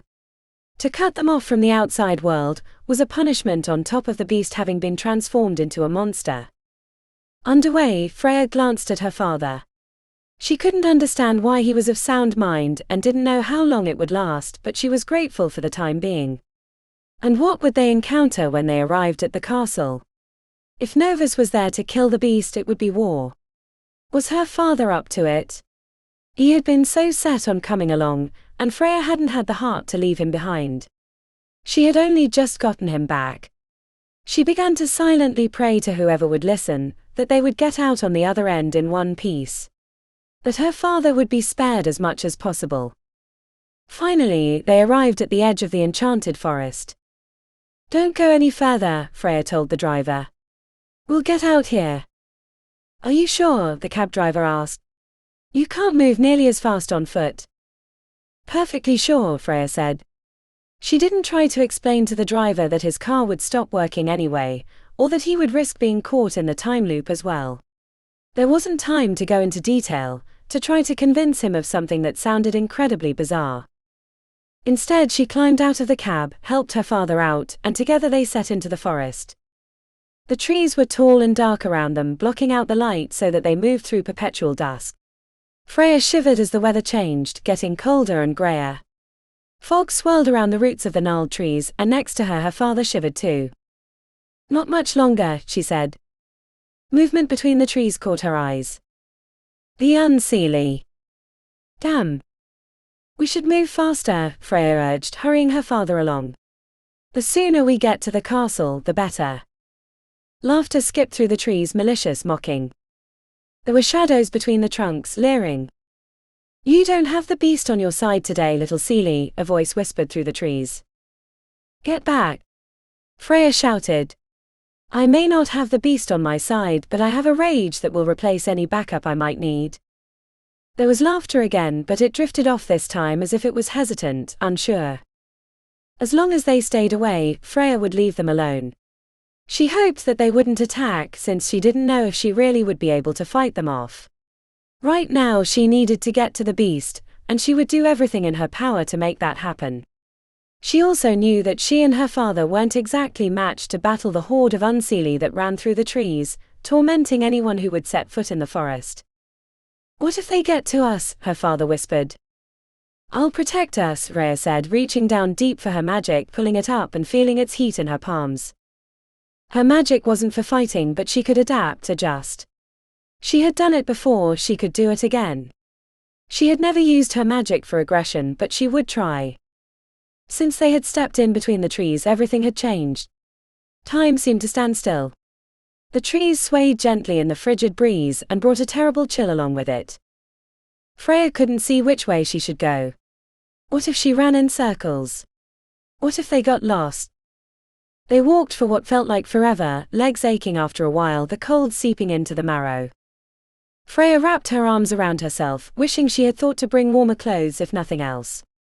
Next to her, her father's lips were blue with cold, and his head was hunched against the breeze that had turned into a gust of wind that seemed to taunt and tease. Finally, Freya saw light through the trees. She looked up, hope working inside of her again, and quickened her pace. Next to her, her father saw it too. She heard him gasp. Together they hurried through the trees, heading toward the glow of light that beckoned them home. The closer they became, the more Freya wondered what was wrong. She couldn't tell. Everything seemed fine, but something was nagging at her. Fear danced in the air, and in the distance she heard a strange sound. What was it? It was almost like a rumble or a crackle of sorts. Freya, her father asked. That light up ahead, does it seem right to you? Freya looked at the lights they had been heading toward and frowned. Her father was right. Something seemed very wrong. The light was warm and welcoming, sure, but it also danced and breathed like something alive, and it didn't seem as welcoming as it did a moment ago. As they came closer and closer, the rumble grew louder. Until finally Freya understood what it was that she saw. Fire.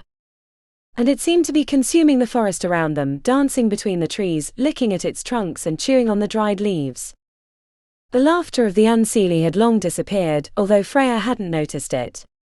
Maybe they hadn't run from her. Maybe they didn't fear her at all.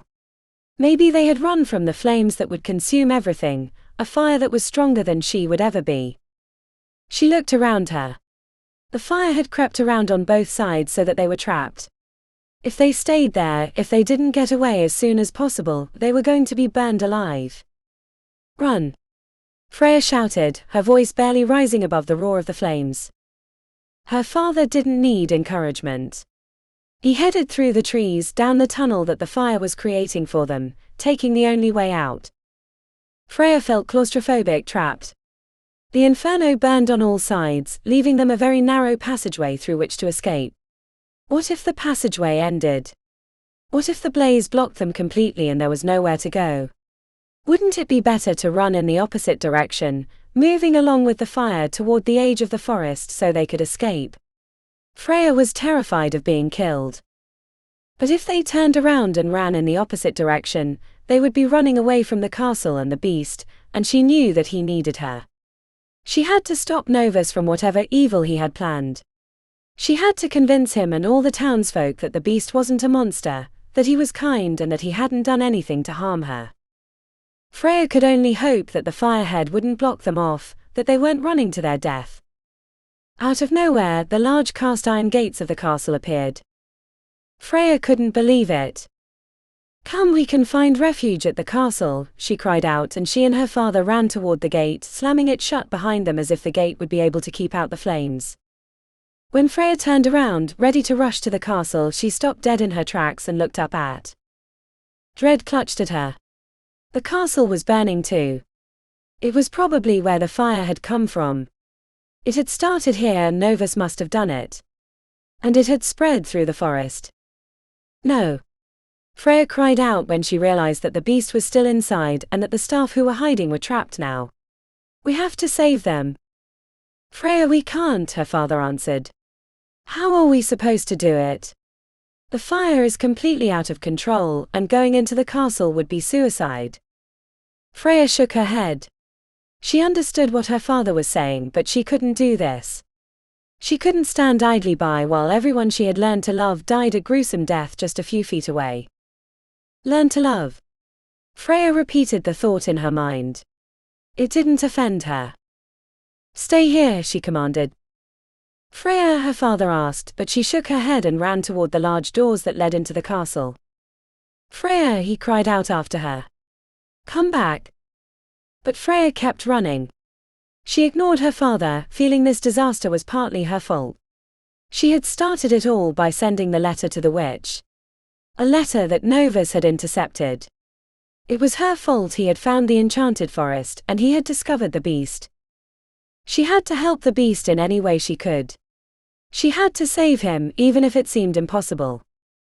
As soon as Freya stepped into the castle, the roar and crackle of the fire outside died down, and the silence was almost deafening.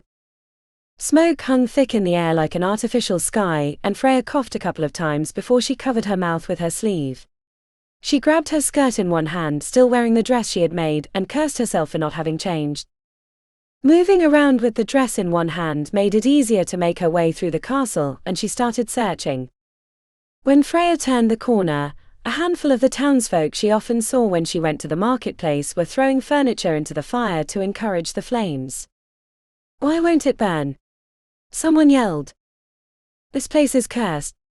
Haven't you seen how it refuses to let the fire inside? Someone else replied. The entire forest will burn down, and I swear this castle will stand. This is all wrong. Novus shouldn't have brought us here. We should have let him do his dirty work alone. What is it all for? They spotted Freya and stopped talking. The three sisters stepped forward. Well, Maple said. If it isn't Freya the outcast. What are you doing here? Novus came here because he said you were a prisoner. You were lying, weren't you? Sky added. There's been a misunderstanding, Freya said. Where is Novus? Help me find him so we can clear it up. We don't owe you anything, Maple said. You're as crazy as your father. A wash of anger flared up inside Freya, but she held it down. Now wasn't the time. The townsfolk would never understand what was happening. In their petty minds they were still stuck on the same jokes and the same insults, even though they were standing in the castle that was protecting itself from them. Freya ran past them, leaving them behind to struggle alone. Where do you think she's going? One of the sisters asked. Does it matter? Freya didn't hear anymore. Every room she ran through she found more townsfolk who were trying to break things to set alight the castle. In every room she heard them complain about how difficult, how impossible it was. She didn't stop to talk to them even when they recognized her and called out. She didn't have time.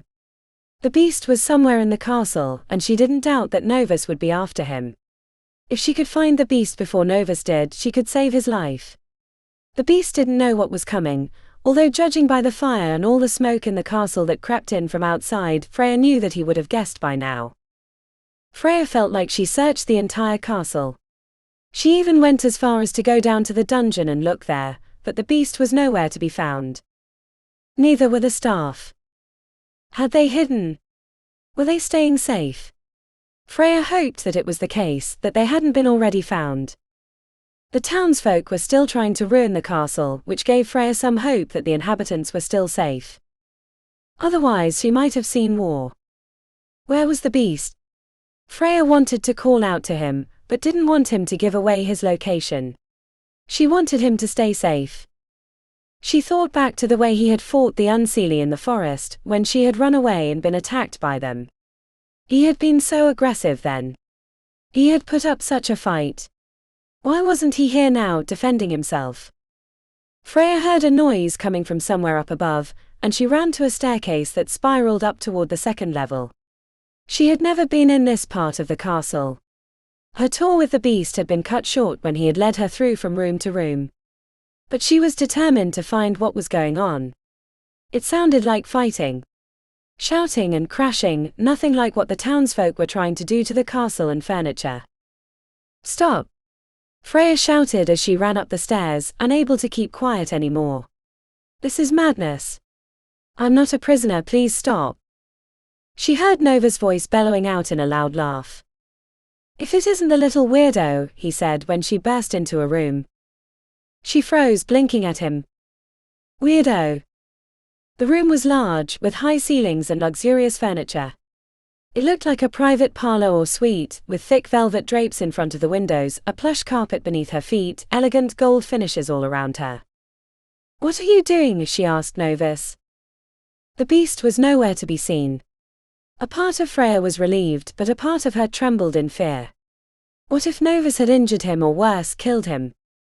"I'm being the hero," Novus proclaimed. "Isn't that the point? Isn't that what happens in every single story you love to read so much?" Freya frowned. "You're not exactly hero material."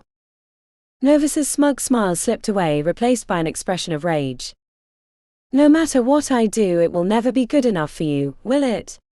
I came here to rescue you, and even that falls short. What will it take to make you happy?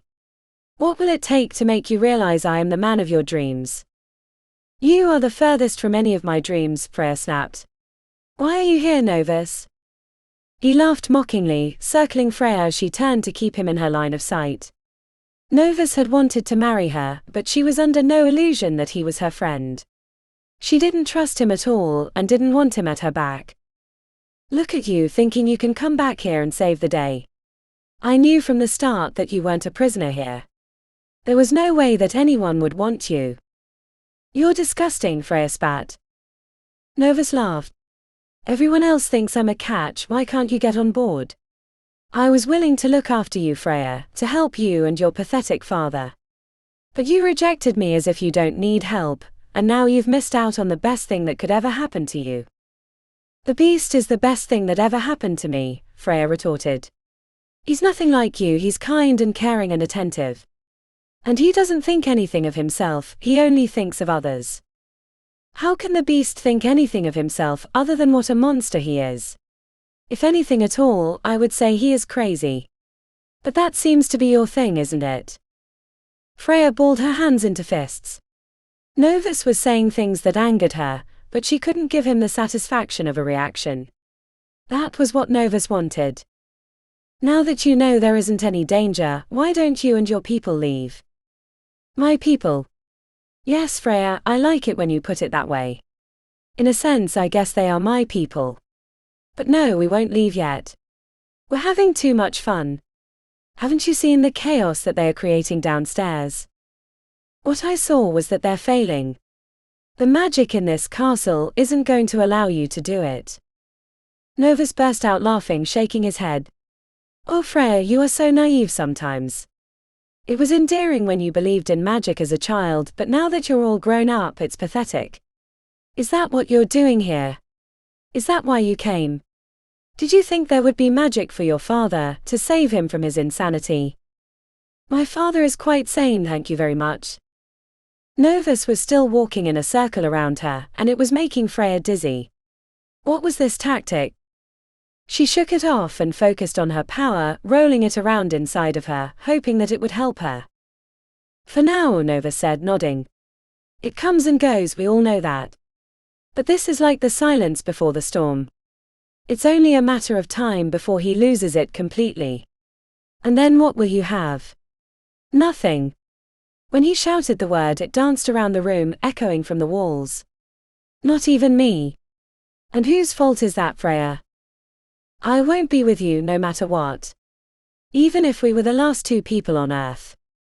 You don't have much in this world to begin with, why would you just throw that away?" For some reason that was the last straw, and Freya snapped. He was goading her into a fight, and she had been trying to hold off, but she couldn't anymore.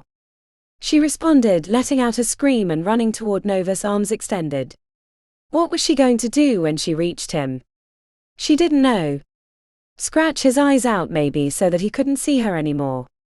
Better yet, so that he couldn't see himself and worship himself as much as he did. Novus stood his ground when she ran to him, and she attacked, scratching at his face, his arms, kicking at his legs. She knew that she wasn't approaching it sensibly. Losing her control in a fit of rage like this would never allow her to win. But anger had taken over, and she needed an outlet before she could think straight again. After getting in a couple of scratches and kicks, Novus grabbed her wrists and jerked her around, pressing his body against her from behind. He twisted her arms over her chest, pushing her hands against her so that she was unable to move and cause more damage. "You fool," Novus said in her ear, and she shivered, disgusted at the feeling of his hot breath on the side of her head. "Did you think that was going to work?" She squirmed, trying to break away, but Novus' grip was like iron. "Of course you did," Novus said with a laugh that scraped against her skin. "You think you've got an answer for everything. Like that stupid letter you sent the mage. As if mages exist." He spun her around, still holding onto her wrists, glaring at her. "It doesn't work that way. Don't you know that magic doesn't exist?" "It does," Freya said, breathing hard after their tussle. "You just can't see it because you're too shallow." Novus let go of one of her wrists and slapped her in the face so hard and so quickly there was nothing she could do. Her head snapped to the side, the skin on her cheek stinging where he had made contact. "You know what your problem is?" Novus asked, grabbing her wrist again before she could try to get away. "You always think you can save people. Your father, the beast.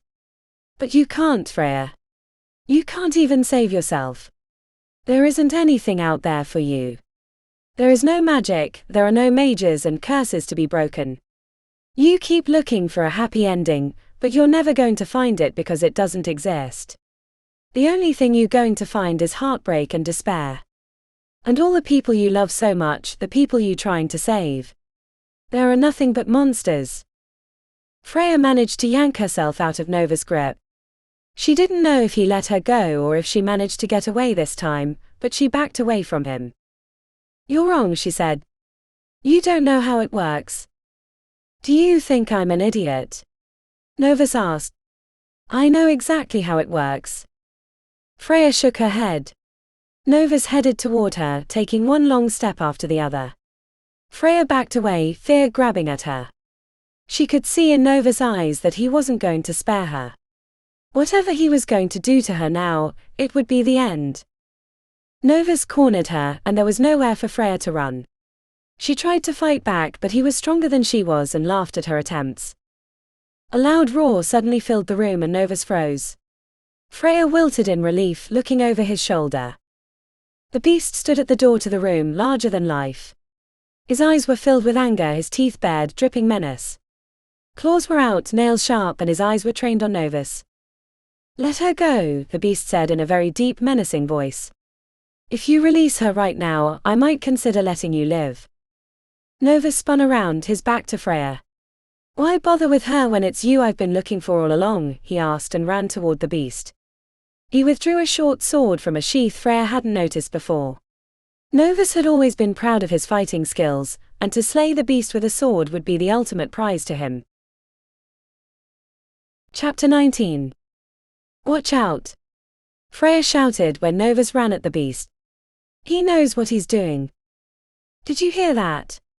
Novus cried out as he lifted the sword and struck the beast with it. "She thinks I'm good at it. Looks like she admires me after all." The beast let out a terrible howl, hitting Novus so hard with the back of one of his claws, it was a miracle the man didn't go down or fly across the room. Freya looked for traces of blood, injuries, anything that Novus with his sword might have done so far, but the beast was strong on his legs. "Don't like that, do you? Do you have feelings for her, beast? You think she would go for someone like you when she had someone like me?" The more he talked, the angrier the beast became. Freya knew that he had a temper on him, and that if he wasn't careful he could lose control.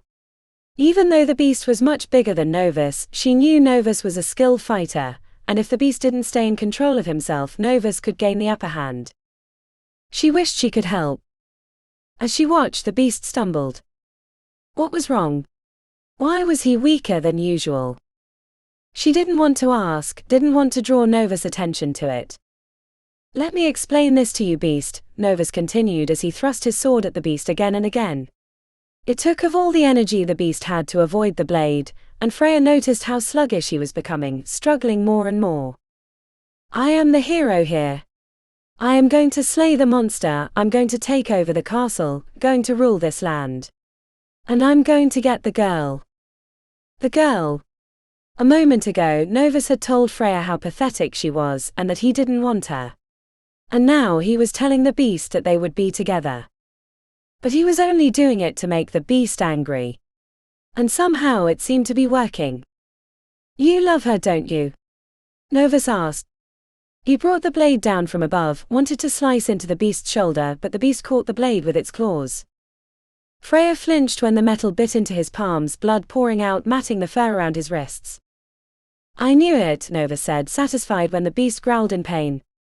There is nothing worse in the world than love that isn't returned. It's a pity you won't be alive to feel the punishment. Novus lifted his sword again, and Freya could see what was going to happen before it did. The beast was too weak. It wasn't only blood loss, something else was wrong. But the beast was too weak to fight back, and it wasn't fair. He wasn't evenly matched with Novus, despite being twice his size. When the beast sank to his knees, Freya cried out. Novus laughed, lifting his sword, ready to deliver the deciding blow. But Freya couldn't wait for him to die. She couldn't stand there and watch as the beast met his end. Not now, not after everything they had been through. He still deserved a chance at life, even if he thought it wasn't worth living. And the truth was, Freya wasn't ready to say goodbye to the beast. She had come to care for him a great deal, and losing him would rip her apart as it would rip her apart if she lost her father. He had become a part of her, creeping into her heart, and she wouldn't lose him. Stop it! Freya cried out, running to the middle of the deadly scuffle. She jumped on Novus' back, causing him to tumble to the ground. On the ground they rolled around as Freya tried to wrestle the sword out of Novus' hands, but he was stronger. She should have known that trying to physically confront him wasn't going to work for her. He managed to get on top of her and pinned her down, the sword against her throat. He started pushing and the blade bit into her skin. She let out a gurgling moan, coughing as he cut off her oxygen. She could feel warm liquid on her NEC and she trembled, knowing that if he pushed down any harder, this was it. It would be the end. With his last bit of strength, the beast tackled Novus off Freya, the sword clattering to the side. Freya coughed, trying to pull in oxygen while the beast and Novus rolled around on the ground, fighting for control. The beast had the upper hand now, with his claws a weapon that he couldn't drop, and Novus without his sword. For a moment it looked like the beast was winning, but then Novus managed to wriggle out of the deadly grip and punch the beast in the side, right in one of the wounds he had inflicted with the sword. The beast growled and doubled over, struggling to breathe. Novus squirmed out from underneath the beast and jumped onto him again. This time the beast was ready for him. He had been covertly observing him while bent over. He grabbed Novus by the neck and flung him across the room. Freya winced as Novus' body smashed into a wall, his eyes widening before he slumped to the ground, lying there in a slump. Oh my God, Freya said, blinking at Novus's body on the floor. Is he? I sure as hell hope so, the beast growled. He fell to his knees, his face twisted in pain. Here, let me help you, Freya said, rushing to the beast's side. It's going to be okay. The beast wrapped his arms around Freya, pulling her tightly against him when she reached him. It is going to be okay. You came back. I wasn't going to stay away forever. I just needed to make sure my father was safe. And the beast asked. Freya looked up at the beast and nodded, tears rolling down her cheeks. He is. He's doing fine. Better than fine right now. And I'm here with you. I don't want to leave again. I don't want you to leave again, the beast said. You mean a lot more to me than you realize. Freya looked the beast in the eyes, and she didn't see the body of the monster. Instead she saw the prince he was inside. She saw the man who had been cursed and wondered how on earth someone could be so cruel to a person so kind. Freya, the beast said, putting his enormous hand on her cheek.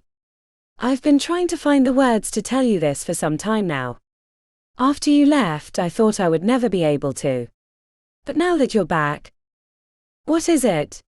Freya asked, putting her hand over the beast's. Before the beast could continue, Novus appeared behind him and lifted his sword, stabbing it into the beast's back with a bellow. The beast, shocked by pain, curled backward. His yelp was accentuated by Freya's shouts. No. She had thought Novus was dead, that his neck had been snapped when the beast threw him against the wall. Instead, there he was, alive. And he had just grabbed the beast.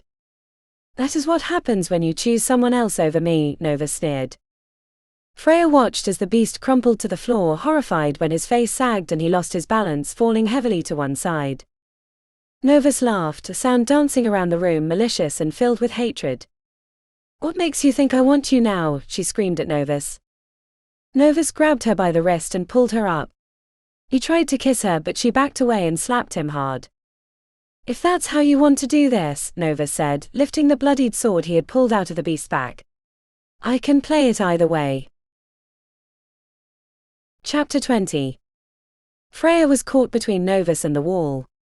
He had her backed up again, preferring to have her helpless in the corner. For a moment her life flashed before her eyes, and she was sure she was going to die. She saw her father in her mind's eye, never getting to live the life that he deserved. She knew nothing of her mother, but she wished she had. She wished everything had been different. For things to come to an end like this. It wasn't only sad, it was cruel. And Freya had never had the chance to tell the beast how she felt about him. She hadn't been able to save him. That was probably the worst of all. No. Freya shouted, deciding that this wasn't how it was going to be. This wasn't how her story was going to end. What do you mean, no? Novus asked with a chuckle. Freya focused on the power inside of her, reaching deep down. She hadn't used her magic in so long while she was at the castle, but it was still there, waiting for her when she needed it. And she needed it now, more than ever. She felt her power rise within her, swell in size, starting as a tiny molecule and growing until Freya was filled with magic, her skin burning and glowing. The palms of her hands felt like they were on fire and light shone out of her eyes. Novus jumped back. What the hell? Didn't you think magic existed? Freya asked. Did you think it was just a fairy tale? Well, I'll tell you how this fairy tale ends. The power in her hands grew stronger still, creating a ball of fire between them. The power was so forceful, Freya could barely keep her feet on the ground. It was almost as if she was floating. Novus backed away from her, fear flickering in his eyes. For the first time he believed that magic was real. That she had been right all along. And he was terrified. No, no, Freya, he cried out. Have mercy. Like you had mercy on the beast. Freya asked. Or mercy on my father whenever you made fun of him behind our backs. The way you had mercy on the people you hurt, mocked, appeased. You don't deserve mercy, Novus. Freya, please, Novus pleaded. Freya shook her head and Novus' face changed. When he realized he couldn't get to her through begging, he turned ugly again, his face twisting in a snarl. I'll just have to kill you too then, he announced and lurched forward, his sword extended. He didn't make contact, not even close. Before he could get close to Freya, it was as if her power exploded outward, rocking the very castle beneath her feet. The walls trembled and the castle groaned, and the magic she protruded in her aggression was so strong it flung Novus backward.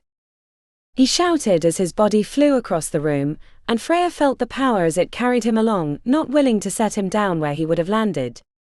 Instead it pushed Novus backward, outward toward the window. Freya tried to find mercy within herself, a reason why she should stop. She tried to look for some sort of feeling inside of her that would tell her to spare Novus's life. But he didn't deserve it. None of them deserved a second chance, not after what they had done to Freya, her father, the beast. Goodbye, Novus, she said in her soft voice, and then her magic broke the glass as Novus's back hit it. He flew through the window with an incredible force, and then suddenly the magic disappeared, and what had kept Novus suspended in the air was gone. Novus shouted as he fell to the ground, stories and stories and stories below. Freya didn't go to the window to see where he had fallen, where his body lay twisted and broken. There was no doubt that he hadn't survived the fall. It was over. Novus was no more. Freya spun herself around and ran to the beast, falling to her knees by his side. Don't die, she wailed, pressing her ear against his chest. By some miracle he was still alive. She could hear his heart beating, albeit very faint.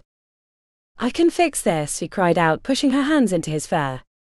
Just hold on, I'll bring you back.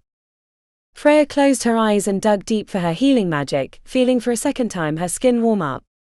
Again her hands became hot, her skin began to glow, and she poured everything she had into the beast, desperate to save him. "Don't die, don't die, don't die," she repeated over and over again. "I need you. You can't leave me. Don't die." Why wasn't it working? Why wasn't her power doing anything? He was still alive, and it was a normal injury. There was no reason for him to die. "Come on," Freya shouted, still pouring her magic into him, feeling it drain her energy. But she would give it all if that was what it took to bring him back. Tears rolled down her cheeks and she cried out loud, "Please." But nothing happened. The beast remained slumped on the ground, and his heartbeat grew fainter and fainter. Freya started feeling light-headed, with all the energy she was pushing into the beast. Soon, she wasn't going to be able to do it anymore. Soon she was going to have to stop. And if he was still injured, on the verge of death, by then she was going to lose him. She lowered her head to his chest and sobbed. The magic flowed slower and slower out of her hands as her power waned, and she cried, her heart breaking into 1,000 pieces. "Don't leave me," she sobbed. "I don't think I can do this without you. I don't want to. I don't want you to die, to leave me behind in the world that doesn't understand me. You've made me so happy, beast. Please don't leave me." None of the begging worked. She felt him slipping away and knew that it was it. She started feeling faint, her vision darkening. It blurred around the edges, and she knew that she had given too much. Soon she was going to lose consciousness. But it didn't matter now. If the beast wasn't here, she didn't want to be either. "I'm sorry," she whispered, lying against the beast, drawing the last of the warmth she had and pouring it into him. "I'm so sorry I couldn't save you. I tried. I love you." She felt the beast sag as if he accepted his fate, and she knew that this was it. He was gone. She started sobbing, crying against him, wishing that she could just disappear too. Suddenly, Freya became aware of things happening all around her. The room began to glow, but she didn't know where the source was. The beast shifted underneath her and she yelped, backing away. It was as if his body was possessed by something, yanking, tugging him. Suddenly, nightfall appeared in the room. It was the first time Freya saw her in person, and not in a vision. "You've done well, child," she said to Freya. "You!" Freya shouted in anger. She wasn't afraid of nightfall. She was furious with the witch for everything she had done. The promises she had broken, punishment she had put on the beast. "What are you doing here? You're the last person I want to see right now." Nightfall chuckled, her silver hair wafting in the breeze, although there was no breeze in the room. "You have heart, child. It's beautiful to see that you use your magic for the right reasons. You remind me of myself. I'm nothing like you, Freya bit. I don't make promises that I break, and I don't hurt people the way you do." "You're talking about of the curse on him," she said. Freya nodded. "He didn't deserve it." Nightfall tilted her head to the side, an almost childlike gesture that looked out of place on the powerful woman. "No, maybe he didn't deserve a punishment this severe. His beastly appearance was my plan, but the isolation, the solitude, I didn't expect his servants to disappear as they had. You can't blame them though, he can be terrifying when he's angry." Freya didn't know what to say. "But he did learn his lesson," Nightfall added. "How?" "He's dead." Nightfall nodded slowly. "And he learned to love. He learned to put others before himself. And in doing so he gained love." "What good is love if you can't enjoy it?" Freya asked bitterly. Nightfall laughed, and the sound was sharp like the cracking of thunder. "Child, you have a lot to learn. But your heart is in the right place. Here." She lifted her hands, and suddenly the entire room was flooded with light again. Freya watched as the beast body lifted from the ground, turning slowly, and before her eyes he was transformed. At first it was only the way the fur sprouted from his skin, but as she watched, the long claws retracted, the teeth became blunt again, and the body shrunk until it was the size of a normal man. Freya couldn't believe her eyes and rubbed them as if she was in a dream. But no, it was all real. "What are you doing?" Freya asked. His curse is broken, child.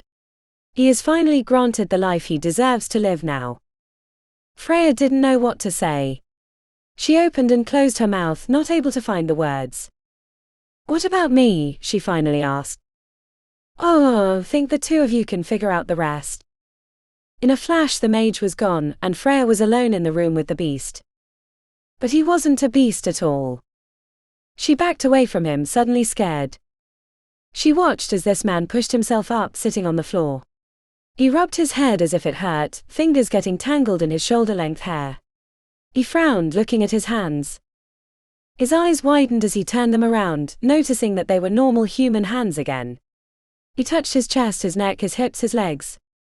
And then he spun around, his face filled with elation, looking at Freya. Oh my God, he cried out, scrambling to his feet.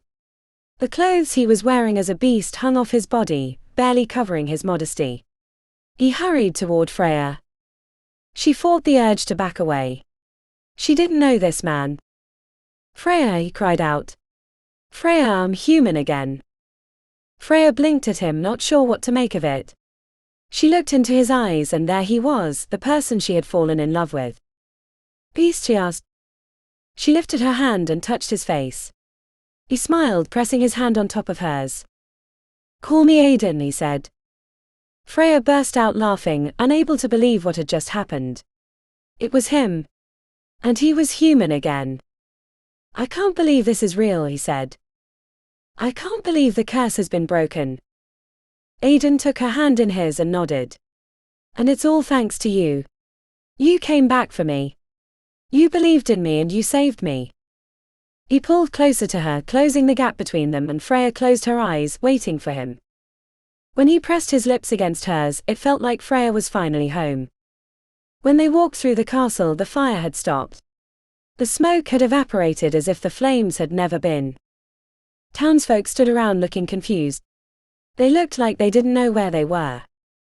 But when they saw Aiden, they fell to their knees. Your Highness, they said. Long live the king.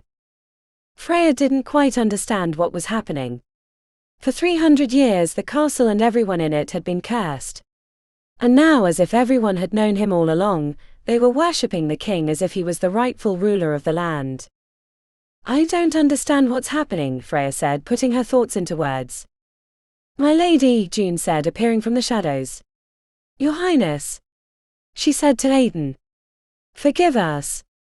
Forgive us for hiding for so long. Aiden shook his head. I don't blame you. But come out of the shadows, all of you. And let us make this kingdom what it should be again. The townsfolk cheered, and everywhere the staff slowly revealed themselves from the shadows, filling the rooms. Freya couldn't believe her eyes. She hadn't realized that so many of them had still been there, and so many of them had been in hiding. Ladies and gentlemen of the court. Aiden cried out, his arms wide, turning in a circle to look at them all. Welcome to my castle. Tonight we will celebrate my return. And I will rule this land just and true. I will give you the lives you deserve, and endeavor to be the king you deserve in return. Everyone cheered, and Aiden turned to Freya, taking her hands in his and looking her deep in the eyes. And I would like to do it with you as my queen, he said. Freya teared up. This was the life she'd always wanted, with someone to love and to love her in return. But what about my father, she asked. She couldn't believe she had completely forgotten about him. She looked around, searching the crowd for his face. Freya, her father said, stepping out of, smiling at her. You don't have to worry about me anymore. What happened, she asked. Something about her father looked different. She couldn't figure out what it was, but he looked bright, his eyes clear, his face knowing. She came to me, Freya. The mage? Freya asked. Her father shook his head. No, sweetheart, your mother. I got to tell her I was sorry that I couldn't protect her. I got to say goodbye. She sends all her love. Freya clasped her hand over her mouth. How, she asked. Maybe the mage took pity on me, and before she broke my curse, she allowed me to say goodbye. Freya started crying. Is your curse broken? Freya's father nodded, tears in his eyes too. It looks like we are all free, my darling. We are all safe. And it's because of you. Freya shook her head. It's not me. We all worked together. Freya's father laughed through his tears. Oh, you dear humble girl. Epilogue. It wasn't long after their royal ceremonial wedding that everything had fallen rightfully into place. It took some time for Freya to find her stride as queen. But as the curse had been lifted, everyone in the country, the kingdom of Idazir as it was once known again, seemed to remember who the king was. For 300 years life had been brought to a standstill at the castle, but now that time was restored, the towns that had been broken up united again to create a powerful country, led by a leader that was just and true. At first, Freya had been worried that being on the throne would be a challenge she couldn't rise to meet. After all, she was just the daughter of an inventor. But Aidan kept reminding her that she could do anything she set her mind to. If she was able to break through the curse that had plagued him and the castle and the town, 2 curses in fact, and fight off the villain, saving everyone, being queen was going to be a breeze. It would take some time to get used to being waited on all the time. Freya had asked for her 3 servants, Claudia, Amelia and June, to become her personal ladies' maids. They had served her so well in her isolation and had become the best of friends too. It wasn't a month or 2 later when Freya was in the main bedroom of the castle, getting ready for the biggest day of her life. It's going to be such a grand affair, Julie exclaimed, skipping around Freya excited. We can't keep him waiting, you know. I know, Freya said with a giggle. But we still have time. If you could just close your eyes, June said, coming to Freya with her makeup brush and applying it to her eyelids. Freya had now become accustomed to being pampered all the time, and she didn't think it was strange anymore. She enjoyed the time she got to spend with her maids, the conversations they had. While June applied her makeup, Amelia and Claudia did her hair. They braided it intricately before it was pinned up against the back of her head. Now and then, Freya glanced at herself in the mirror. She didn't recognize herself, she looked like royalty. We've been sewing, Claudia announced, pinning another curl against Freya's head. Have you? Claudia and Amelia both nodded.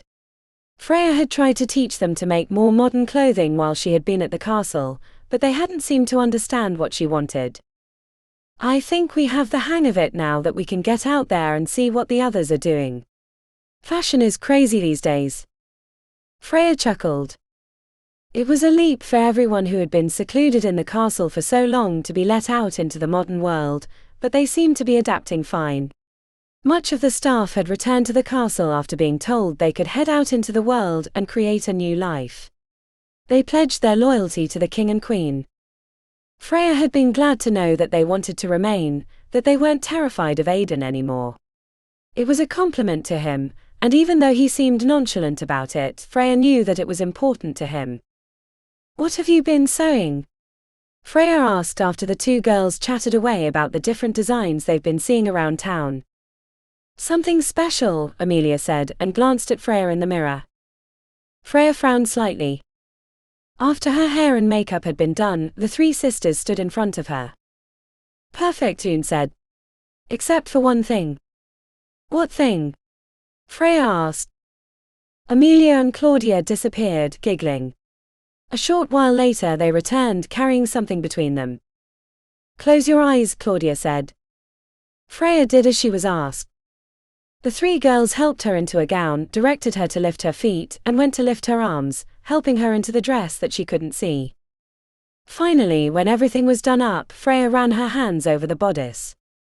She felt diamonds, pearls, lace. Girls, what is this? She asked. You can open your eyes, Claudia said. When Freya did, she saw her reflection in the mirror. In front of her stood a woman dressed in a wedding gown, a gown more beautiful than she had ever seen. It was strapless, tight around her waist and flaring out from her hips in a skirt that was nearly as wide as the vintage dresses she had worn when she had first arrived at the castle. But this dress was modern, elegant, perfect. Surprise! Claudia cried out, clapping her hands. You look perfect. Did you do this? Freya asked, shocked. Claudia and Amelia nodded, excited. I made sure we found the right materials and decorations, June said proudly. Tears came to Freya's eyes as she turned to the girls and hugged them tightly. I can't tell you how much this means to me. You've become my closest friends, and this is the most incredible gift I've ever gotten. The three girls' eyes were tearing up as well, and June handed Freya a tissue. You're right, I can't cry. I will ruin my makeup. They're waiting for us, June said gently. We should go. Freya nodded, and together the four of them descended the stairs that led from the west wing where Freya and Aidan shared a room. At the door to the ballroom, Freya's father stood waiting. He turned when he saw Freya and his jaw dropped. My darling girl, look at you.